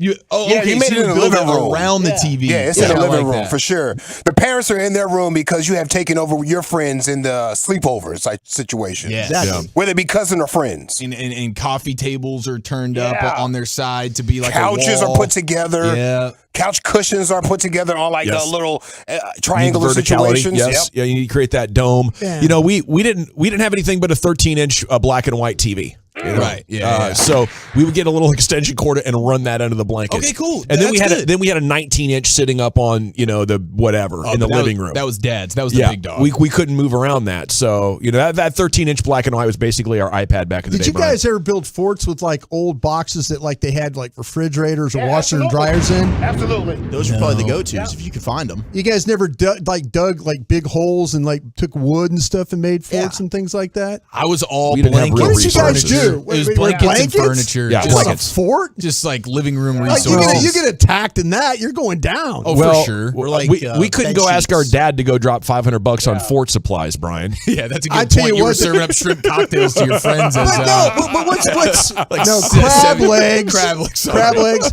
as the take home, right? The, I'm just the party saying favors, though, Lucius acknowledged the fact that if you used to take like old in the neighborhood, they always had like milk crates and stuff. No, they had boxes these huge where they put washers and dryers in and refrigerators, and you could Cardboard? connect. Yeah, a big huge cart, and you made. We used to go forts crazy that- with old empty barns. Yeah, We would add stuff to the old empty barns that nobody was using anymore. Now it's I'll our tell you, hangout. we used to. Tool belts on 13-year-olds. Yeah, there was a time where we had it where we would build forts out of. They were building so many homes around the neighborhood that That's cool. we'd steal wood, There you like go. scrap wood, and we would go Nice. make our own Yeah. forts out of the scrap wood. Abby and I have one actually Or like that in the steel wood. woods. Not copper, but you know. Any well, like they got that scrap thing right in the middle of the yard where they're building, and you can just take out of that. It's plenty of good stuff. Yeah, see, that's strong. That's good, man. I didn't get any of that stuff. I don't know about you, Wolchuk, but what about like the backyard?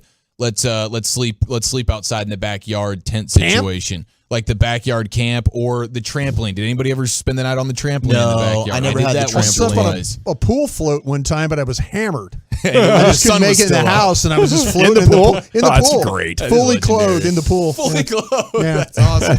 I think I tried sleeping outside once, but about 11:30 at night, you realize how hard that ground gets. And you're like, Or what? hot. Yeah, I think we're going to go on in. Well, that's right. You're from an area You that's put not the tents hot. up? Yeah, we you did the put the tent, tent up. yeah. But you're I like, did the tent outside. Okay. yeah. For me, sleeping on the ground's not ideal. I'm a side sleeper. Puts too much pressure there. Yeah, tough on the shoulder. I hear left side is better than the right side, by the way, for your Because of belly. the heart? Oh, because of the For belly. your belly. Okay. Yeah. G-Bag of the Day is coming up at 2:30. We're hodgepodging next, Chiafala. Where are we going with that? We got a local sports fun fact. We have an abomination beverage, and we ask how offended was Broadus last night. That's next. Be a part of the show. Text us on the truckwreck.com fan text line.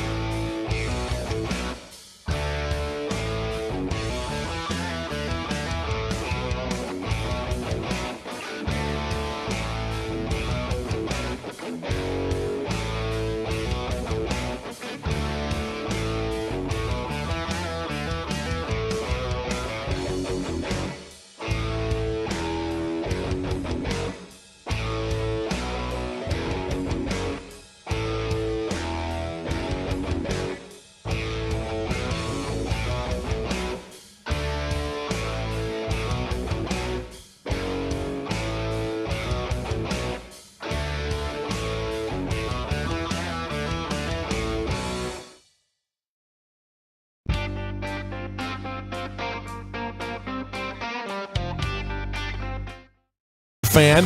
Hijinks abound. J-Bag of the Day coming up in 8 minutes. Segments brought to you by the Frankels. If you're hurt in an accident and it's not your fault, call the Frankels, 214-333-3333. Go to truckwreck.com.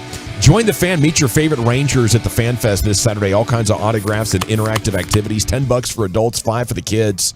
We'll see you out there Saturday at Rangers Fan Fest. Here's Eric Chiafalo with a sports hodgepodge. For the last 4 minutes, Walchuk has just been pitching us sports show ideas. And I think my favorite one is was it the nude one you were going for there, Walchuk? A nude sports show. Yes, super But hot it's just takes. an audio medium, right? Naked So and Afraid of the mind. 49ers, I think it's called. Yeah, bearing all there. I'd like to tease that out a little bit more. And then you already know, like, Lisa Ann, you got her number. She's probably going to be in on Lisa this. Ann's down Now, for this. You're going to have to I'm come down out for this. swinging Like with the the big Spanish bucks. weather girls? Yes. Okay. Yeah. You seen those situations? Oh, they do my. naked news and whatnot? Yeah. I think we can do naked sports. Okay. So I found this MLB, and I say I found it. I think we got tagged in it from Atolo. MLB Cathedrals on Twitter. Now, this is all the research I've done, so if I'm wrong here, then so be it. Okay, so we can expect you to be wrong. But this Twitter account is alleging that Arlington Stadium, the Rangers' home, 1972 to 1993, I was there. saw the first ever Were you there? appearance of ballpark nachos. That's a fact. The kind with the cheese sauce, as we know them That's now. a fact. Okay, Yeah, that's a fact. And it was Yeah. from a concessions company from San Antonio. They created the stadium sensation in '76, and the Yeah. first people to adopt it in their home ballpark was our very own Yeah. bleeping Texas Rangers. That's a Let's fact. go. Girls. I've never been more proud. Let's Yeah. go! Wow, dude! I was there for that in the early 70s. Yes. You were there Yes. for the nachos. the first inaugural nacho. Yes. nacho Yes. extravaganza. Yes. Did you have them? Yes. Wow, Absolutely, dude. yes. Why don't we like own this more? Why isn't this like a huge staple of like we lead from the front on this? We are the We nacho. generated the margarita machine too. Home of nachos and margaritas? Yeah. Texas Rangers. No wonder all the baseball. Cali's coming home. Yeah. That makes Home of the nachos heck and of the a lot of Mars. sense. That is really, really cool, man. Texas pride. And they haven't Badge of changed in 1,000 years.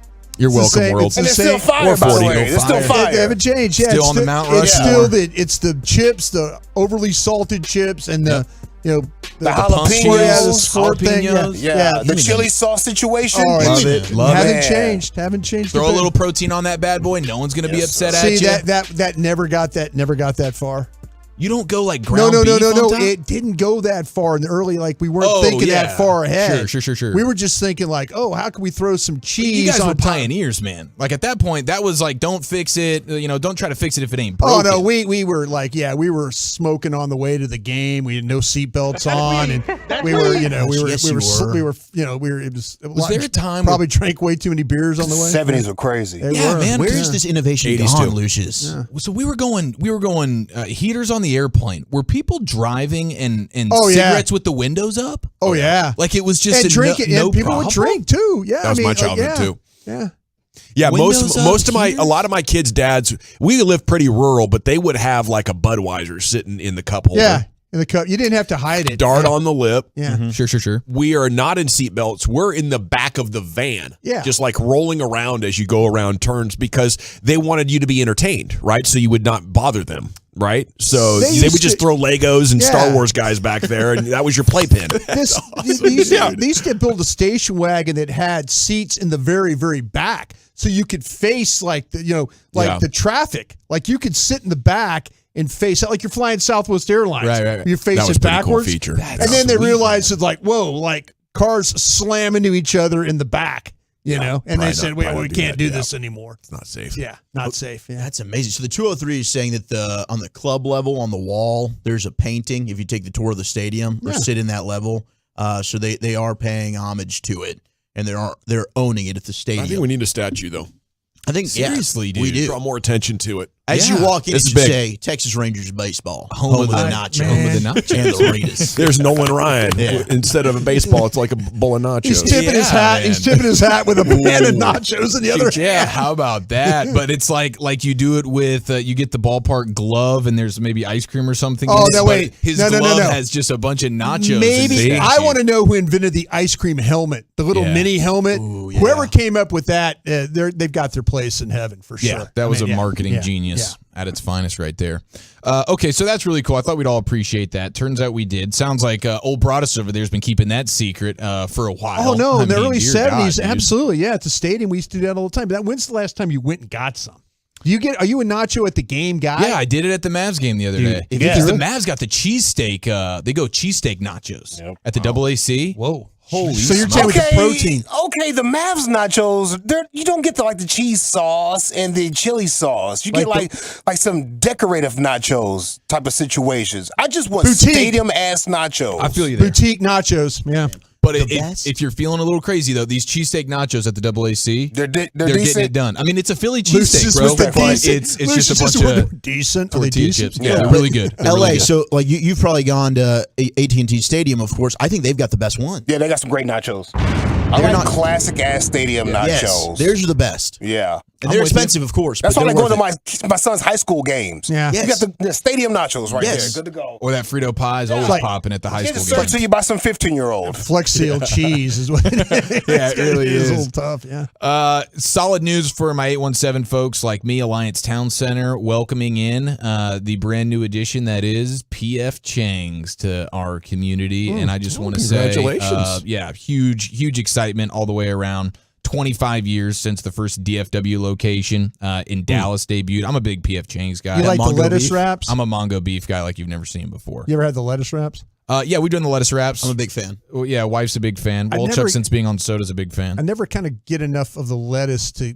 You're down. You use all the lettuce before you use all the beef. You don't have enough big pieces of the lettuce. So you feel like you're kind of scraping, like in the. At the end, you're just eating lettuce. You're taking your iced teaspoon and kind of trying to scrape it up. What do you get at PF Chang's? Mongo beef. That you bro. like? Yeah, the Mongolian beef. Okay. Yeah, 100%. Chang's chicken? 10 out of 10.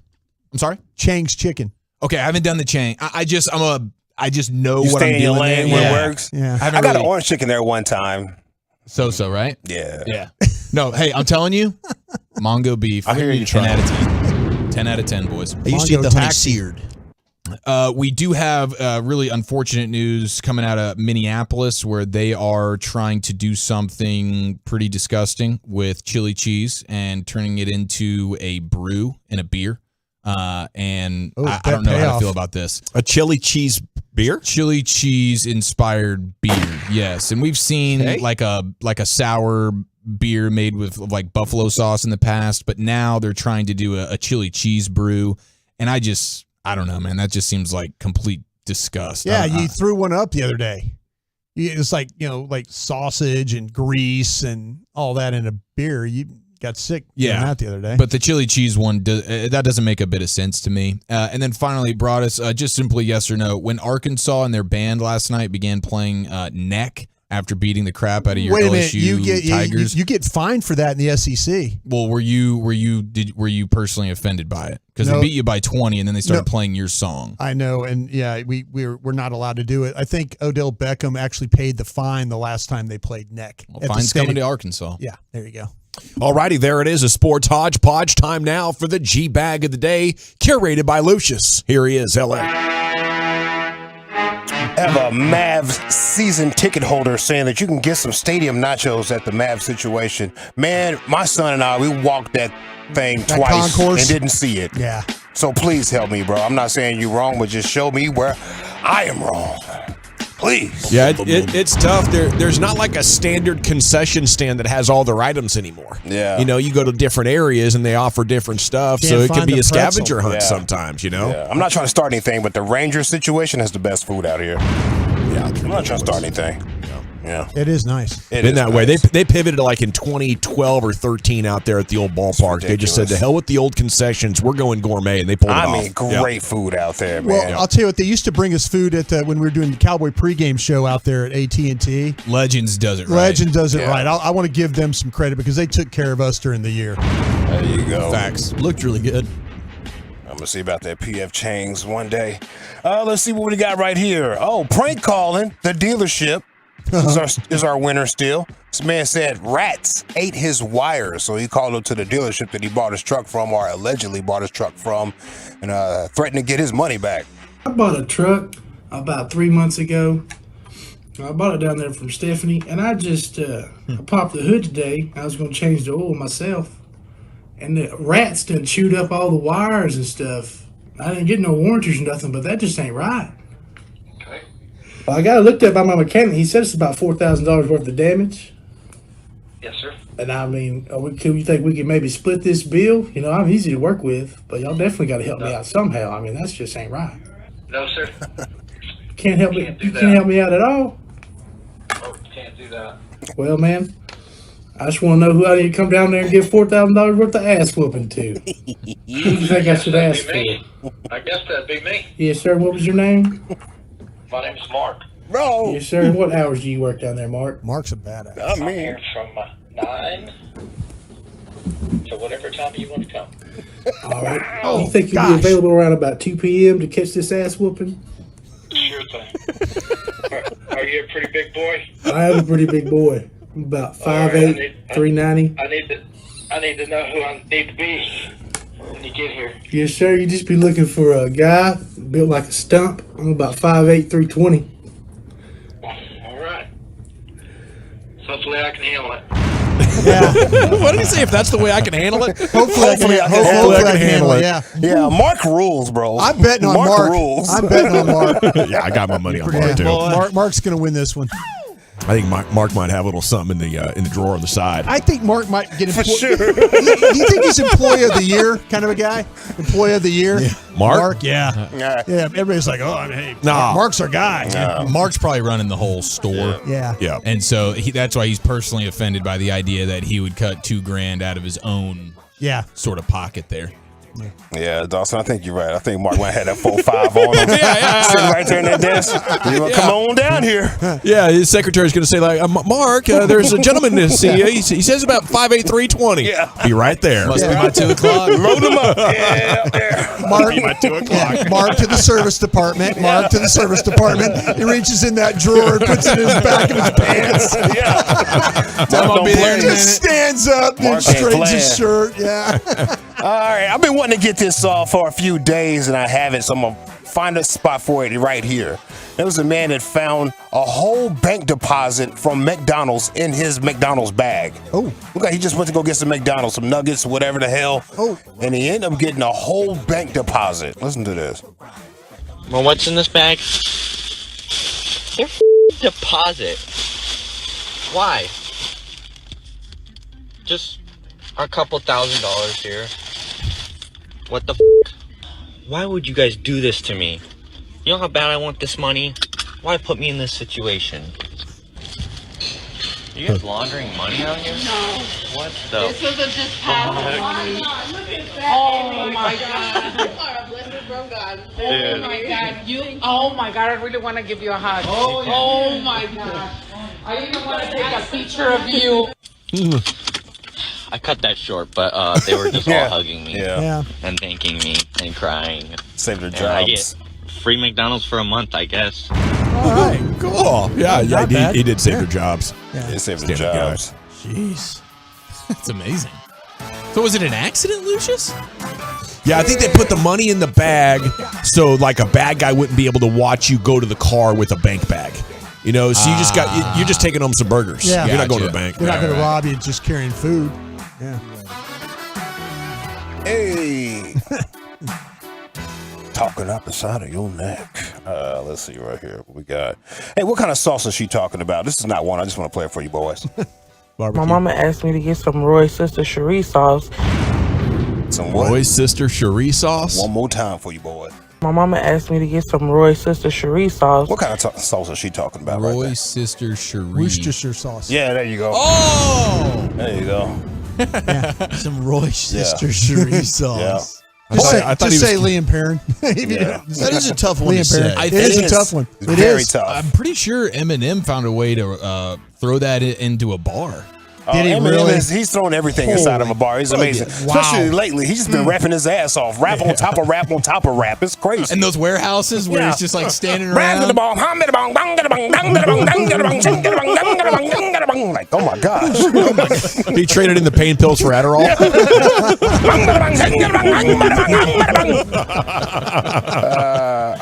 Woolchuck displayed his sports passion yesterday And I like it because he knew he was getting ready to say it, but he just couldn't stop it at that point. It was just, it was a snowball. Yeah, I think you're spot on there, Gavin. Offensive line to me is a position you never pass on if there's a guy there that you like and he's high on your board, because you always win up front. Look at the team. To your point, look at the teams playing on Conference Championship Sunday. Yeah, you got a really, really good offensive line. Okay. Yeah. Can we highlight the General Gavin Dawson? And like, as soon as it happened, he reacted. Whoa, hey, oh, all right. Yeah, excuse me. Oh, wow. Yeah. You got a really, really good offensive line. Hot dang. Bro,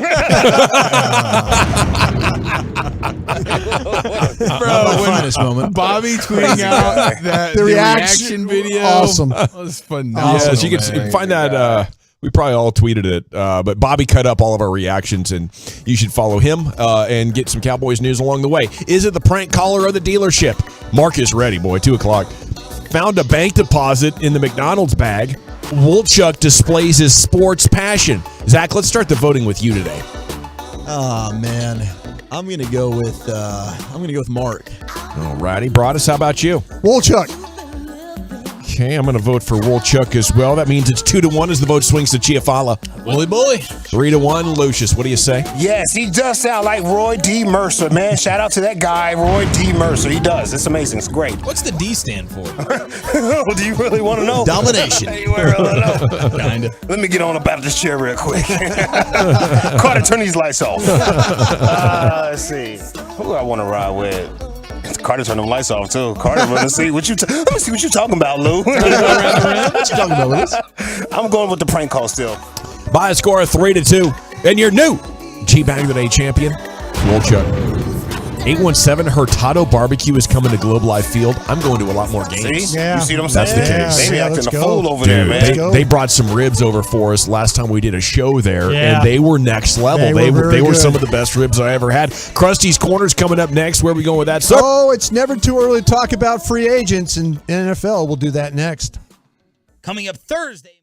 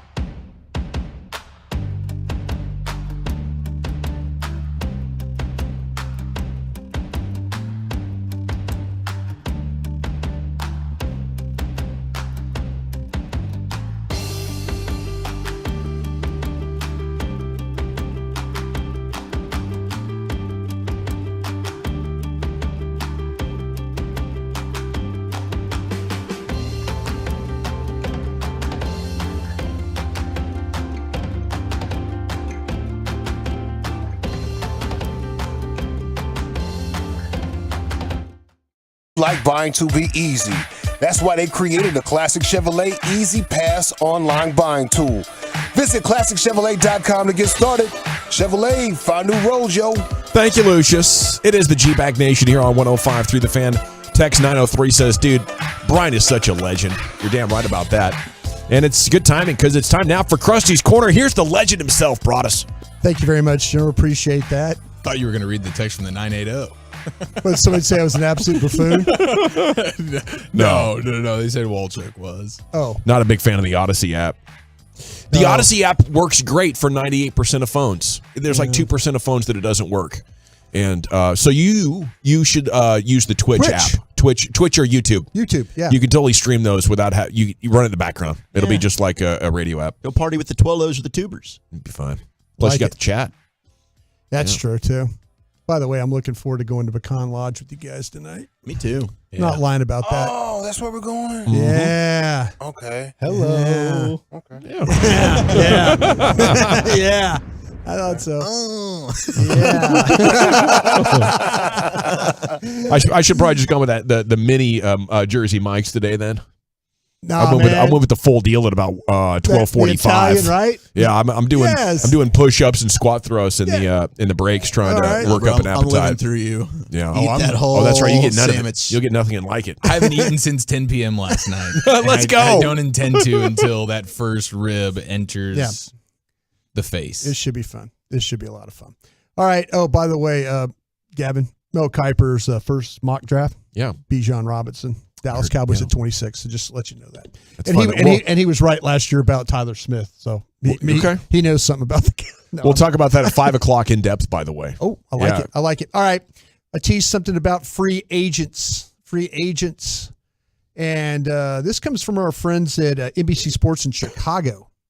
How about me just going to Chicago, Illinois to get some news here. And they're talking about the free agents and where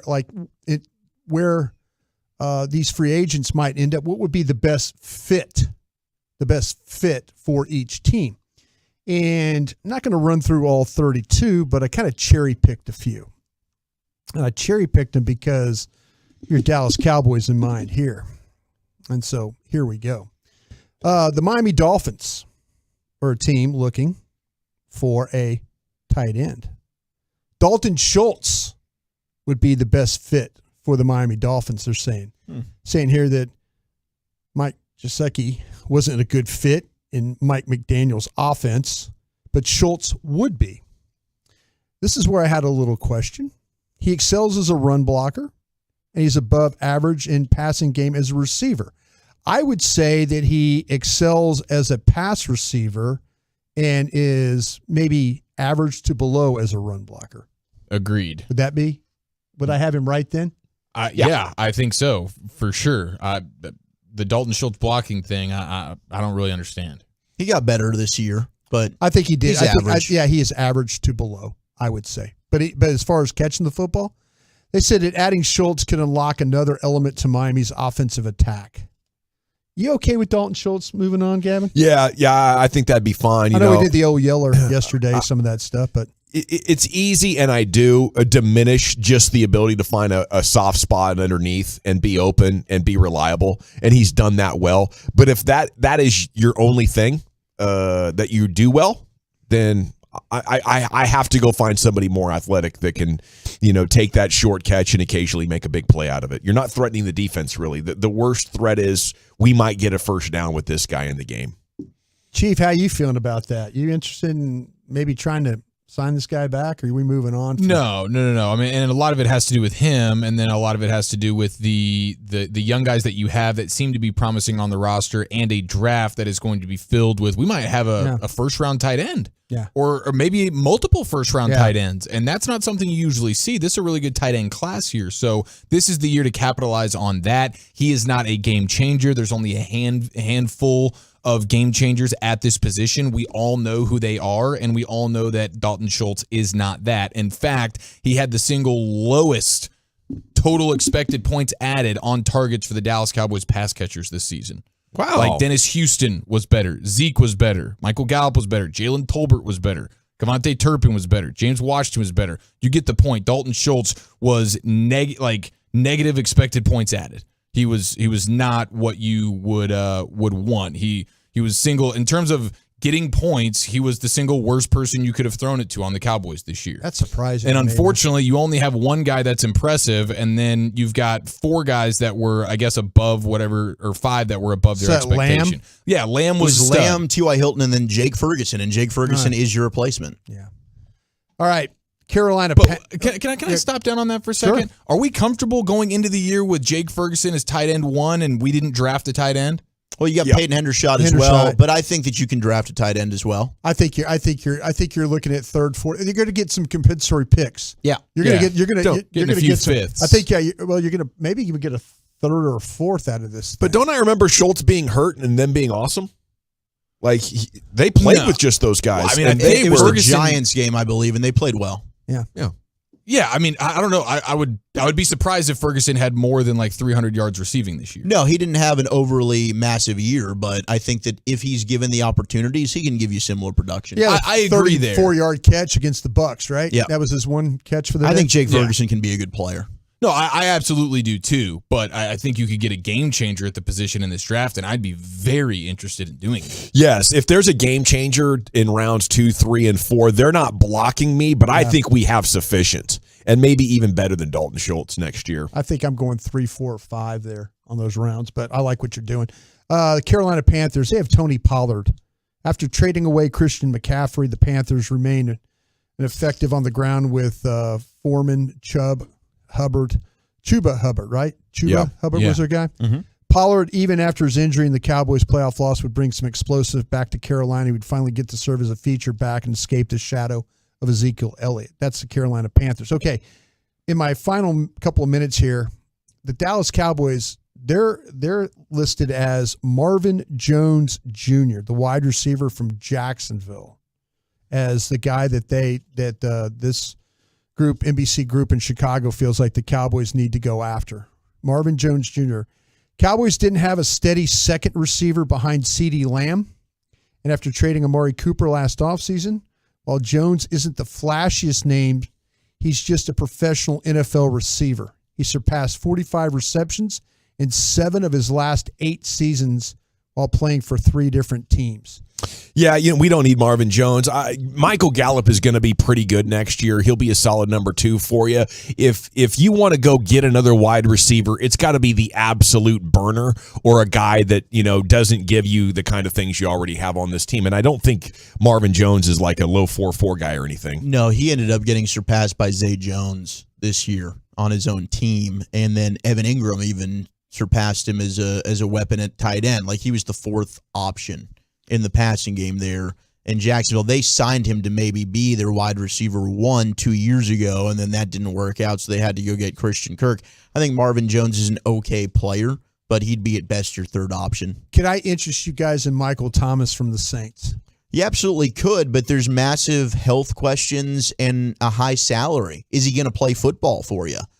Is he going to be available? He's a hell of a player when he plays, and I think that he would be a guy that fits well with the Dak Prescott because he catches everything you throw at him.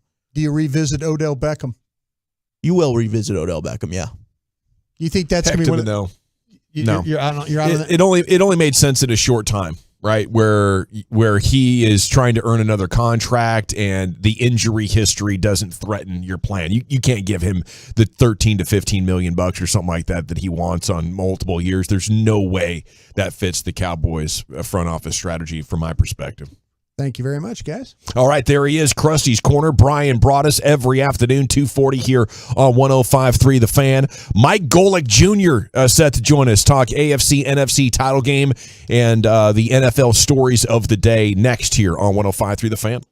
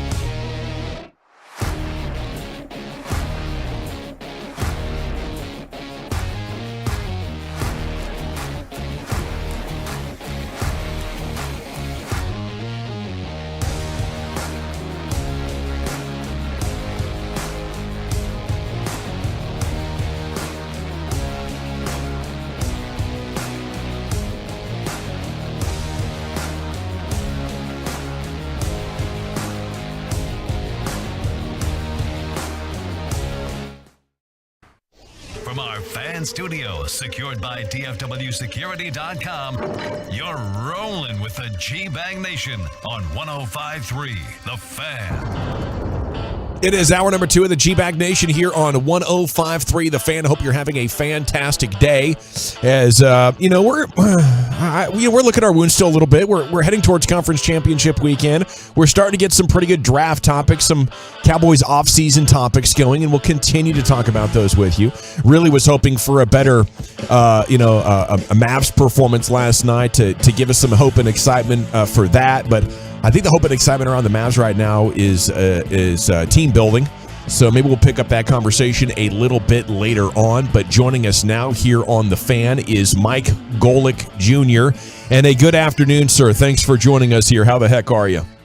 I'm doing well. No complaints. How you doing? No, it's great to talk with you, man. I mean, I listened to your dad and Greenberg talk. I used to do morning drive. Like, I've been in radio for 25 years. I did morning drive on the West Coast. So I would be driving in, listening to your dad and Mike Greenberg for years. And then you joined it, and I thought that was awesome. And, so it's really cool to get to talk to you, just like sports radio guy to sports radio guy. And I have a tremendous amount of respect for what you bring to the table. So thanks for coming on with us, man. How you been? I know. Listen, I've been great. I hope I can last as long doing this as you have. 25 years is an incredible run. As someone who had a good view from the cheap seats of Dad's 2 decades with Mike and ESPN and all that stuff, that alarm going off as early as it does takes a toll right now. As almost daily in my family's group chat, at some point, my mom or sister, because they both live out in Scottsdale where my dad is now, will send a picture of my dad in the middle of the day, just completely asleep, mouth open in a chair as if he just shut off mid-sentence. So that is the one thing, as he did that for so many years now as a 60-year-old man, the shut-off can come at any time. The difference is now we're not around as dumb kids to throw Fritos in his mouth like we used to. It is a commitment to a whole different lifestyle, man. You're right about that. So is there another generation of like your kids that's waiting in lines to join the family biz or what? We'll see. So I'm the oldest of 3 siblings. I'm 33 now. My younger brother's a year and a half younger than me. Just had the first grandchild for my parents. So my nephew Jackson's about 7 months old right now. And what I will say is I feel like the gift of gab may be there because even now he's not yet saying actual words, but he's a very chatty kid, a lot of baby noises. So every time I see him, he and I have a lot to talk about, a lot to catch up on. He really speaks my language of mindless noises and then forcing his parents to get him food. So I feel like Jackson may have some hope here. We're seeing good early returns on that. I just got to get a microphone in front of him now and see how he responds. Mike, growing up, like you said, in the business and stuff and now being a part of it, do you like the direction that radio is going? As far as, how your dad and Greeny used to do it as compared to what we're doing right now?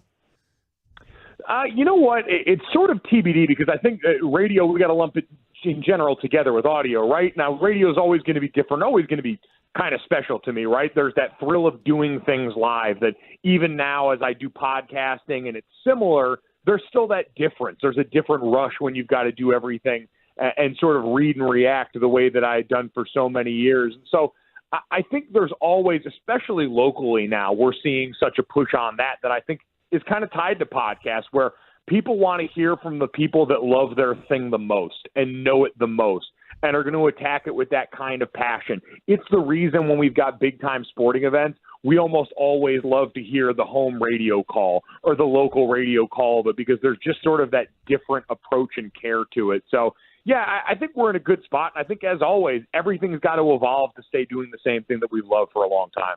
It's Mike Golic Jr. Gojo with us here on 105.3 The Fan and the G-Bag Nation. We'll get to some hard-hitting sports conversation here, but we like to have some fun. You mentioned throwing some chips in Dad's mouth there. Was there an embarrassing story from Papa Mike growing up, whether it's your days at Notre Dame or any way that he was able to razz you growing up?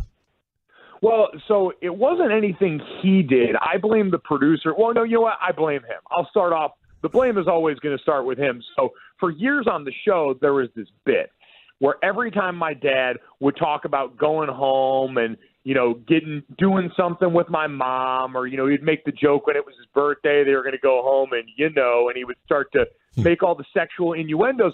and the guys on his show would fire up this porn bed music that they always had in the background. It was that like grungy, sexy guitar. And that started when I was in high school. So fast forward, I'm at Notre Dame right now. I'm off trying to forge my own path, do my own thing. And I'm getting my ankles taped in the training room one morning during camp. And they've got Mike and Mike on in the training room. And all of a sudden in the background, I hear that freaking porn bed music. And I just turn, and all of my trainers are laughing, and all my buddies are laughing. And I realize that while it's been great to be able to see Dad on TV while I'm away from home, I cannot outrun that bit, no matter how hard I tried. So all my friends got that introduction to it as well. and all of the world is seeing your dad's cheeks, right? Didn't he do the centerfold at one point? Yes. Oh, dude, I'll tell you what, I'll never forget that day because I was back home for something at that point. I forget if I had started working at ESPN or was back home living with them, but I'll never forget that sinking feeling of walking into the house and just seeing on the counter in my parents' house a paint roller and baby oil just sitting there on the counter. I had to go and help them with that photo shoot in the basement. And between the look in my face there and then our poor pug, our oldest pug, is 12 years old. His name is Hank. Guy walks down into the basement while my dad's half naked in a garbage bag, looks in, sears his eyes. I think he's blind now for that reason, and just immediately walks out of the room. So that day took its toll on everybody. I send the therapy bill directly to my dad still after that. Oh, it's scarring. It absolutely is. So, I mean, oiled up naked in a trash bag is such an amazing just mental picture right now. Incredible. No one should have to see their dad like that. No. Like, I grew up having respect for that man. How are you supposed to do that when you watch your mom starting to oil it onto his shoulders? I had to leave the room. Unbelievable. And then they started playing the porn music and the surround sound in the basement. Yeah, exactly. You don't even know where, like, there's no producer firing the board anywhere around there, and then somehow it still echoes through the house. It just seeps into his being after a while. It's incredible. Gojo, I got one more fun one for you. And I love asking linemen this because I know we got Zach Martin, who plays with us here with the Dallas Cowboys, but you know, your dad also would shove the donuts into his mouth. Do you have like a claim to fame eating story? Like you were able to put down an X amount of wings or burgers. Our buddy Eric here can put down, what was it, a Big Mac in 45 seconds, something like that? It was 63 seconds. Okay. Yeah. I tried to round down for you. Thank you. Yeah, please show the respect where it's earned there. And oh, good. I'm glad you guys get to talk to Zach every once in a while. Glad life has worked out pretty well for him so far. No, you know what? My thing, I will go twofold. One is the nastiest thing I've ever did as a kid. Being a young fat kid, you don't have a lot to really hang your hat on. I was aggressive, so I played football, and I was nasty, so I ate a lot. And one of the times, I'll never forget, we were coming back from a Costco run. And I don't know how it happened, but all of a sudden we get home. And you know those chocolate donuts, the ones that come, you can get them at the gas station or Costco or anything like that. Oh, yeah. I look in the car tire of my parents' car, and there is one lodged in the tire. And I mean, this thing had somehow made the trip home in that tire. It looked like a small tire itself. And I saw it and just immediately, to try and thrill and delight the rest of my family, plucked that thing up and ate it. I have not felt that bad since, but I had to go and set the tone properly there. Fast forward now, a lifetime of trying to constantly alpha everybody at the table led me in 2019, the national championship for college football was down in New Orleans. And before that, I got invited to be a part of an exhibition. It's what they called it because it couldn't be officially sanctioned, with Joey Chestnut eating beignets for some ESPN Facebook Live event. Guys, I have been fortunate to be around a lot of high-level athletes. Played next to Zach Martin for a couple of years, the best football player I've ever played with or against. There is nothing as impressive athletically that I have seen in person as watching Joey Chestnut eat beignets next to me. These are the full-size dinner roll beignets, and they had us all. We had 4 minutes to eat as many beignets as we could. And I put down about 17. I was pretty proud of that number and how big these things were, and the fact that I was untrained. I'd lost a lot of my lineman weight. Joey Chestnut in 4 minutes. Again, so just ball up your fist. That's about the size these beignets were. In 4 minutes, Joey ate 75 of those. Jeez. Were these powdered up? Were they the powdered up ones and all that? Oh, yeah, and the advice I got before was do not breathe in, do not inhale when you're eating these, or it's going to go badly for you. Joey was eating so many, he started taking them off my plate. I got yelled at to stop gawking at Joey and to actually eat because I was so overwhelmed. I said it's like if you were dropped in the side of the highway in peak traffic as cars are whizzing by you at 80 miles an hour, that is what I felt like watching the most dominant competitive eating force in my lifetime go to work next to me. It was insane. Mike Golic Jr. with us. Now, we've seen this, but you got to experience the aftermath. Does he just go hang out, or does he need to, lay down, or does he make himself sick?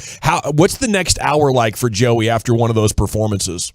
Well, see, and I use the word exhibition to underscore how unserious this was for him, because when he got finished up, I asked him that same question. I'd gotten to cover the Nathan's hot dog eating contest and do the play-by-play for that for the last couple of years, so I had seen him in the prime and at his greatest event. And after this, I'm like, so Joey, what do you do now? And he goes, oh, I'm going to go tailgate. He goes, I'm probably going to go have a few beers. He's put back on his shirt, already breathing normally. This really was nothing. It was light work for him, and he was going to go add more to the pile on top of it after. Gosh, what a legend. What can you tell us about one of our favorites here, Zach Martin? He's kind of a stoic or quieter guy. You got to hang out with him a lot. What was Zach Martin like for you, or what is he like? That's kind of the beauty of Zach. I always tell people Zach was different from the very first time he stepped on the field. He didn't play in redshirted his freshman year, but I vividly remember Chris Watt, who was his offensive line mate, his left guard for a number of years there on the Notre Dame line, is back as assistant at Notre Dame now. And they came in and they were doing something in practice one day that our O-line coach liked so much, he made it a drill the next day. He's like, these freshmen are doing naturally what I want you guys to have to work on and get done. So we knew Zach was different. We called him the warden all the time because in one-on-ones, he would put the cuffs on the defensive lineman and promptly escort them past the quarterback. Every time. Never saw him get beat in 4 years that I was Zach's teammate there. But the best part about Zach was he was never above anybody else. He was the first guy in there doing all the work. He was the last guy in, hanging out with everybody in the locker room, chopping it up in there, BSing. He's as normal a future Hall of Famer and potentially one of the greatest guards to ever play the position as you're ever going to find. And even now, running into him at camps back at Notre Dame or out in Pennsylvania where we go out and help out with the Joe Moore line camp, he is every bit of the most normal guy you've ever hung out with. It's the beauty of Zach Martin. Was he gyrating in the huddle after Notre Dame wins like he does with the Cowboys? I think most of the time Zach was trying to dodge me throwing up in the huddle. I was the puke guy on the team. That was just how I had to get ready for games. So him and the rest of the guys tried to stay away. I will say the one thing that Zach was a part of with me and became sort of the song for all of us was after one of those nights out at a bar in college. I don't know how it happened, but we ended up back at the house that Zach and all of his buddies used to live in there with Watt and a couple of the other guys. Tyler Eifert was one of his roommates, Tommy Reese, Notre Dame's offensive coordinator. And it ended up with just a bunch of shirtless, sweaty college dudes all arm in arm singing Colder Weather by Zach Brown Band. And for whatever reason, that became the song that ends everybody's weddings now and is stuck in all of our craw. It had no sort of relevance to the moment. It is not a love song that you'd want played at a wedding, but it was born out of a bunch of college guys with a little bit too much time and probably a BAC over the legal limit. Did you guys have just a running tab there at the linebacker lounge? How did that work for you guys over there? So the real thing about the linebacker is it wasn't an undergrad bar. Didn't step foot in it. There's this old wives' tale at Notre Dame that you don't go up the steps of the main building where the dome is until after you graduate or you won't graduate. The linebacker had a similar feel. My dad always joked that there is puke holdover from his time there during the 80s that's still inside the backer. It's that much of a relic. But we weren't in the linebacker until after graduation. Been there plenty now. CJ's Pub was the spot for Notre Dame football players back in the day that we would hold up in there and hold court in. Serves one of the best burgers in South Bend, has a popcorn machine that I don't know how it was ever full with the amount of it we were putting down on a given night. But, we had the tab up and running and ready to go at CJ's every weekend. Were you always the puker guy? Are you in middle school vomiting before these games? It started in high school. For whatever, it was just like a nerve thing. I tried everything. Tried to eat different, tried to eat less on game day mornings, tried to alter all that stuff. But at the end of the day, if I was going to be ready to play, I needed to unload a little bit of weight right before kickoff. It was just how I got down. What was the genesis of you realizing, okay, I'm going to go ahead and hang them up now? This NFL thing, holy smokes, these guys are freak shows. Well, you know what? My dad always had the great line. He's like, most people don't retire from the NFL. The NFL retires you. It just decided to retire me before I even got going doing the thing. I was 3 years in. I had gone to camp with the Steelers my rookie year and got cut there. I'd come back and got signed by the Saints, got cut by them in the summer, and then played in Canada for a training camp up with the Montreal Alouettes, played in a fall experimental league called the FXFL, not the XFL, not the cool one. This is the one where they didn't pay you for the last month of the season because they ran out of money, and you lived in a Holiday Inn Express in Staten Island and learned how much you really loved football. And so by the time I got back and did one more camp with the New Orleans Saints, I knew, all right, after 3 years, you're kind of a camp body. You got a fringe chance of making it. Let's put on some good tape. And if it doesn't work, you need to find a job that's going to actually like you back, because a little secret for everyone out there, if you don't make the rosters and you just keep going to training camp, it doesn't pay you a living wage. So you're not going to be able to really go ahead and do much. And that was where I was like, all right, you know what? I'm pretty good at talking. No one can legally hit me at the job of getting in front of the microphone. Why don't I try this out for a little bit? Okay, so it wasn't like a moment on the field where some like Hall of Fame level D lineman put you in the dirt and you're like, you know what? This just isn't for me anymore. No, you know what? There were a few of those moments built into it. Like the first time Cam Hayward came around at a tackle game and put his gigantic head into my head, I realized I had always thought I had a big head, I had a hard head. I realized that there are levels to this stuff. I will say I remember the play where I knew it was over. It wasn't even like a future Hall of Famer. It was I think his name was Tyler Davidson. He was a 6th-round pick by the Saints out of like Fresno State. Ended up making the team, ended up playing around the league for a little bit. But it was in a 2-minute drill when I was in New Orleans. We were in training camp at the Greenbrier in West Virginia, where they did camp for a few years out there. And we were on the bottom field. We were running a 2-minute drill, and I overset the heck out of him at 3 technique. Got way too wide. He put both hands in my chest, knocked me straight on my ass. And I look up from the ground, and Brett Ingles, the offensive line coach, is just there, and he just kind of looks at me and shrugs. And I'm like, all right, well, I'm probably not making this team, so I better at least enjoy the rest of my time with the guys at training camp here, because that was not a knowing sigh or a sigh of anything good to come here in that moment. So that's the one that stuck in my craw as sort of the beginning of the end. I love it. Okay, are we gonna see you at the media party in Arizona for Radio Row? Yeah, I'm going to be out there, man. The beauty, my folks, they've semi-retired to Scottsdale, which means I get to go spend my time on their dime there for the week. So I'm getting out there as soon as possible. So, yeah, you'll see me around. Okay, who's the media member most likely to make an ass of himself other than me and my guy Wolchuk here at the party? It's us. Ooh, interesting. Who's the guy most likely to get a little bit? You know what? I would say if I don't know if ESPN Radio, the national shows, are sending their guys out there. Jason Fitz, who's the host of Fitz and Harry and Fitz on ESPN Radio's noon to 3, he might be the one. Former fiddle player. He's a country music guy. He was the fiddle player in the band Perry for 7 years. He's used to being on tour and being able to do whatever he wants. So I feel like it's hard for him to give up the life. Well, I can't wait to see you there, man. That's it. We're gonna let's party it up together, and maybe we do like an eating challenge together. I think that'd be fun. Shots. Oh, God, man. You know what? I'm going to say no right now because I'm going to say, you know what? I'm an adult and I've grown past that stuff. But, yes, we will absolutely do this. Let's go. Thanks, Mike. We'll see you there. Thanks, guys. Great stuff. Incredibly entertaining. A great sports broadcasting family, the Golics.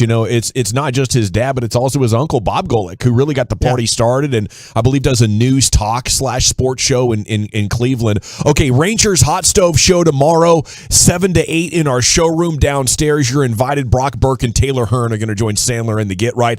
Is Peter King dead balls on wrong with his take about Dak and Brock Purdy? That's next in the Nation. You can wait 24 hours. Or you can find out Cowboys and NFL insider info immediately by listening to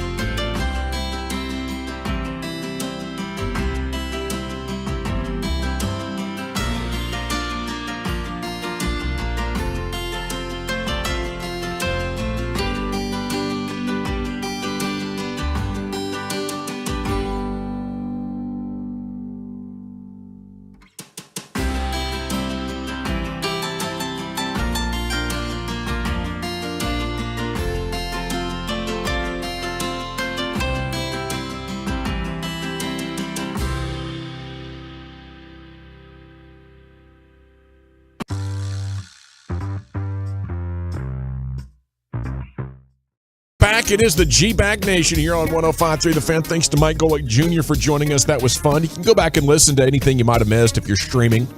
Segment is brought to you by the Frankels. If you're hurt in an accident and it's not your fault, call the Frankels, 214-333-3333. Go online to truckwreck.com. You know, I think situation is so important for evaluating quarterbacks, and I think you got to keep the situation in mind at all times.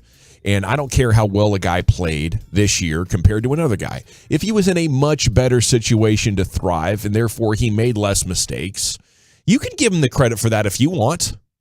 I consider myself smarter than that. That's right. I consider myself smarter about football than Peter King. Not the King. Say it ain't I know. so. Friend of Brian Broaddus who can tell some incredible Peter King stories. I think he's a great football journalist. When it comes to evaluating players, I don't know. Maybe that's not his strong suit. Peter King writing about Dak Prescott says, how strange it is to think that if I were starting a franchise right now, I'd rather have Brock Purdy, my quarterback, than Dak. And that sounds totally, absolutely insane, but that's the way I feel. You're right about that, Peter. Mike Bassey agreed with him today, so I guess I know more about quarterback than Mikey B as well. In 8 NFL games, Brock Purdy has not fumbled the ball. He hasn't only not lost a fumble, he has not fumbled the ball at all. And he's only thrown 3 picks. He's the perfect quarterback, says King, for a team that has a defense like the Niners. That's why Brock Purdy can be the opening day starting quarterback regardless of what happens on Sunday or beyond for me. What do you guys think about Peter King taking Brock Purdy over Dak? I think Brock Purdy tried to throw you the ball a couple of times in these playoff games. You just didn't make the play on it. Seattle had a chance to get a couple, didn't get them. Dallas had several chances to get them, didn't get it done. We might be thinking of Brock Purdy a little bit differently as a quarterback in these playoff games if you somehow, some way make these interceptions. You know, talk about protecting the ball and stuff. I'm a Brock Purdy fan. You know, I think there's a lot of things about Dak that are troubling. The thing that I don't know how you fix. I don't know how you fix his ability to see the field. You know, Give him Purdy's level of protection. Yeah, and he would see the field just fine because he would have extra time. I don't and know. A great running game. I think there's some quarterbacks in this league that just do a great job. I mean, I think there's some things about Josh Allen that doesn't see the field very well. You know, and you wonder because interceptions to me sometimes they're luck, sometimes they're deflections, or it's gonna be bad luck. But I just wonder if you know where everybody is or have that sense of where people are going to end up. I think the elite ones have that ability to know where the defenders are going to end up.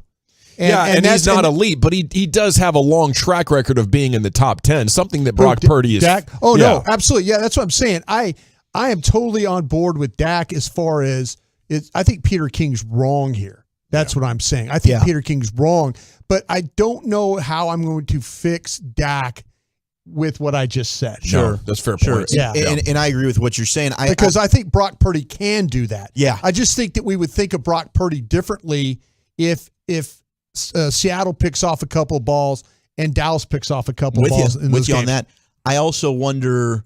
Go back and look at Dak his rookie year. Yes. Are we not kind of talking about a similar player? Yes. I mean, did Dak 11 straight games? Great offensive line in there, only 4 picks. Did Dak not do the same thing? Dak was we heard that. He was turnover adverse. He didn't put the ball in harm's way. He wasn't throwing interceptions. Now, Dak did not have the benefit of the elite defense that Brock Purdy does with San Francisco. That's the difference. That's what was able ultimately to get San Francisco to the conference championship game. The Cowboys didn't have that benefit when they took on the Packers and Aaron Rodgers in 2016. Yes, that's hugely important to recognize that if you would cherry pick the best Dak games, it would be better than what Brock Purdy has put together. Right. You know, and you can go back to his rookie year and find his best statistical performance. Dak's way better than he was his rookie year. That's why you can't trust stats. The stats say Dak has regressed since he came into the NFL. It's BS. Chief, what do you think? Well, I mean, I do think Peter King's very, very wrong here. I mean, there's no question about that. I like going back to the rookie year and that comparison. I hadn't really thought about that, but that's very, very fair. I mean, you have Brock Purdy right now who's set up for great, great success from scheme to talent around him. It's 100% that way. And so is Brock Purdy doing much more than what Jimmy Garoppolo had done? Nobody's got like a ton of respect for Jimmy Garoppolo. Garoppolo would just have the interception get caught from time to time. And in due time, that'll happen to Purdy as well. He's only been here for 5 seconds. So I would trade his contract. I'd rather trade contracts. But I mean, does Peter King think if Purdy was wearing the star and Dak was wearing the gold and red, that there'd be a different outcome in the game? God, no. I would think. I mean, there's no chance. Purdy has the perfect setup here. He's got the perfect setup. We talk about it all the time. He's got great weapons. They are always open. His play caller knows exactly what to do. He's got an awesome running game. And, hey, he's got the great defense. All we need, Brock, is go score 19 points, dude. Like, cool. Yeah. You got to be a little bit suspicious or cynical of the guy that's putting up Pro Bowl numbers or going on a big run with the perfect setup. And when you put him in uncomfortable situations, when the pressure was getting to him, he did not look like a good quarterback. When the Cowboys had pressure on him, it was okay. He's running for his life at times. And when you see him in obvious passing situations, he's not like, okay, he can throw the ball for a first down on 3rd and 3 over and over again. Hell yeah, bro. But you're not doing that in obvious passing situations. When you got to go get points at the end of a half, you don't look the same. When everybody knows in the building that you're dropping back to pass, Purdy doesn't look the same. Pressure me doesn't look the same. And it's not like he's putting up insane numbers. He threw the ball for like 200 yards because that's all he had to do to wide open targets. How open was George Kittle on that play? Yeah, the only argument is Neville Gallimore was chasing him. I would like coverage. I would like to see Dak. Yeah, I mean, he wasn't supposed to run a route. I would like to see Dak Prescott other than a Jason Garrett, Scott Linehan type of offense. Yeah, let's see that. That's his career. For this particular argument, I want to see him with Kyle Shanahan. It goes all the way back to Wade Phillips. We've seen nothing but Jason Garrett, Scott Linehan offense here. Yeah. I think it's time. I mean, I think the one thing that could help this quarterback the most is have somebody that knows how to call plays, has somebody that kind of can be creative. But wait a minute, his offensive line in pass pro is like bottom third of the league. That matters a lot more than the play caller. No, I think the play caller can mask. I think the play caller can mask deficiencies you have. Mm-hmm. That's what I'm saying. A play caller is not going to let you drop back if he knows that your offensive line's not any good or you can't run the ball anymore. I like I said, I think that the guys that are really good at this play calling stuff, they know Dan Quinn. Dan Quinn's thinking he's tinkering with his lineup, knowing he's going to be in the playoffs. He's tinkering with he's giving up plays during the regular season. Towards the end, you're thinking, man, they got to fix that left cornerback spot. What do? They actually fix it, and they give you get 19 points in a game in a playoff game, and you lose. Dan Quinn's out there playing chess. That's what I'm saying. Yeah. That's what I'm saying. Those guys, they were taking players and making it work.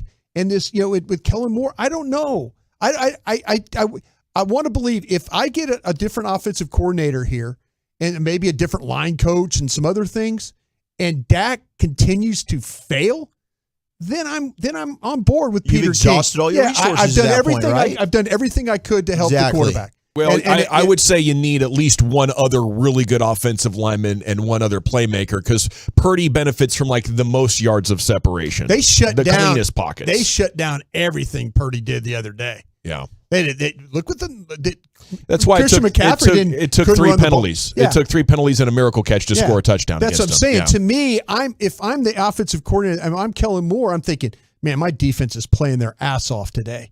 Yeah. I got to find a way to get a touchdown here. I got to find a way to do. I know the perfect call. Yeah, I got to find ways to make this work. And they wasted. You're not going to see a better defensive. I bet you that those people in Philadelphia, they'd love to get the same kind of game against their defense playing San Francisco this week. McCaffrey didn't kill you. Deebo Samuel didn't kill you. Oh yeah. The tight end got you, but that tight end made the biggest play of the game for the tight end was a ball bouncing off his head, his fingers, and all that. Scramble drill play. Yeah. We got to run, gentlemen. Good discussion. Coming up next, early breakout candidates for all 32 teams. Who is it for the Cowboys? Are there breakout candidates sitting on this roster? That's coming up next here. It's the G-Bag Nation on 105 through the Fan. 35 minutes of commercial-free Fan. Holy mackerel. It's the Expressway.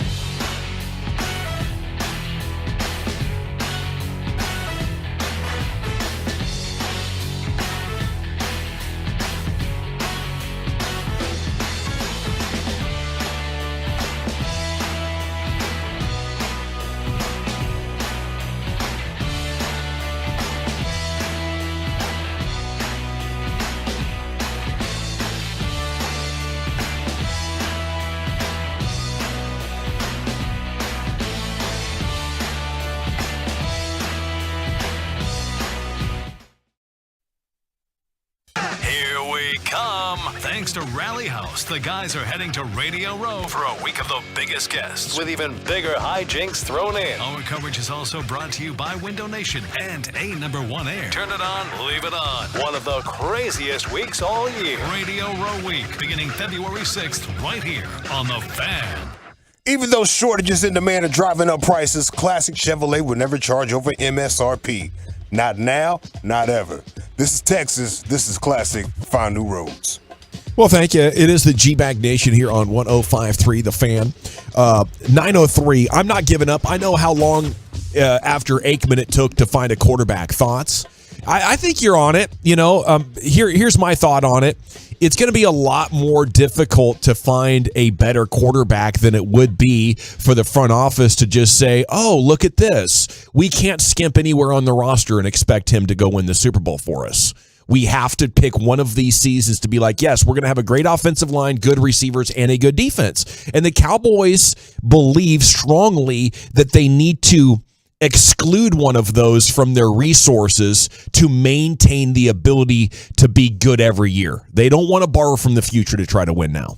And it's becoming a bigger and bigger mistake, in the NFL. Like, what is it? Rams, Eagles, Buccaneers, they've all done it. They all go all in, and they're doing it with guys that, we think Dak is better than. Matt Stafford, most people thought for a long time Dak's better than him, and Nick Foles. So that's the model that works, if you don't have the Hall of Fame quarterback. But I get it. You're worried that if you do move on, then you could go a decade. You could go longer without finding a guy as good as that. And that would be a horrible place to be. So that's why I think you should try to draft the guy before you let Dak go. Yeah, the thing about it, though, is that we're starting to learn that teams are more willing to give up on quarterbacks that are those high-end guys. They're not giving up on just, that's a really good point. Bad quarterbacks. I mean, you just mentioned it. The Rams did it with Stafford. They gave up on. I mean, the Lions said, wow, we've had this guy for 10, 12 years, whatever. We don't, we'll trade him. We'll give up. And I think teams are more willing to do that. I would have given anything, guys. I probably wouldn't be with you today if teams in the early 2000s would have given up on quarterbacks like they do today. That's a great point. We'd have found a quarterback. Yes. You don't have to be worried about that post-Aikman drought anymore. Right. You don't. That's a great point. Because people are going to make mistakes on quarterbacks. Yeah. And you're going to be, and you could be there to pick up the pieces, and maybe you get the right guy. That's exactly what I thought when I saw that text from the 903, because I had felt the same way of that. That was my fear. That's why I've ridden so hard with Romo and with Dak, because I grew up and watched 5-11, 5-11, 5-11 when you don't have a quarterback and you're left just waiting, and then you kind of luck into a Romo and you luck into a Dak. And I do have questions as to whether or not this organization can successfully evaluate and find that quarterback of the future without them luckily just having it fall into their lap, because they didn't want Dak. They wanted Paxton Lynch. They wanted Connor Cook. And then they said, all right, we'll settle. We'll settle for Dak. And that ended up working out for them. But you're right, Brian, because now any given year, you can attempt to trade for an Aaron Rodgers. That's what I'm about to say. You can right now, if you want to, you can say, listen, I will trade for Aaron Rodgers, but I have to sign Tom Brady. Or you have to let me have an opportunity to renegotiate the contract. You have to give me that opportunity if I'm going to. Rodgers knows that. Yeah. And Rodgers knows, because he's not going to play he can't play for $50 million. And so if he wants to get out of Green Bay, and you're like, hey, we've got a good team here, or we're going to try and trade for you. You convince him. That's a lot easier, man. There was a time you couldn't even dream of that. Yeah. Now, I'm more willing. Listen, if my quarterback is not good enough, and I said this, after 5 years, if you're, before you hit that $40 million payday thing, if my quarterback hasn't got me to a conference championship or the Super Bowl within 5 years of how we built our team, and I'm probably going to move on from that quarterback. I'm not going to pay the guy $40 million. Something crazy had to happen. Yeah. Right? We got horrible calls in the divisional round, but we were there because his circumstances are never going to be better. If you can't get it done in the first 5 years, chances are you're not going to be able to, unless something really weird happened in those first 5 years. Yeah, and there's still the idea that you have to be decent at evaluating these guys. because I mean, maybe the only you could thing be holding- Washington and saying, "Yeah, I want to go get Carson Wentz right now." Like you still have to, and I don't know, Walchuk. It doesn't sound, and I don't know how anybody really could be overly confident in the way the Cowboys evaluate these quarterbacks because you can miss eval this bad boy and be the team that throws a bunch of they haven't picks let to go themselves. get Carson Wentz. They might have drafted a better guy in Howell than Brock Purdy. I mean, I'm just telling you that's but they didn't play Howell. They'll play Howell next year. Sure. But I mean, who's not to say that Howell couldn't have been the quarterback that won Taylor Heineke? Yeah. No, you're right there. Now for the Cowboys, what they haven't done is because they never really want to rebuild, and we've talked about this. So they don't ever put themselves in a position or give up the resources to move up to the top of the draft. It hasn't been since Troy Aikman, where they drafted number 1 overall and legitimately took that They picked a running back at 4. They picked a running back at 4. Yeah. Now, granted, Goff and Wentz went 1-2 in that class, right? Right. So they didn't have their opportunity even drafted for those top guys. They could have taken Fields in, right? In this past They could have taken Okay, Fields. was the Dak contract, and I'm trying to remember, I'm sorry I don't have this off the top. Dak contract was done. But so the Dak contract, so they could have let the Dak contract run and just say we're not going to sign him, we're going to draft a quarterback at 10. They could have let that thing run and just said, you know what, we're not gonna sign Dak. Yeah, there was that possibility, but I think there is a huge fear of not being able to have a guy that can at least get the job done at Dak's level. And I think that's another way that the Cowboys are living in the past because of the things you guys just talked about. They shouldn't live like that because you know why? Nobody over there is going to get fired. Yes. When you're desperate, you will do whatever you have to do to get a quarterback. Tim Kalishaw wrote about that today. We'll spend a little bit of time on that later on in the C-Note, the Cowboys news of the evening. I think he took your intellectual property on that. It looked like I was reading Broadus's words sometimes because Tim and I don't talk at all. It's dead balls on that you have a front office that's not afraid of their jobs. Like I just brought up Tampa and the Rams. You know what else they have in common? Their GMs were scared of getting fired, so they went all in. No one both. That's why the Cowboys won't go all in, because they don't have to do it to keep their jobs. Yeah. Jason Light down in Tampa, the best thing that happened to him, that Tom Brady showed up and he got a 5-year contract extension when he was packing up his house. Yeah. I mean, that's how sometimes you get lucky that way, but you got to be willing to go do that. And the fact that the Cowboys, they're the one organization that shouldn't pay the quarterback $40 million.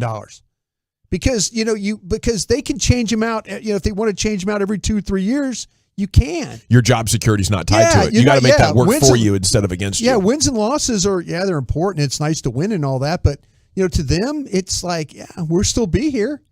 Okay, 817. Again, Prescott finally has an offensive line and a defense and receivers. 817, no, he does not have an offensive line. He has half a line. They can run good. They cannot protect him well. This is significantly different than the surroundings with Brock Purdy and Jalen Hurts. If you're going to be critical, I would really challenge yourself to be as intellectually honest with yourself as possible and to do the research and to find out for yourself, because you're being unfair to Dak right now. Okay, early breakout candidates for all 32 teams.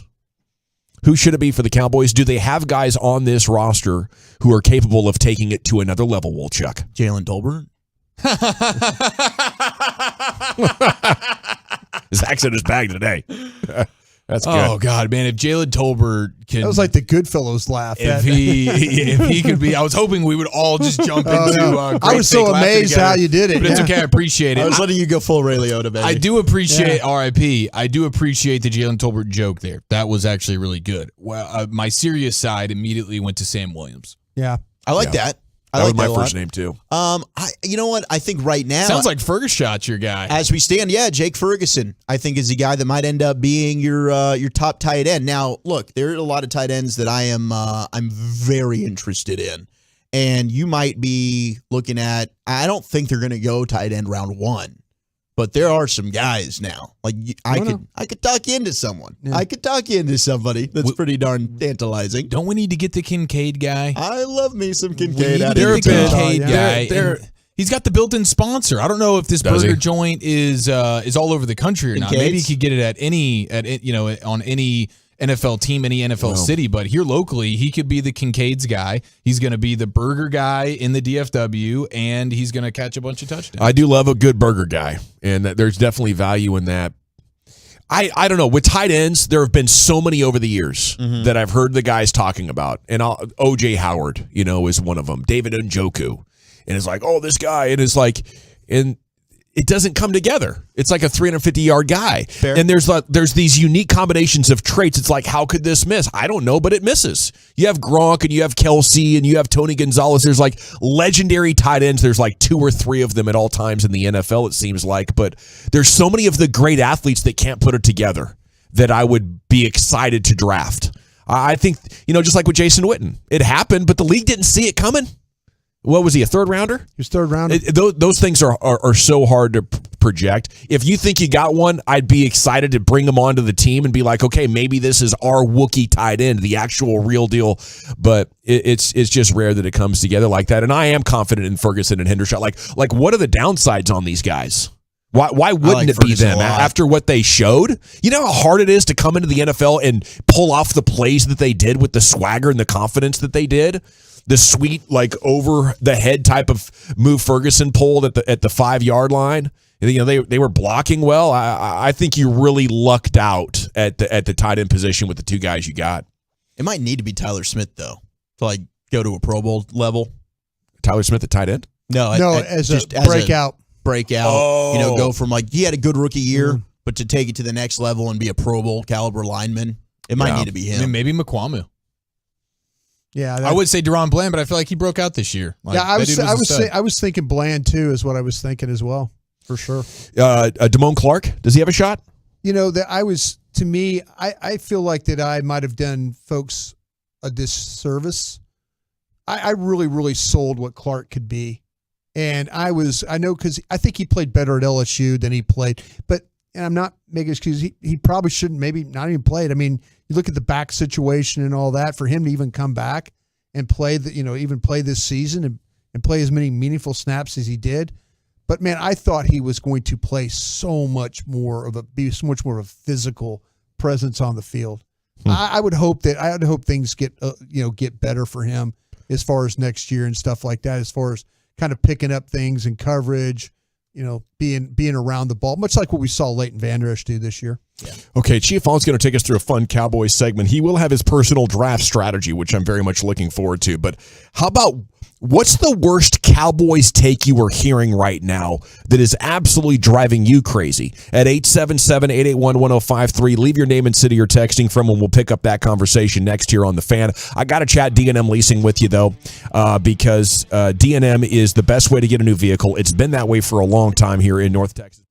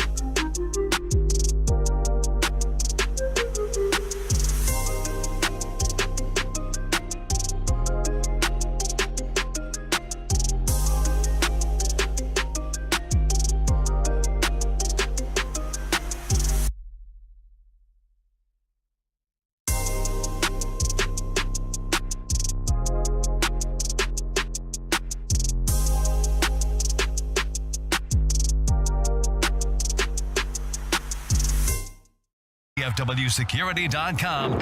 You're rolling with the G-Bag Nation on 105.3 The Fan. It's hour 3 of the G-Bag Nation here on 105.3 The Fan. It's time now for Eric Chiafalo to entertain your ears with some Cowboys content. Here he is, Eric. All right, 877-881-1053. What's the worst Cowboys take you've heard over the last 48 to 72 hours? There has been a plenty, and one is really sticking with me right now, and I need to vent about it a little bit. Now, the 908 saying right now, it's I keep hearing people say, let Zeke go. Don't sign Pollard and draft that guy Bijan at 26. It's got him frustrated a little bit. We're trying to will that one to happen. But he's a hell of a player. Let's just start the process looking at him. He's really, really good. Great player. Yeah. How about this, 515? I'm glad you asked. The thing that absolutely drives me crazy is that most of Dallas media covered the Cowboys in a vanilla way. No accountability. I totally disagree with that. Some strong takes coming. I totally disagree with that. I think we were more than fair with them when it comes to evaluating them, and then also the questions and stuff that we brought up. We throw some heat at them with our opinions. Before they know. Trust me. Can I say this real quick? Sure. I mean, there's guys and gals over there that listen to our show. I get you will not believe the texts I get throughout a show about and then we go over there. I go over there and work. And guys are saying this, saying that about it, and they're like, you didn't bring Dawson with you, did you? No, but I mean, it's bleep like that guy. But there'll be times where they go, you know what, you guys. I said this about Jerry before. You say things and they'll go, but you guys aren't wrong about that. Yeah. You're not wrong, and it happens more than not. So trust me, they know exactly what we're saying about that organization. I think we hold ourselves accountable. I know I do. I mean, I look in the mirror every day. Absolutely. I am wondering sometimes where the TV and newspaper pressure is on the quarterback, but that's kind of an access game as well. And access journalism does suck, but everybody's got to play the game if you want to talk to the people involved. And that is part of it. But this week, when it hit the fan and you couldn't run from it anymore, now you're seeing more criticism of Dak from the newspaper and TV type of people than I think you would see. And usually those folks are playing it safe and cheerleading the most. Yeah. I think people in the media are starting to, every post game, it's the question about the interceptions, and they have to keep asking the question about that. And, finally Dak comes out like, oh, it's not going to happen anymore. It's the last, all that. And everybody's like, well, the season's over now. This is something that needed to be taken care of. We're all going home now because, turnovers and things like that. And, it's his responsibility. It's the team's responsibility, but he's got to do better in that regard. And he keeps talking about doing better, and they haven't done better. I mean, it's like me, hey, I'm going to be a better you keep talking about it. You got to try and actually do it. I don't know. I think that's the thing that's kind of disheartening to me about this, that we're having to, to address that. It just was all year long. Yeah. Well, I shouldn't say all year, but the games he played. Yeah. Once he returned, that became the huge, the huge storyline. You're frustrated. You saw him play so great Monday night, and maybe it had to do with the Buccaneers, zone defense, no pass rush, maybe it had to do with them. Maybe a little bit different animal in that San Francisco, but the thing that I just can't get over is the fact you gave up 19 points to them and you lost. Yeah. It's frustrating. You got to find it, quarterback, coordinator, head coach, whoever, you got to find a way to make some plays and win that football game. You gave away a great opportunity to move on last Sunday. 100%. Blew it. The one for me that has been so annoying is people coming to the defense of Trayvon Diggs for the Kittle play. Really? They're doing that? People are coming to his defense of basically saying you can't hit in football anymore. He was going to draw a flag if he hit him, and they're giving him a pass for clearly intentionally avoiding contact. And if this was a one-time thing, I wouldn't just completely throw that on him. But we know this about Trayvon Diggs. You go look at his missed tackle percentage, and it's actually really low. Oh my gosh, this guy actually tackles well. It's because he doesn't give himself the opportunity to attempt the tackle, so they can't register it as a missed tackle. He pulls himself away from these things at every turn. We've seen it constantly. He actually can tackle when he tries. Yeah. The couple of times you've seen him try, you're like, there you go, Trayvon. Yeah. But way more often than not, this dude intentionally olays. He spins himself out of the play. He does not want to make contact, and he had a chance that was the biggest play of the game right there, the thing that jump-started the Niner offense. He had the chance to make the play, and he intentionally avoided it. And people that keep coming to his defense, I'm going, what are you talking about? When is it ever the right thing to do to avoid the contact? What are you saying? His only option was to hit Kittle in the head? No, Kittle was bobbling the ball. Break the pass up. Play the football. Even if you're not crushing Kittle with a huge, jarring Ronnie Lott hit, okay. But avoiding the play at all and just chalking it up to you're not allowed to hit people in football anymore is absolutely maddening. And now we're going to get to a place where you have to make a decision. You're going to have to pay Lamb. You're going to have to pay Diggs. I've seen enough of Diggs. I got a ton of respect for the corner that he is coverage-wise. And he was good this year at that. But I just found a Deron Bland in the 5th round. So I feel like I got a young corner of the future. I'm going to draft Trayvon Diggs' replacement in round 1 of this draft. Ooh, look ideally. At that. That's now, strong. Of course, the draft, the board falls and things happen. But in a perfect world, and you guys keep telling me all the corners that are available and are going to be at 26. There's a lot of good corners. It's a deep corner draft. I'm replacing Trayvon Diggs in this draft. And obviously, they're going to get to play together for a year or whatever it is. But I'm paying CeeDee Lamb, and I'm not doing it for Trayvon Diggs. That's a strong take. I you know what, Chiafal, I'm not going to agree with you. I'll add to this. You know, if you don't want to pay Trayvon Diggs, take that money into the free agent market, and probably for the same dollar, the same contract, you can get a corner that will tackle. You know what I'm saying? Or you don't have to repay your own guys. You have $20 million to spend on a corner. It doesn't have to be Trayvon Diggs. There's it's hard always to find corners that are willing to tackle. I think Joey Porter Jr. does. I don't think he's going to be around. Cam Smith's a guy that I like a lot. Cam Smith from South Carolina. Out of South Carolina. He's willing to tackle. He'll come up and do it. Now, he might be around at 26. I don't know if he will. I just don't want Olay, you know, and I get it. He's got free agency coming up, you know, but 99.99% of injuries are fixable. And if you're worried about the .01, it's not your game. But gosh, that's tough to just say I don't want to keep a guy that's an all-pro caliber corner. That's hard to find. If he's a free agent when other guys are, it's easy. I'm just going to take the guy with the better traits. And it should be more about what you can do for the team, not we like you and drafted you. Yes, they found Deron Bland. They also took Kelvin Joseph, who didn't work, and Sean Wright, who didn't work. And that's fine, but you have Bland on the cheap. He's young. There's your corner. That's one corner. And now I'm telling you, I'm drafting the Trayvon Diggs replacement in round 1 right now. But what if he doesn't hit? What if he doesn't hit? Why you go to free agency too. Correct. I mean, this team's going to allocate a top of the market salary slot to at least one corner at all I don't times. know that I'm out on just.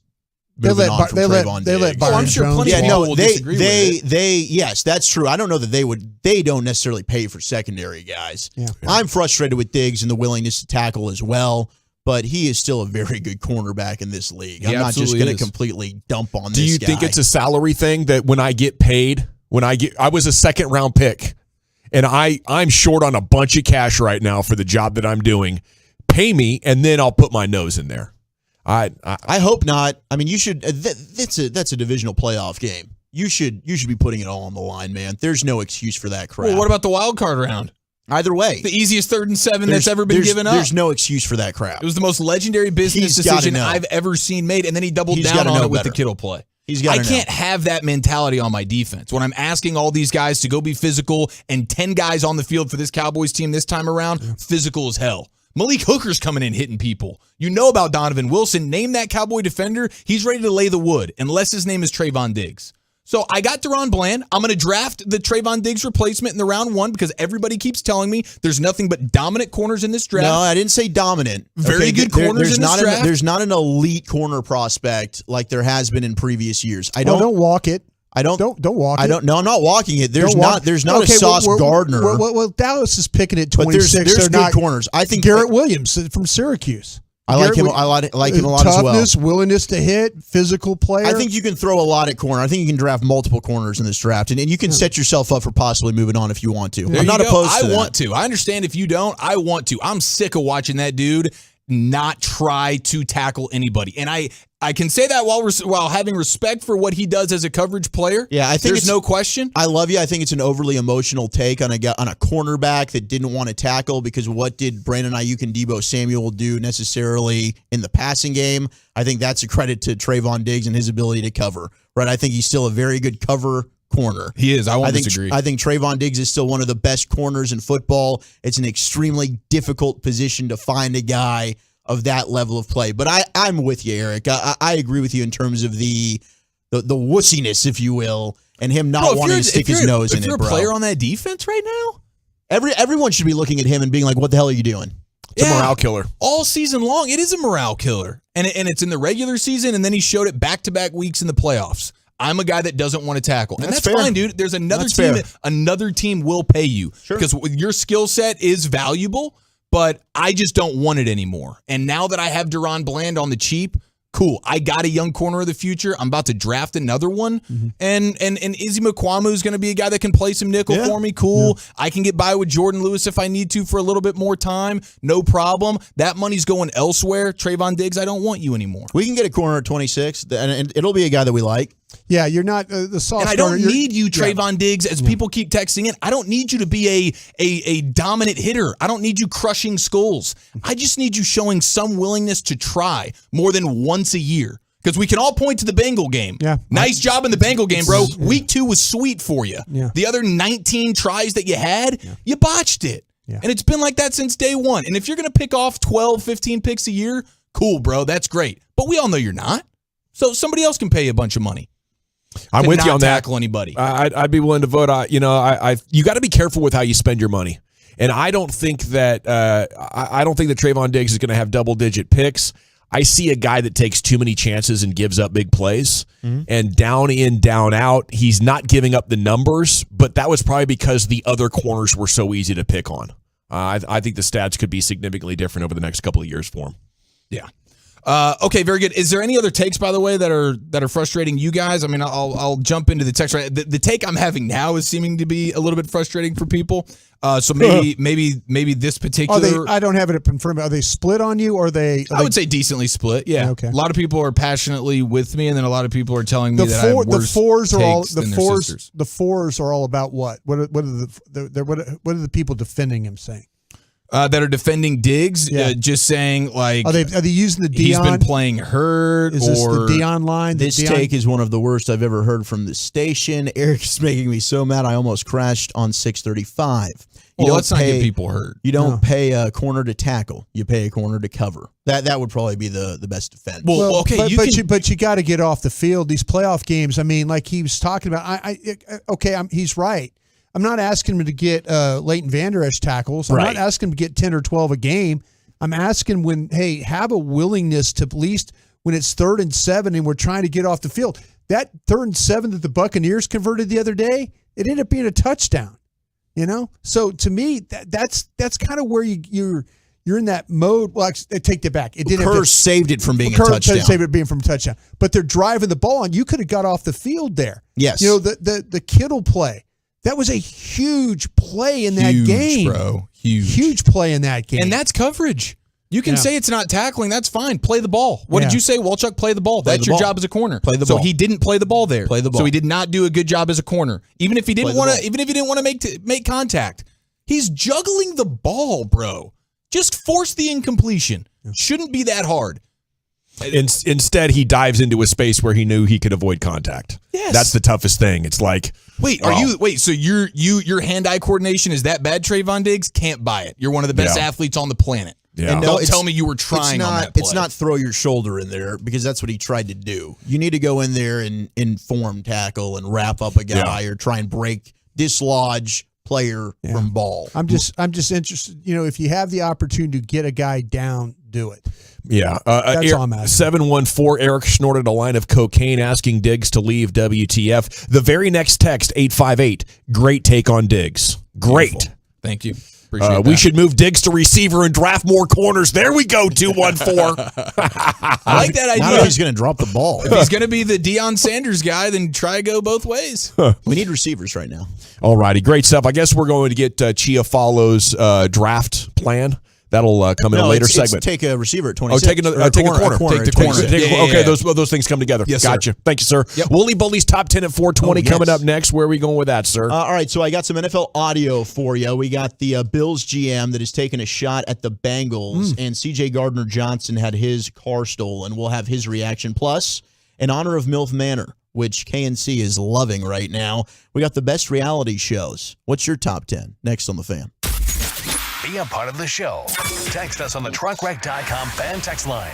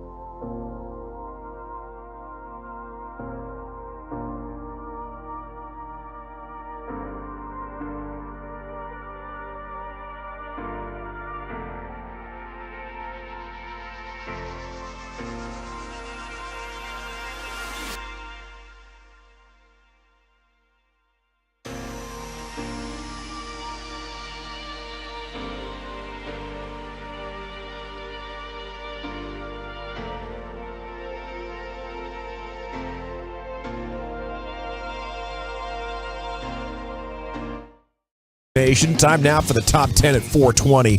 Segments brought to you by Window Nation. Go to windownation.com/home show. And it's brought to you by the Frankels. You think there will be less big company trucks on the road because of gas prices? Think again. And those big trucks have insurance companies to protect them, so you get the representation that will not settle for less. It's the Frankels, truckwreck.com, truckwreck.com. Here is Wooly Bully with your top 10. Let's party, boys. Let's party. Yet again, we're having a lot of confusion between who is Eric and who is myself. Greg. Wait. With the 214 saying that you were the stupid punk, you think I'm the stupid punk they were talking about there? I don't know. Did you forward that email over to me? I'll forward it to you. I would still recommend that you come in tomorrow to the first floor to our performance showroom and check out Ranger's Hot Stove from 7 to 8 because you can have a chance to meet Brock Burke and Taylor Hearn with the Get Right and Jared Sandler. That's going to be fantastic. No punks there. No punks around. No punks environment. around. Wait, Sandler's going to be there.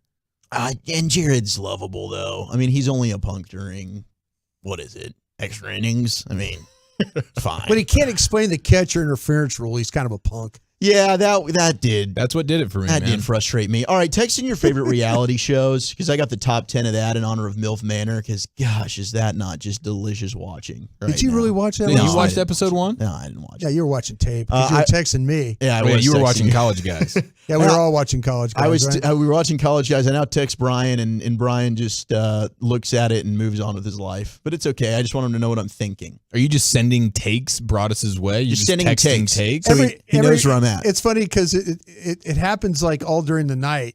So I'm like sitting there going, oh, he's still watching tape. This is good. And it's like, hey, I really like this guy from Utah. Yeah. The guy from Ohio State can't play. Yeah, kind of. And I'm like, oh, okay, cool. Thanks. Yeah, that Wisconsin linebacker was really disappointing last night, too. All right. I do want to give you what Brandon Beane said, the Bills GM, is he kind of took a subtle jab at the Cincinnati Bengals. And Lucius, I think we do have this audio. I sent this to you. Hopefully we do. If we don't, just let me know. But here's Brandon Beane talking about the Bengals, and, well, he just doesn't really want to suck that bad, I suppose. Take it away, Brandon. Suggest that's a trend that we need to kind of adapt to moving forward in order to close that. No, they have a good team. I mean, they right now are on the advantage of a rookie quarterback contract. And, you know, they had some lean years, and without getting too much into their build, and, you know, I don't want to suck bad enough to have to get Jamar Chase. Like, he's a heck of a talent. I'd love to have him, but you gotta go through some lean years to do that. And they were able to get Burrow 1, and I don't remember where Chase was drafted, but it was pretty high. Like, and those guys are on their rookie deals. We're paying Stephon Diggs a pretty hefty number. We're paying Josh Allen a pretty hefty number. So there is the constraints of the cap, but they have a really good team, and they got some good young players. Yeah, the Bills were bad for 25 years, and you finally, got a GM in there who, could take care of business. But the big blessing was that Burrow gets hurt his rookie year, right? So you're in position to take Chase. That was the super luck factor. Yes, and it was. That's unpredictable when that's going to happen. It just was like he goes out of his way. I don't want to suck that bad. He's not wrong, though. Let me just sideswipe here. When you're sitting in that chair, you don't want because you're afraid you're going to get fired. No, you're right. Unless you work here. But, it's one of those things that he's, you just that competitive side. But to your point, like we talk about quite a bit in team building. Sometimes you do have to have a couple of lean years. Get some good picks. And they have 6 awesome defensive players as a result of those. Yeah, they've hit some really good players there at Cincinnati. It's been lean there for a long time. But they got the like I say that Zach Taylor, he was on his way out. Yeah, that guy was like 1-14-1 on the road in his career before Joe Burrow and these guys showed up. But Willie Bully, I hope you also got a Cowboys angle working over there. That it's like, hey, Jones family. You'd be bad for 2-3 years in a row. Next thing you know, you got to tackle a wide receiver and a quarterback that might be heading for the Hall of Fame. You want to get Joe Shiesty, a.k.a. quarterback 1B in the NFL? Maybe 1A after this weekend. We'll see. That's what you need to do. You need to stink. Go get the number 1 overall pick. Or what the Colts are going to do this year, probably mortgage everything, go up there and get their guy. Might be Bryce Young. Might be Will Levis. If I was Chris Ballard from the Colts, they're going to do this. I would absolutely do this because my next thing that happens if the team doesn't get in the playoffs, I'm getting fired. Yeah, I think and it's somebody else's problem in that case. What the Cowboys need to do, and this is setting up well, all right? You play this out, or you get a new offensive coordinator, see what happens with Dak. It's probably going to end up being the same result, even though I love the guy, and I hope that it's not. I hope it's a Super Bowl championship year. But if it does end up being the same result, Caleb Williams seems like he is a unicorn, like it's stud. 12-5. Is that your same? Is that what you're talking about? Yeah, like probably don't get past the divisional round again. Oh, okay, I see what you're doing. It just seems like that is where the peak is for the entire organization, not just Dak. Romo couldn't get past there either. I kind of thought you were going that direction when Dak went down in week 1. Yeah, that maybe you'd be in line to get the number 1 pick. I mean, I was thinking maybe this might be a top.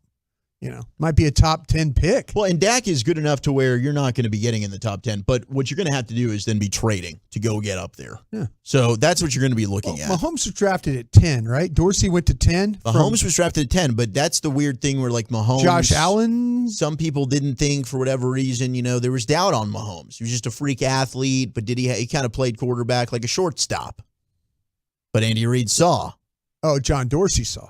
John Dorsey, well, and Andy Reid, right? Yeah, together, was it Dorsey that said, Dorsey hey, watch this guy? Yeah, Andy will admit that. Dorsey convinced him to draft the guy. And Andy Reid liked what he saw. Absolutely. I think Sean Payton also was going to make the move up to go get him. Or they were sitting at 12 maybe is what it was. Yeah, they jumped him. And, Sean Payton was a guy that had kind of foresight.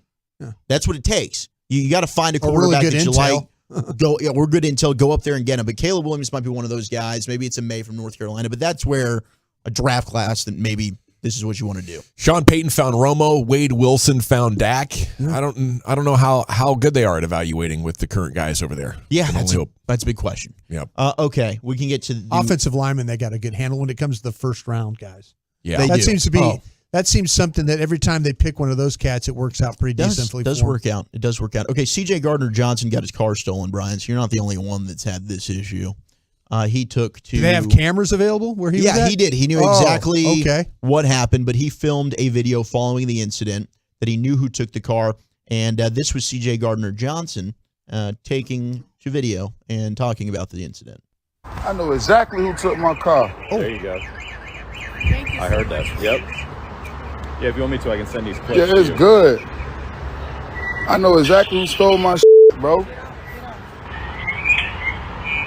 Yeah, don't worry about it. We got y'all on camera.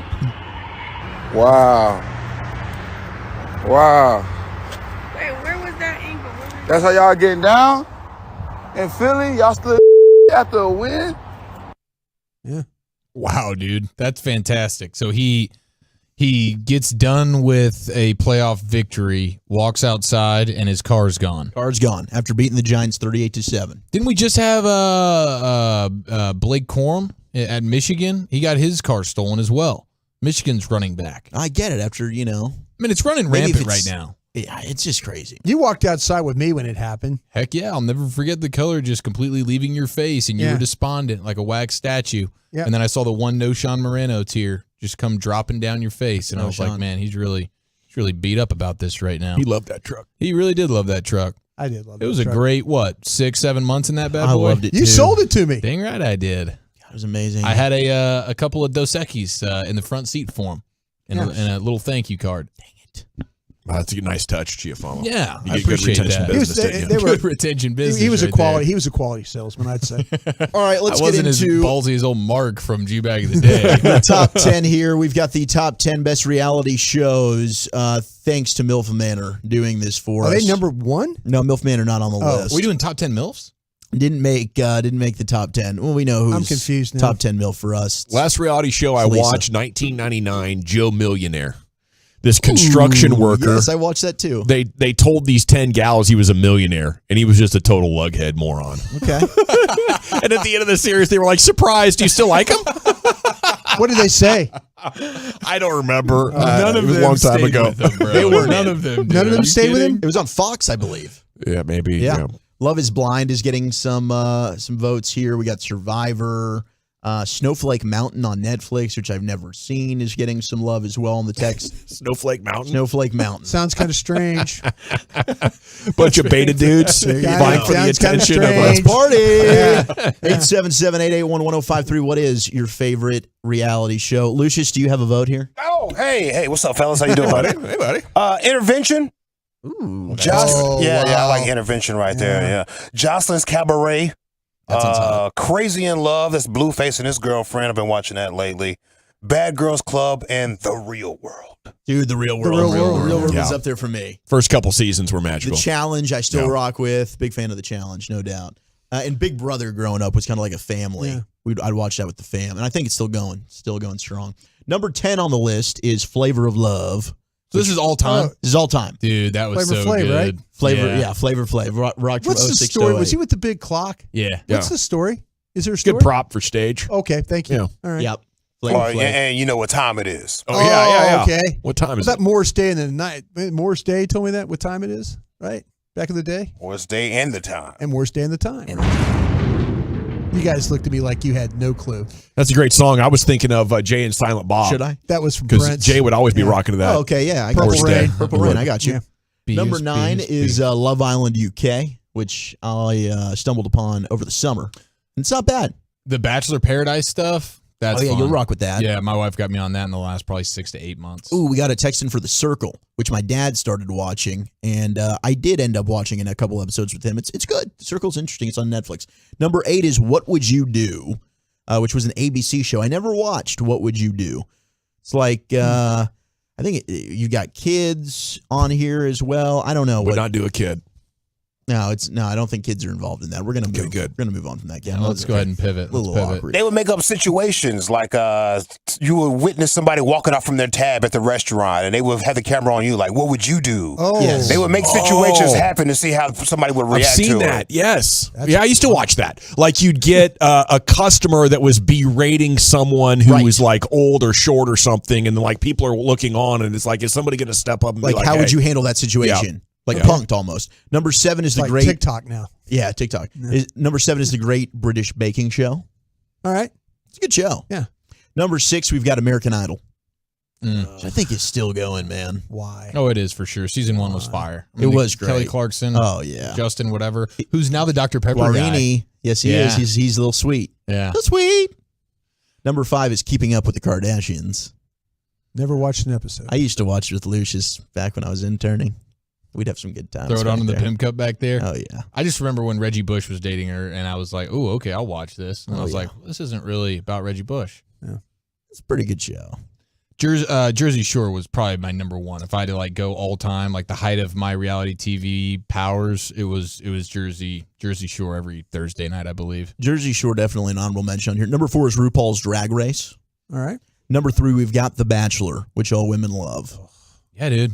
It's so cringe and awkward sometimes. It's like, it's kind of great. It's one of those, it's so bad, it's good thing. Oh, somebody just texted in Wipeout. That was hilarious. Wipeout is a good show. Isn't that a game show? Yes. Okay. But like they go through the, what's it called? It's kind of like traps and booby traps. And it's like, there's water involved. Sure. And if you get knocked off of it, it's awesome. Get hit with a club. Yeah, it's great. While you're walking on a beam. Number 2 is Survivor. Okay. So number 1 is A Shot at Love with Tila Tequila. No, but that is a great show. The Hell's Osbournes. Kitchen. Hell's Kitchen's awesome. I love That's Hell's an honorable Kitchen. mention. The Yeah. Apprentice was also an honorable mention. That's been texted in a lot. The Chrisleys, who are now in prison. The Amazing Race was honorable mention. But number 1 is indeed Tiger King. The Real World. Oh, The Real World, the GOAT. Snowflake Mountain, by the way, it's about spoiled kids that have to live in the wild. So that sounds fun. I could rock with that. Go out there and survive. Might snow. No iPad, kid. What you gonna do now? That'd be entertaining. Oh, Fear Factor. Gosh, Fear Factor was good. That was so disgusting. Yeah. Man, once TV figured out they didn't have to pay actual actors, they could just get weird people and film them nonstop and then take the best 30 minutes, they had it made. Absolutely. All righty. Thank you, Wolchuk. The top 10 at 420 every afternoon here in the G-Bag Nation. Around the Mavs, one player you could get something really good for right now. Would you be willing to part from? His name's not Luka. And it's next here in the G-Bag Nation. I got to chat with you about my friends at Twin Peaks.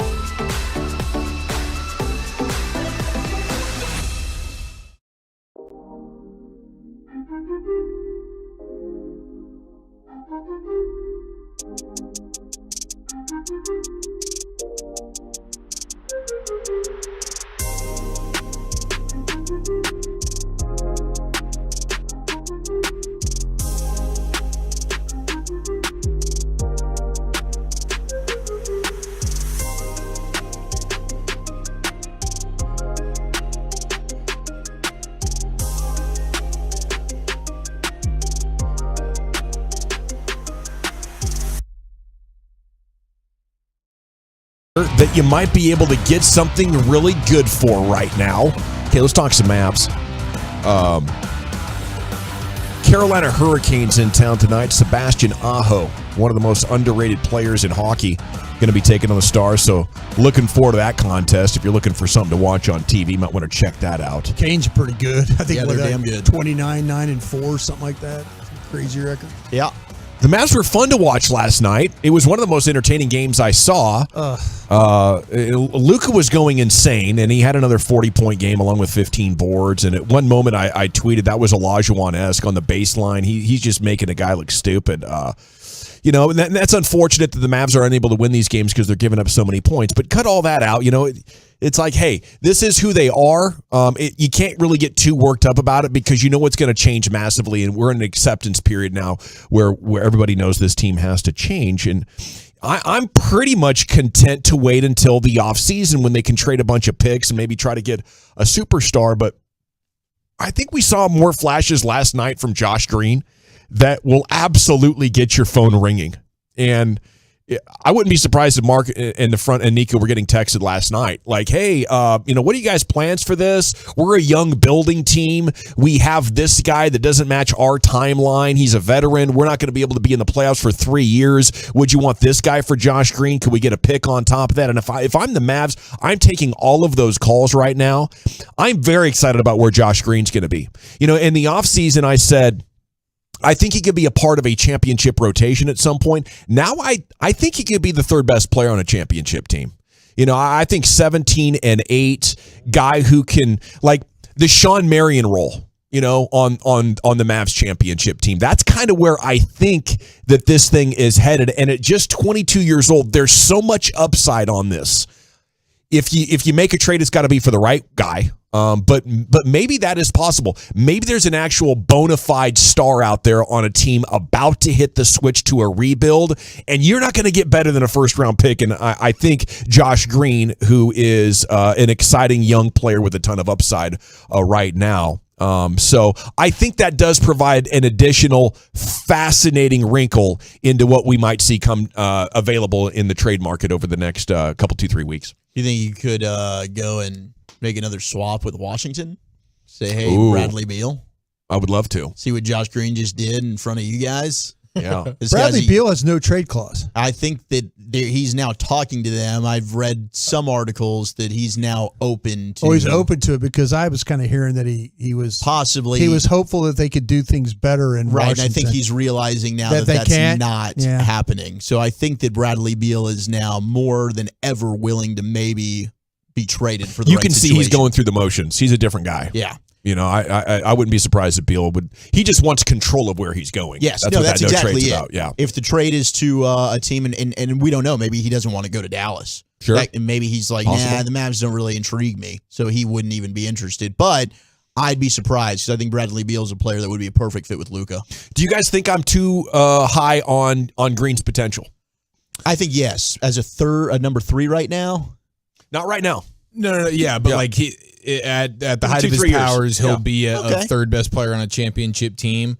I think you see the makings of it, but can he consistently put it together, especially from like a shooting standpoint? Like the defense is all there, and if he can consistently knock down shots, then I mean third, fourth, depending on the landscape of the league at any given time. But I get what you're saying for sure, and it's all out there in front of them. And so that's the debate you have: is that a guy you want to cut ties with now, and are you really just trying to get something going for this year? How much would it help you? It's got to be a guy in his prime. Can't be an old guy. Yeah. I don't want a Bogdanovich for him. I want really good. Like, hey, we found Luka's real co-star. Yeah. And along with Christian Wood, these guys are going to be able to wreak havoc. And you're still going to be packaging a lot of picks with him because Josh Green doesn't have the longevity yet for a team to really be like, okay, this is a good piece. It's still a little bit of a mystery box hopefulness that you're trading for right now. Could you hold on Josh Green for 365 days and see how much more you could get from then? Yeah. Or maybe you decide then he's a guy that we really, really want to keep here because he does all these things so well. It's tough, but he is their best thing that you have to look forward to in terms of hopeful of what you have on the roster now. He's a guy that it's like, do I want to trade him now when I could either use him in a huge way on my own team in the coming years, or if I did decide I want to trade him, could I let this stock rise considerably more? Because right now, he's just a guy that was injured and has a nice showing against Washington.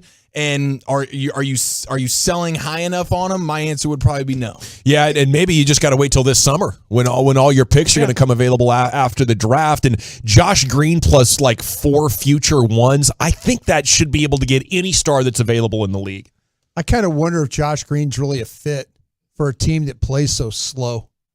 Yeah, that's a good question. You know what I'm saying? The half-court style? Yeah. I mean, like every time that and I was listening to Derek Harper talk last night on the game, and he's like, there's no reason to take Josh Green off the floor now, But if you go back and you look at Josh Green's game logs and the way he plays, he'll have a game where he's 5 of 7 shooting. And then the next game, he's 2 of 7, 1 of 6, 2 of 7, and then he's 8 of 9. Great point. Yeah, the shot's got to become much that's more what I'm consistent. saying. He is very much. He wants to go and run. The consistency, yeah. He is all about what they call Mr. Electric. Yeah, I think it's what they gave him the nickname of. But does he fit on a team that plays as slow? And that's maybe one of the reasons why you might want to move on. You could see it as he doesn't fit, or you could see it as we need what he gives because we don't have anybody that can go fast. No, that's what I'm saying. He's the only one that you have that can go fast. It's not the scoring last night. Like he only missed 2 shots or 1 shot. To me, it's the dribbling, it's the seeing the floor and being able to hit the passes, cross-court stuff. And I think we're seeing a level of confidence in his aura and what he's attempting to do now. I don't think there's many guys in the league. I think you're right. I think he combine all that. 7 and 9. I think he was 6 for 6. His first 6 shots, he hit them all. And you're like, yeah. And I mean, he dealt with that elbow injury. Missed a ton of games. But I just watch him play. I'm like, I'm glad when he's on the floor because I know he's going to give you everything he has. He's going to get rebounds. He's going to drive the ball. He's going to try and finish at the rim. I know he's going to play defense. I'm kind of like he's the one guy that I kind of really watch playing. Yeah, he is exciting, and I think of the guys other than Luka, the personality fit is a good fit for the Mavs as well. 630, I want the Mavs to trade everyone except Luka, then have a contest each night where 14 lucky fans get to suit up. Tony Romo show back up in the building. Yeah. Okay, we got to run. What's the G-Bag Nation here on 105.3 The Fan? Hope you're having a great day. Mel Kiper's first mock draft has the Cowboys taking this star inside these borders. Is it realistic? That's next in the G-Bag Nation. I got to chat about a different nation, though.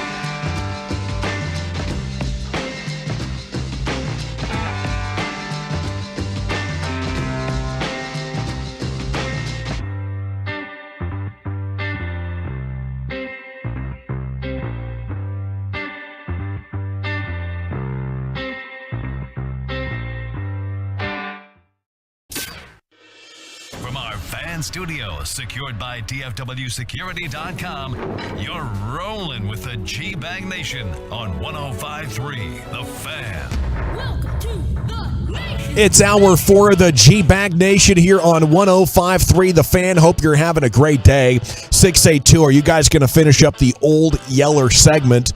You know, I was nervous about yesterday. I was willing to do it. And now we still have the defensive players and the special team to do.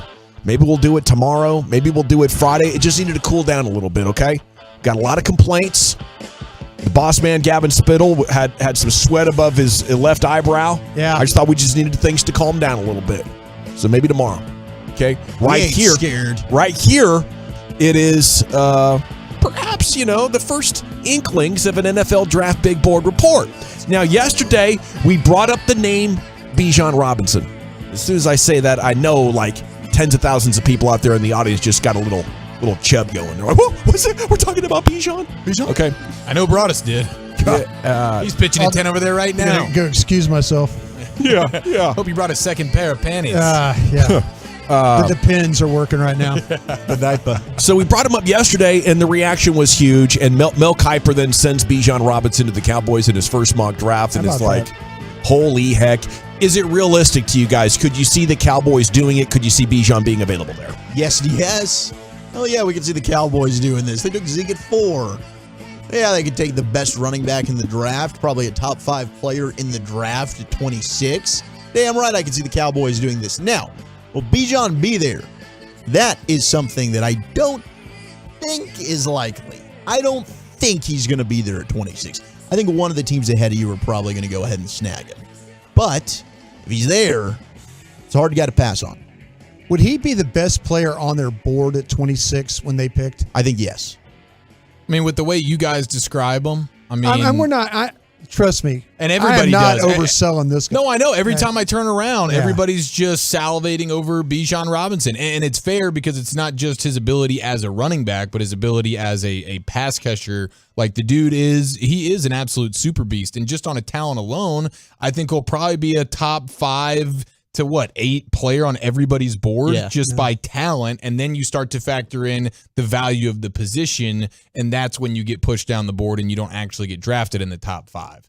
The tough thing is is he Marshawn Lynch? Is he Derrick Henry? And what I mean by that is you don't have a good offensive line, that's fine. We can still have a good running game, and I'm going to make first downs for you, and we'll go to the playoffs because I'm that good of a runner. And I don't think there's any more than 5 or 6 of those guys in the entire league. Maybe Tony Pollard is one. 405. I get sick to my stomach. No first round running backs, please. And I could get past the first round running back, especially because you're so late at 26. But I just need to know, how sure are we that if you don't block well, he can still keep your ground game so good that the defense has to respect it? And those guys are rare. When's the last time Texas was Sam Cosmi that they had an offensive lineman drafted? I mean, Connor Big Williams. 12 defenses. Yeah, that's him and Connor Williams. I think both went in the second round. Yeah, I mean it's not known for putting out a bunch of offensive linemen. No. All right, let me ask you this: power rank the things that would help your quarterback here. O-line, wide receiver, tight end, new coach, star running back. Okay. You guys got one over there? I would start with, skill position. I think your offensive line, as it stands right now, if Terrence Steele comes back healthy, even if Tyron Smith is not here, if you just ran it back with the guys you have, with Tyler Smith playing left tackle and McGovern playing left guard, I think you can get by with that. What you can't get by with right now is only having one good offensive weapon, and his name is CeeDee Lamb. That's all you have. Sure. And maybe you have Tony Pollard back, maybe you don't, but even with that, you still need more. If you lose both running backs, would you consider, if you move on from Zeke, you don't get Pollard done, do you consider running back a need? Yes, I would consider it a need for sure, but I also consider it a super luxury pick. If you're the Eagles right now and you still got Jalen Hurts on a rookie deal, and you got 2 or 3 first round picks, and you want to burn one on a running back who's immediately going to make your team better because of how good he is, and you don't have that many roster holes, Cool, man. Like, you have that luxury. You played it properly. You got a bunch of first-round assets. The Cowboys don't have that luxury right now. So from the segment we did earlier with you, you're going to draft a corner. Yeah, ideally. Now, I'm open-minded there, but yeah, in a perfect world, I'd have a corner that I love at 26 that I'm ready to rock with. Otherwise, I mean, I'd rather take one of these stud wide receivers or an offensive lineman. I'd be fine to hear this edge rusher class is pretty strong. I'd be okay there. I'd rather do any of that than take a running back. Yeah, there's a lot of different positions that the numbers say, and it comes back to me like, how special is he? You know, so they want to know, like, Texas fan here, 254, and Bijan may be the best running back prospect in 10 plus years. Is it a higher grade than Saquon Barkley? Is it a higher grade than Zeke? Like, how can you quantify it for us? I think what's happened is the whole thing about not paying a running back or not drafting a running back. I think it's gotten out of hand. I really, really do. And I'm not trying to slam anybody here talking right now. I'm just saying, to me, that still is a vital. I mean, Gavin, we were talking about this all during the season about how important it was for Dak to have a running game. Yeah. You know? And so I'm just thinking about, if you give me the opportunity to draft, and I don't think he'll get to you at 26. I really don't. But if this particular player got to me at 26, it would almost be like CeeDee Lamb to me. It would almost be that when they drafted CeeDee Lamb, it's like, all right, Brian, who's the best player on your board? It's Bijan Robinson. Mm-hmm. Yeah. You know, and now you're sitting there thinking, well, okay, if you draft who the best player on your board is, generally that player is going to work out. Right. But I'm not saying it because I understand all the conversations about what running backs do and don't. I get that. But this guy, for all the things that he does, I think, man, it's 6 foot, 222 pounds, running the football the way he does, the way he catches it, the way he blocks. This guy's a weapon. He's you guys love Tony Pollard? Yeah. You ought to love this cat. I love Tony Pollard because he's cheap, and I got him in, the 4th round? Sure. But you're going to draft this guy basically in the second round. 26 overall, it's a hell of a value. Yeah, you're drafting him in the second round to get that guy. I have more confidence finding this guy, drafting this guy at 26 than I do finding you a corner. How about that? Yeah, like you're hitting on that pick. You're hitting on Bijan at 26. Yeah. There's not a doubt about it. You're getting a home run first round pick. You're not wrong. They need a corner. I'd have a hard time finding a wide receiver. I think there's some really good wide receivers this draft. And that's important because if you hit at those other positions, you got a good player for 8 to 15 years. If you hit at running back, you have a good player for 2 to 5 years. And I think that matters. This guy lasted 7 that you got, right? He did, but he lasted 7? Year and a half. We've been trying to get rid of Zeke probably for 4, 3 years. Probably 4. But that's the thing, like the 4 best, years? When he was like really good still, probably I'd say 4. That's the thing. The best years of a running back are going to come in that rookie deal. That's why for me, I think it's a luxury in the top 10 to take a guy like that because you're looking for a cornerstone. I need to get a second contract out of this guy. Mm-hmm. When you're drafting at 26, you're in the bottom of the first round. You most likely don't have first round grades left by the time you're taken there. Yeah, you don't. If a Bijan Robinson's there and I'm getting a home run talent, a guy that's maybe a top 5 player. Okay.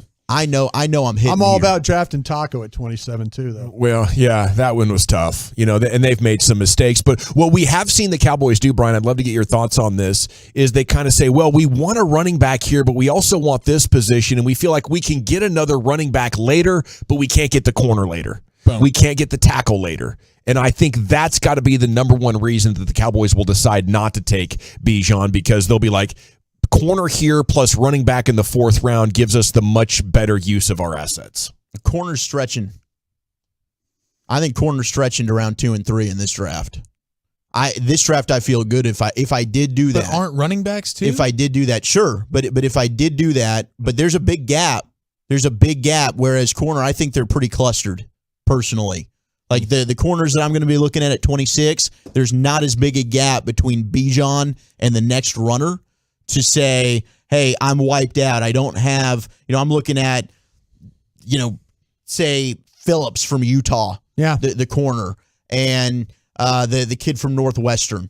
We just watched Mitchell. Cameron Mitchell. Yeah. Right? They're much tighter versus Bijan Robinson in the gap to Charbonnet from UCLA. I'd rather take I'd rather go ahead and take Bijan there, to be honest with you, and wait and take my corner in the second round. Okay, 469 wants to ask, is Bijan the next Trent Richardson? And it doesn't have to be Trent, but there have been so many star running backs in college that don't work. And there are lots of guys that happen outside of the first round that we've never heard of that have size and speed and do work in the right system. I would rather invest in the offensive line knowing that with this line, if we find speed, we're going to have a good running game than hoping an elite running back could fix an offensive line that might be suspect at times. What was that area code from again? 469. Okay, the 469. Just do yourself a favor. I know you don't have access to all the tape, but just go on YouTube and watch him run. There's games there. There's games of Texas playing where it's not all cut-ups or highlights. If you haven't seen the player, go watch him play. And you tell me if he's Trent Richardson. Please text back. I appreciate you listening to the show. But, yeah, you could say that about any pick. You know, you could say, I mean, you could say that about anybody that's in this draft. Oh, wait, is he this guy or is this guy? No, this guy could be the next Barry Sanders. I could say that, you know. And I said it, put it in my notes. I put it in my notes. This guy's got some traits that remind me of Barry Sanders playing. I saw him play when I competed against Barry Sanders when I was in Green Bay for all those years. And drafting and having Barry Sanders is a one-way ticket to a bunch of Super Bowls. Everybody knows that. Now, my question for you, now we can all obviously. But drafting Emmitt Smith 19, that got you Super Bowls. Did you have the best offensive line in the sport? No, I mean you had it. Did you have a Hall of Fame wide receiver? Hall of Fame quarterback? You had your path to the Super Bowl. What was your path to the Super Bowl this year? Then you're saying that the Cowboys. What was their problem of them not winning against San Francisco? Their problem was they couldn't run the ball. They didn't have enough. They couldn't weapons. run the ball. You don't think this guy's not a weapon? I absolutely think he's. You don't think Barry Sanders is a weapon? I do. Absolutely, I do. It took, you know what? I don't quite get what you're saying there about not, because you have to have the ability to move the football, to run the football, to win championships. You just kind of swept it under the rug there. Did you run the ball well all season with a 4th round pick? You know, you ran the ball. You gained. To me, this guy is so much better than Pollard. I agree. This guy is so much better than Pollard. So you're telling me though, and you're sitting there just like talking about this quarterback and how to fix him, but you don't want to get him any help trying to run the ball, do you? I do want to get him some help. I just don't want to do it in the first round. We know we can get a bunch of good running backs. But go ahead and go ahead and draft Kelvin Joseph there at the end of the first round. We'll be good, bro. Play that defense. Or you're drafting the guy in the second round that you didn't think, and it's Trayvon Diggs. Get out of here. That's crap. You know, you got to have that ability, you know, to run the football and trying to help your quarterback. You don't even want to do that. You don't want to get better weapons. Oh, we got a guy in the 4th round. You got lucky. You didn't play that Pollard for what? He was here 4 years? 1 year is all you got out of him. Whose fault was that? I don't know. I asked the owner. He's like, "Oh, I didn't waste his career." And did you believe it, or did you say that's bull? That's bull. Did Tony Pollard wake up in August of this year and become a good player? It's bull because he should have been playing the whole damn time. But folks like you were just like, it's okay. We don't need this guy. We're good. I was the one championing that we don't need Tony Pollard. I don't think that's actually true.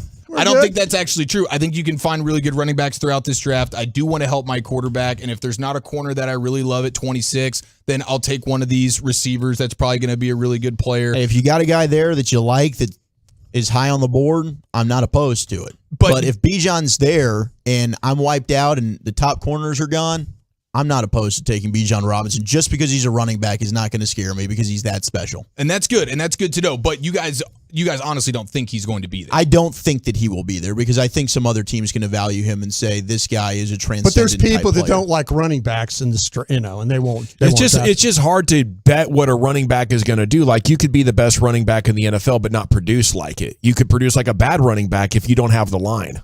I think that's my biggest problem. This is what makes him special because he had a bad line at Texas. That's what I'm saying. I tried. I mean, we're trying to talk about. It's not like Texas is like Notre Dame putting out offensive linemen. Yeah. You know, I mean, but you're also running against Big 12 defenses. Now you're against the NFL, which is fast and strong. And I do think Bijan Robinson's going to be a beast. But like, how long are you getting that for? Do you think that you're going to win a championship next year?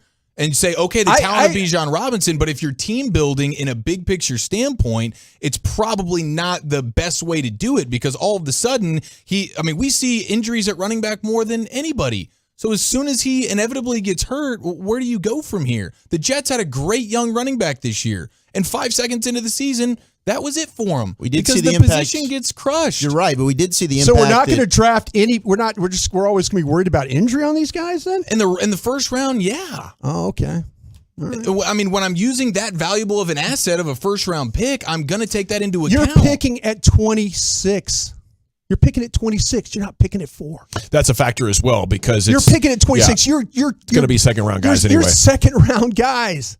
You're picking. You act like that you were. If we were picking at 4, I would still consider this guy just because I respect how much he plays, how well he plays.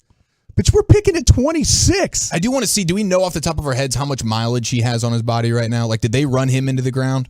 Robinson? Yeah. I don't know how many carries he has. I need to go look at the touches that he has. But he did split with Roschon Johnson quite a bit. A lot of people in the text wanting that Roschon Johnson maybe in the fourth round. Something like that. Let me see here. 258 attempts this year, 195 last year, and 86 in 2020. So he's coming in with, around 420 touches at least in the running game. All right, gentlemen, good spirited debate. It is time now to hit the expressway. 35 minutes of uninterrupted sports content next on The Fan. You can wait 24 hours. You can wait 24 hours.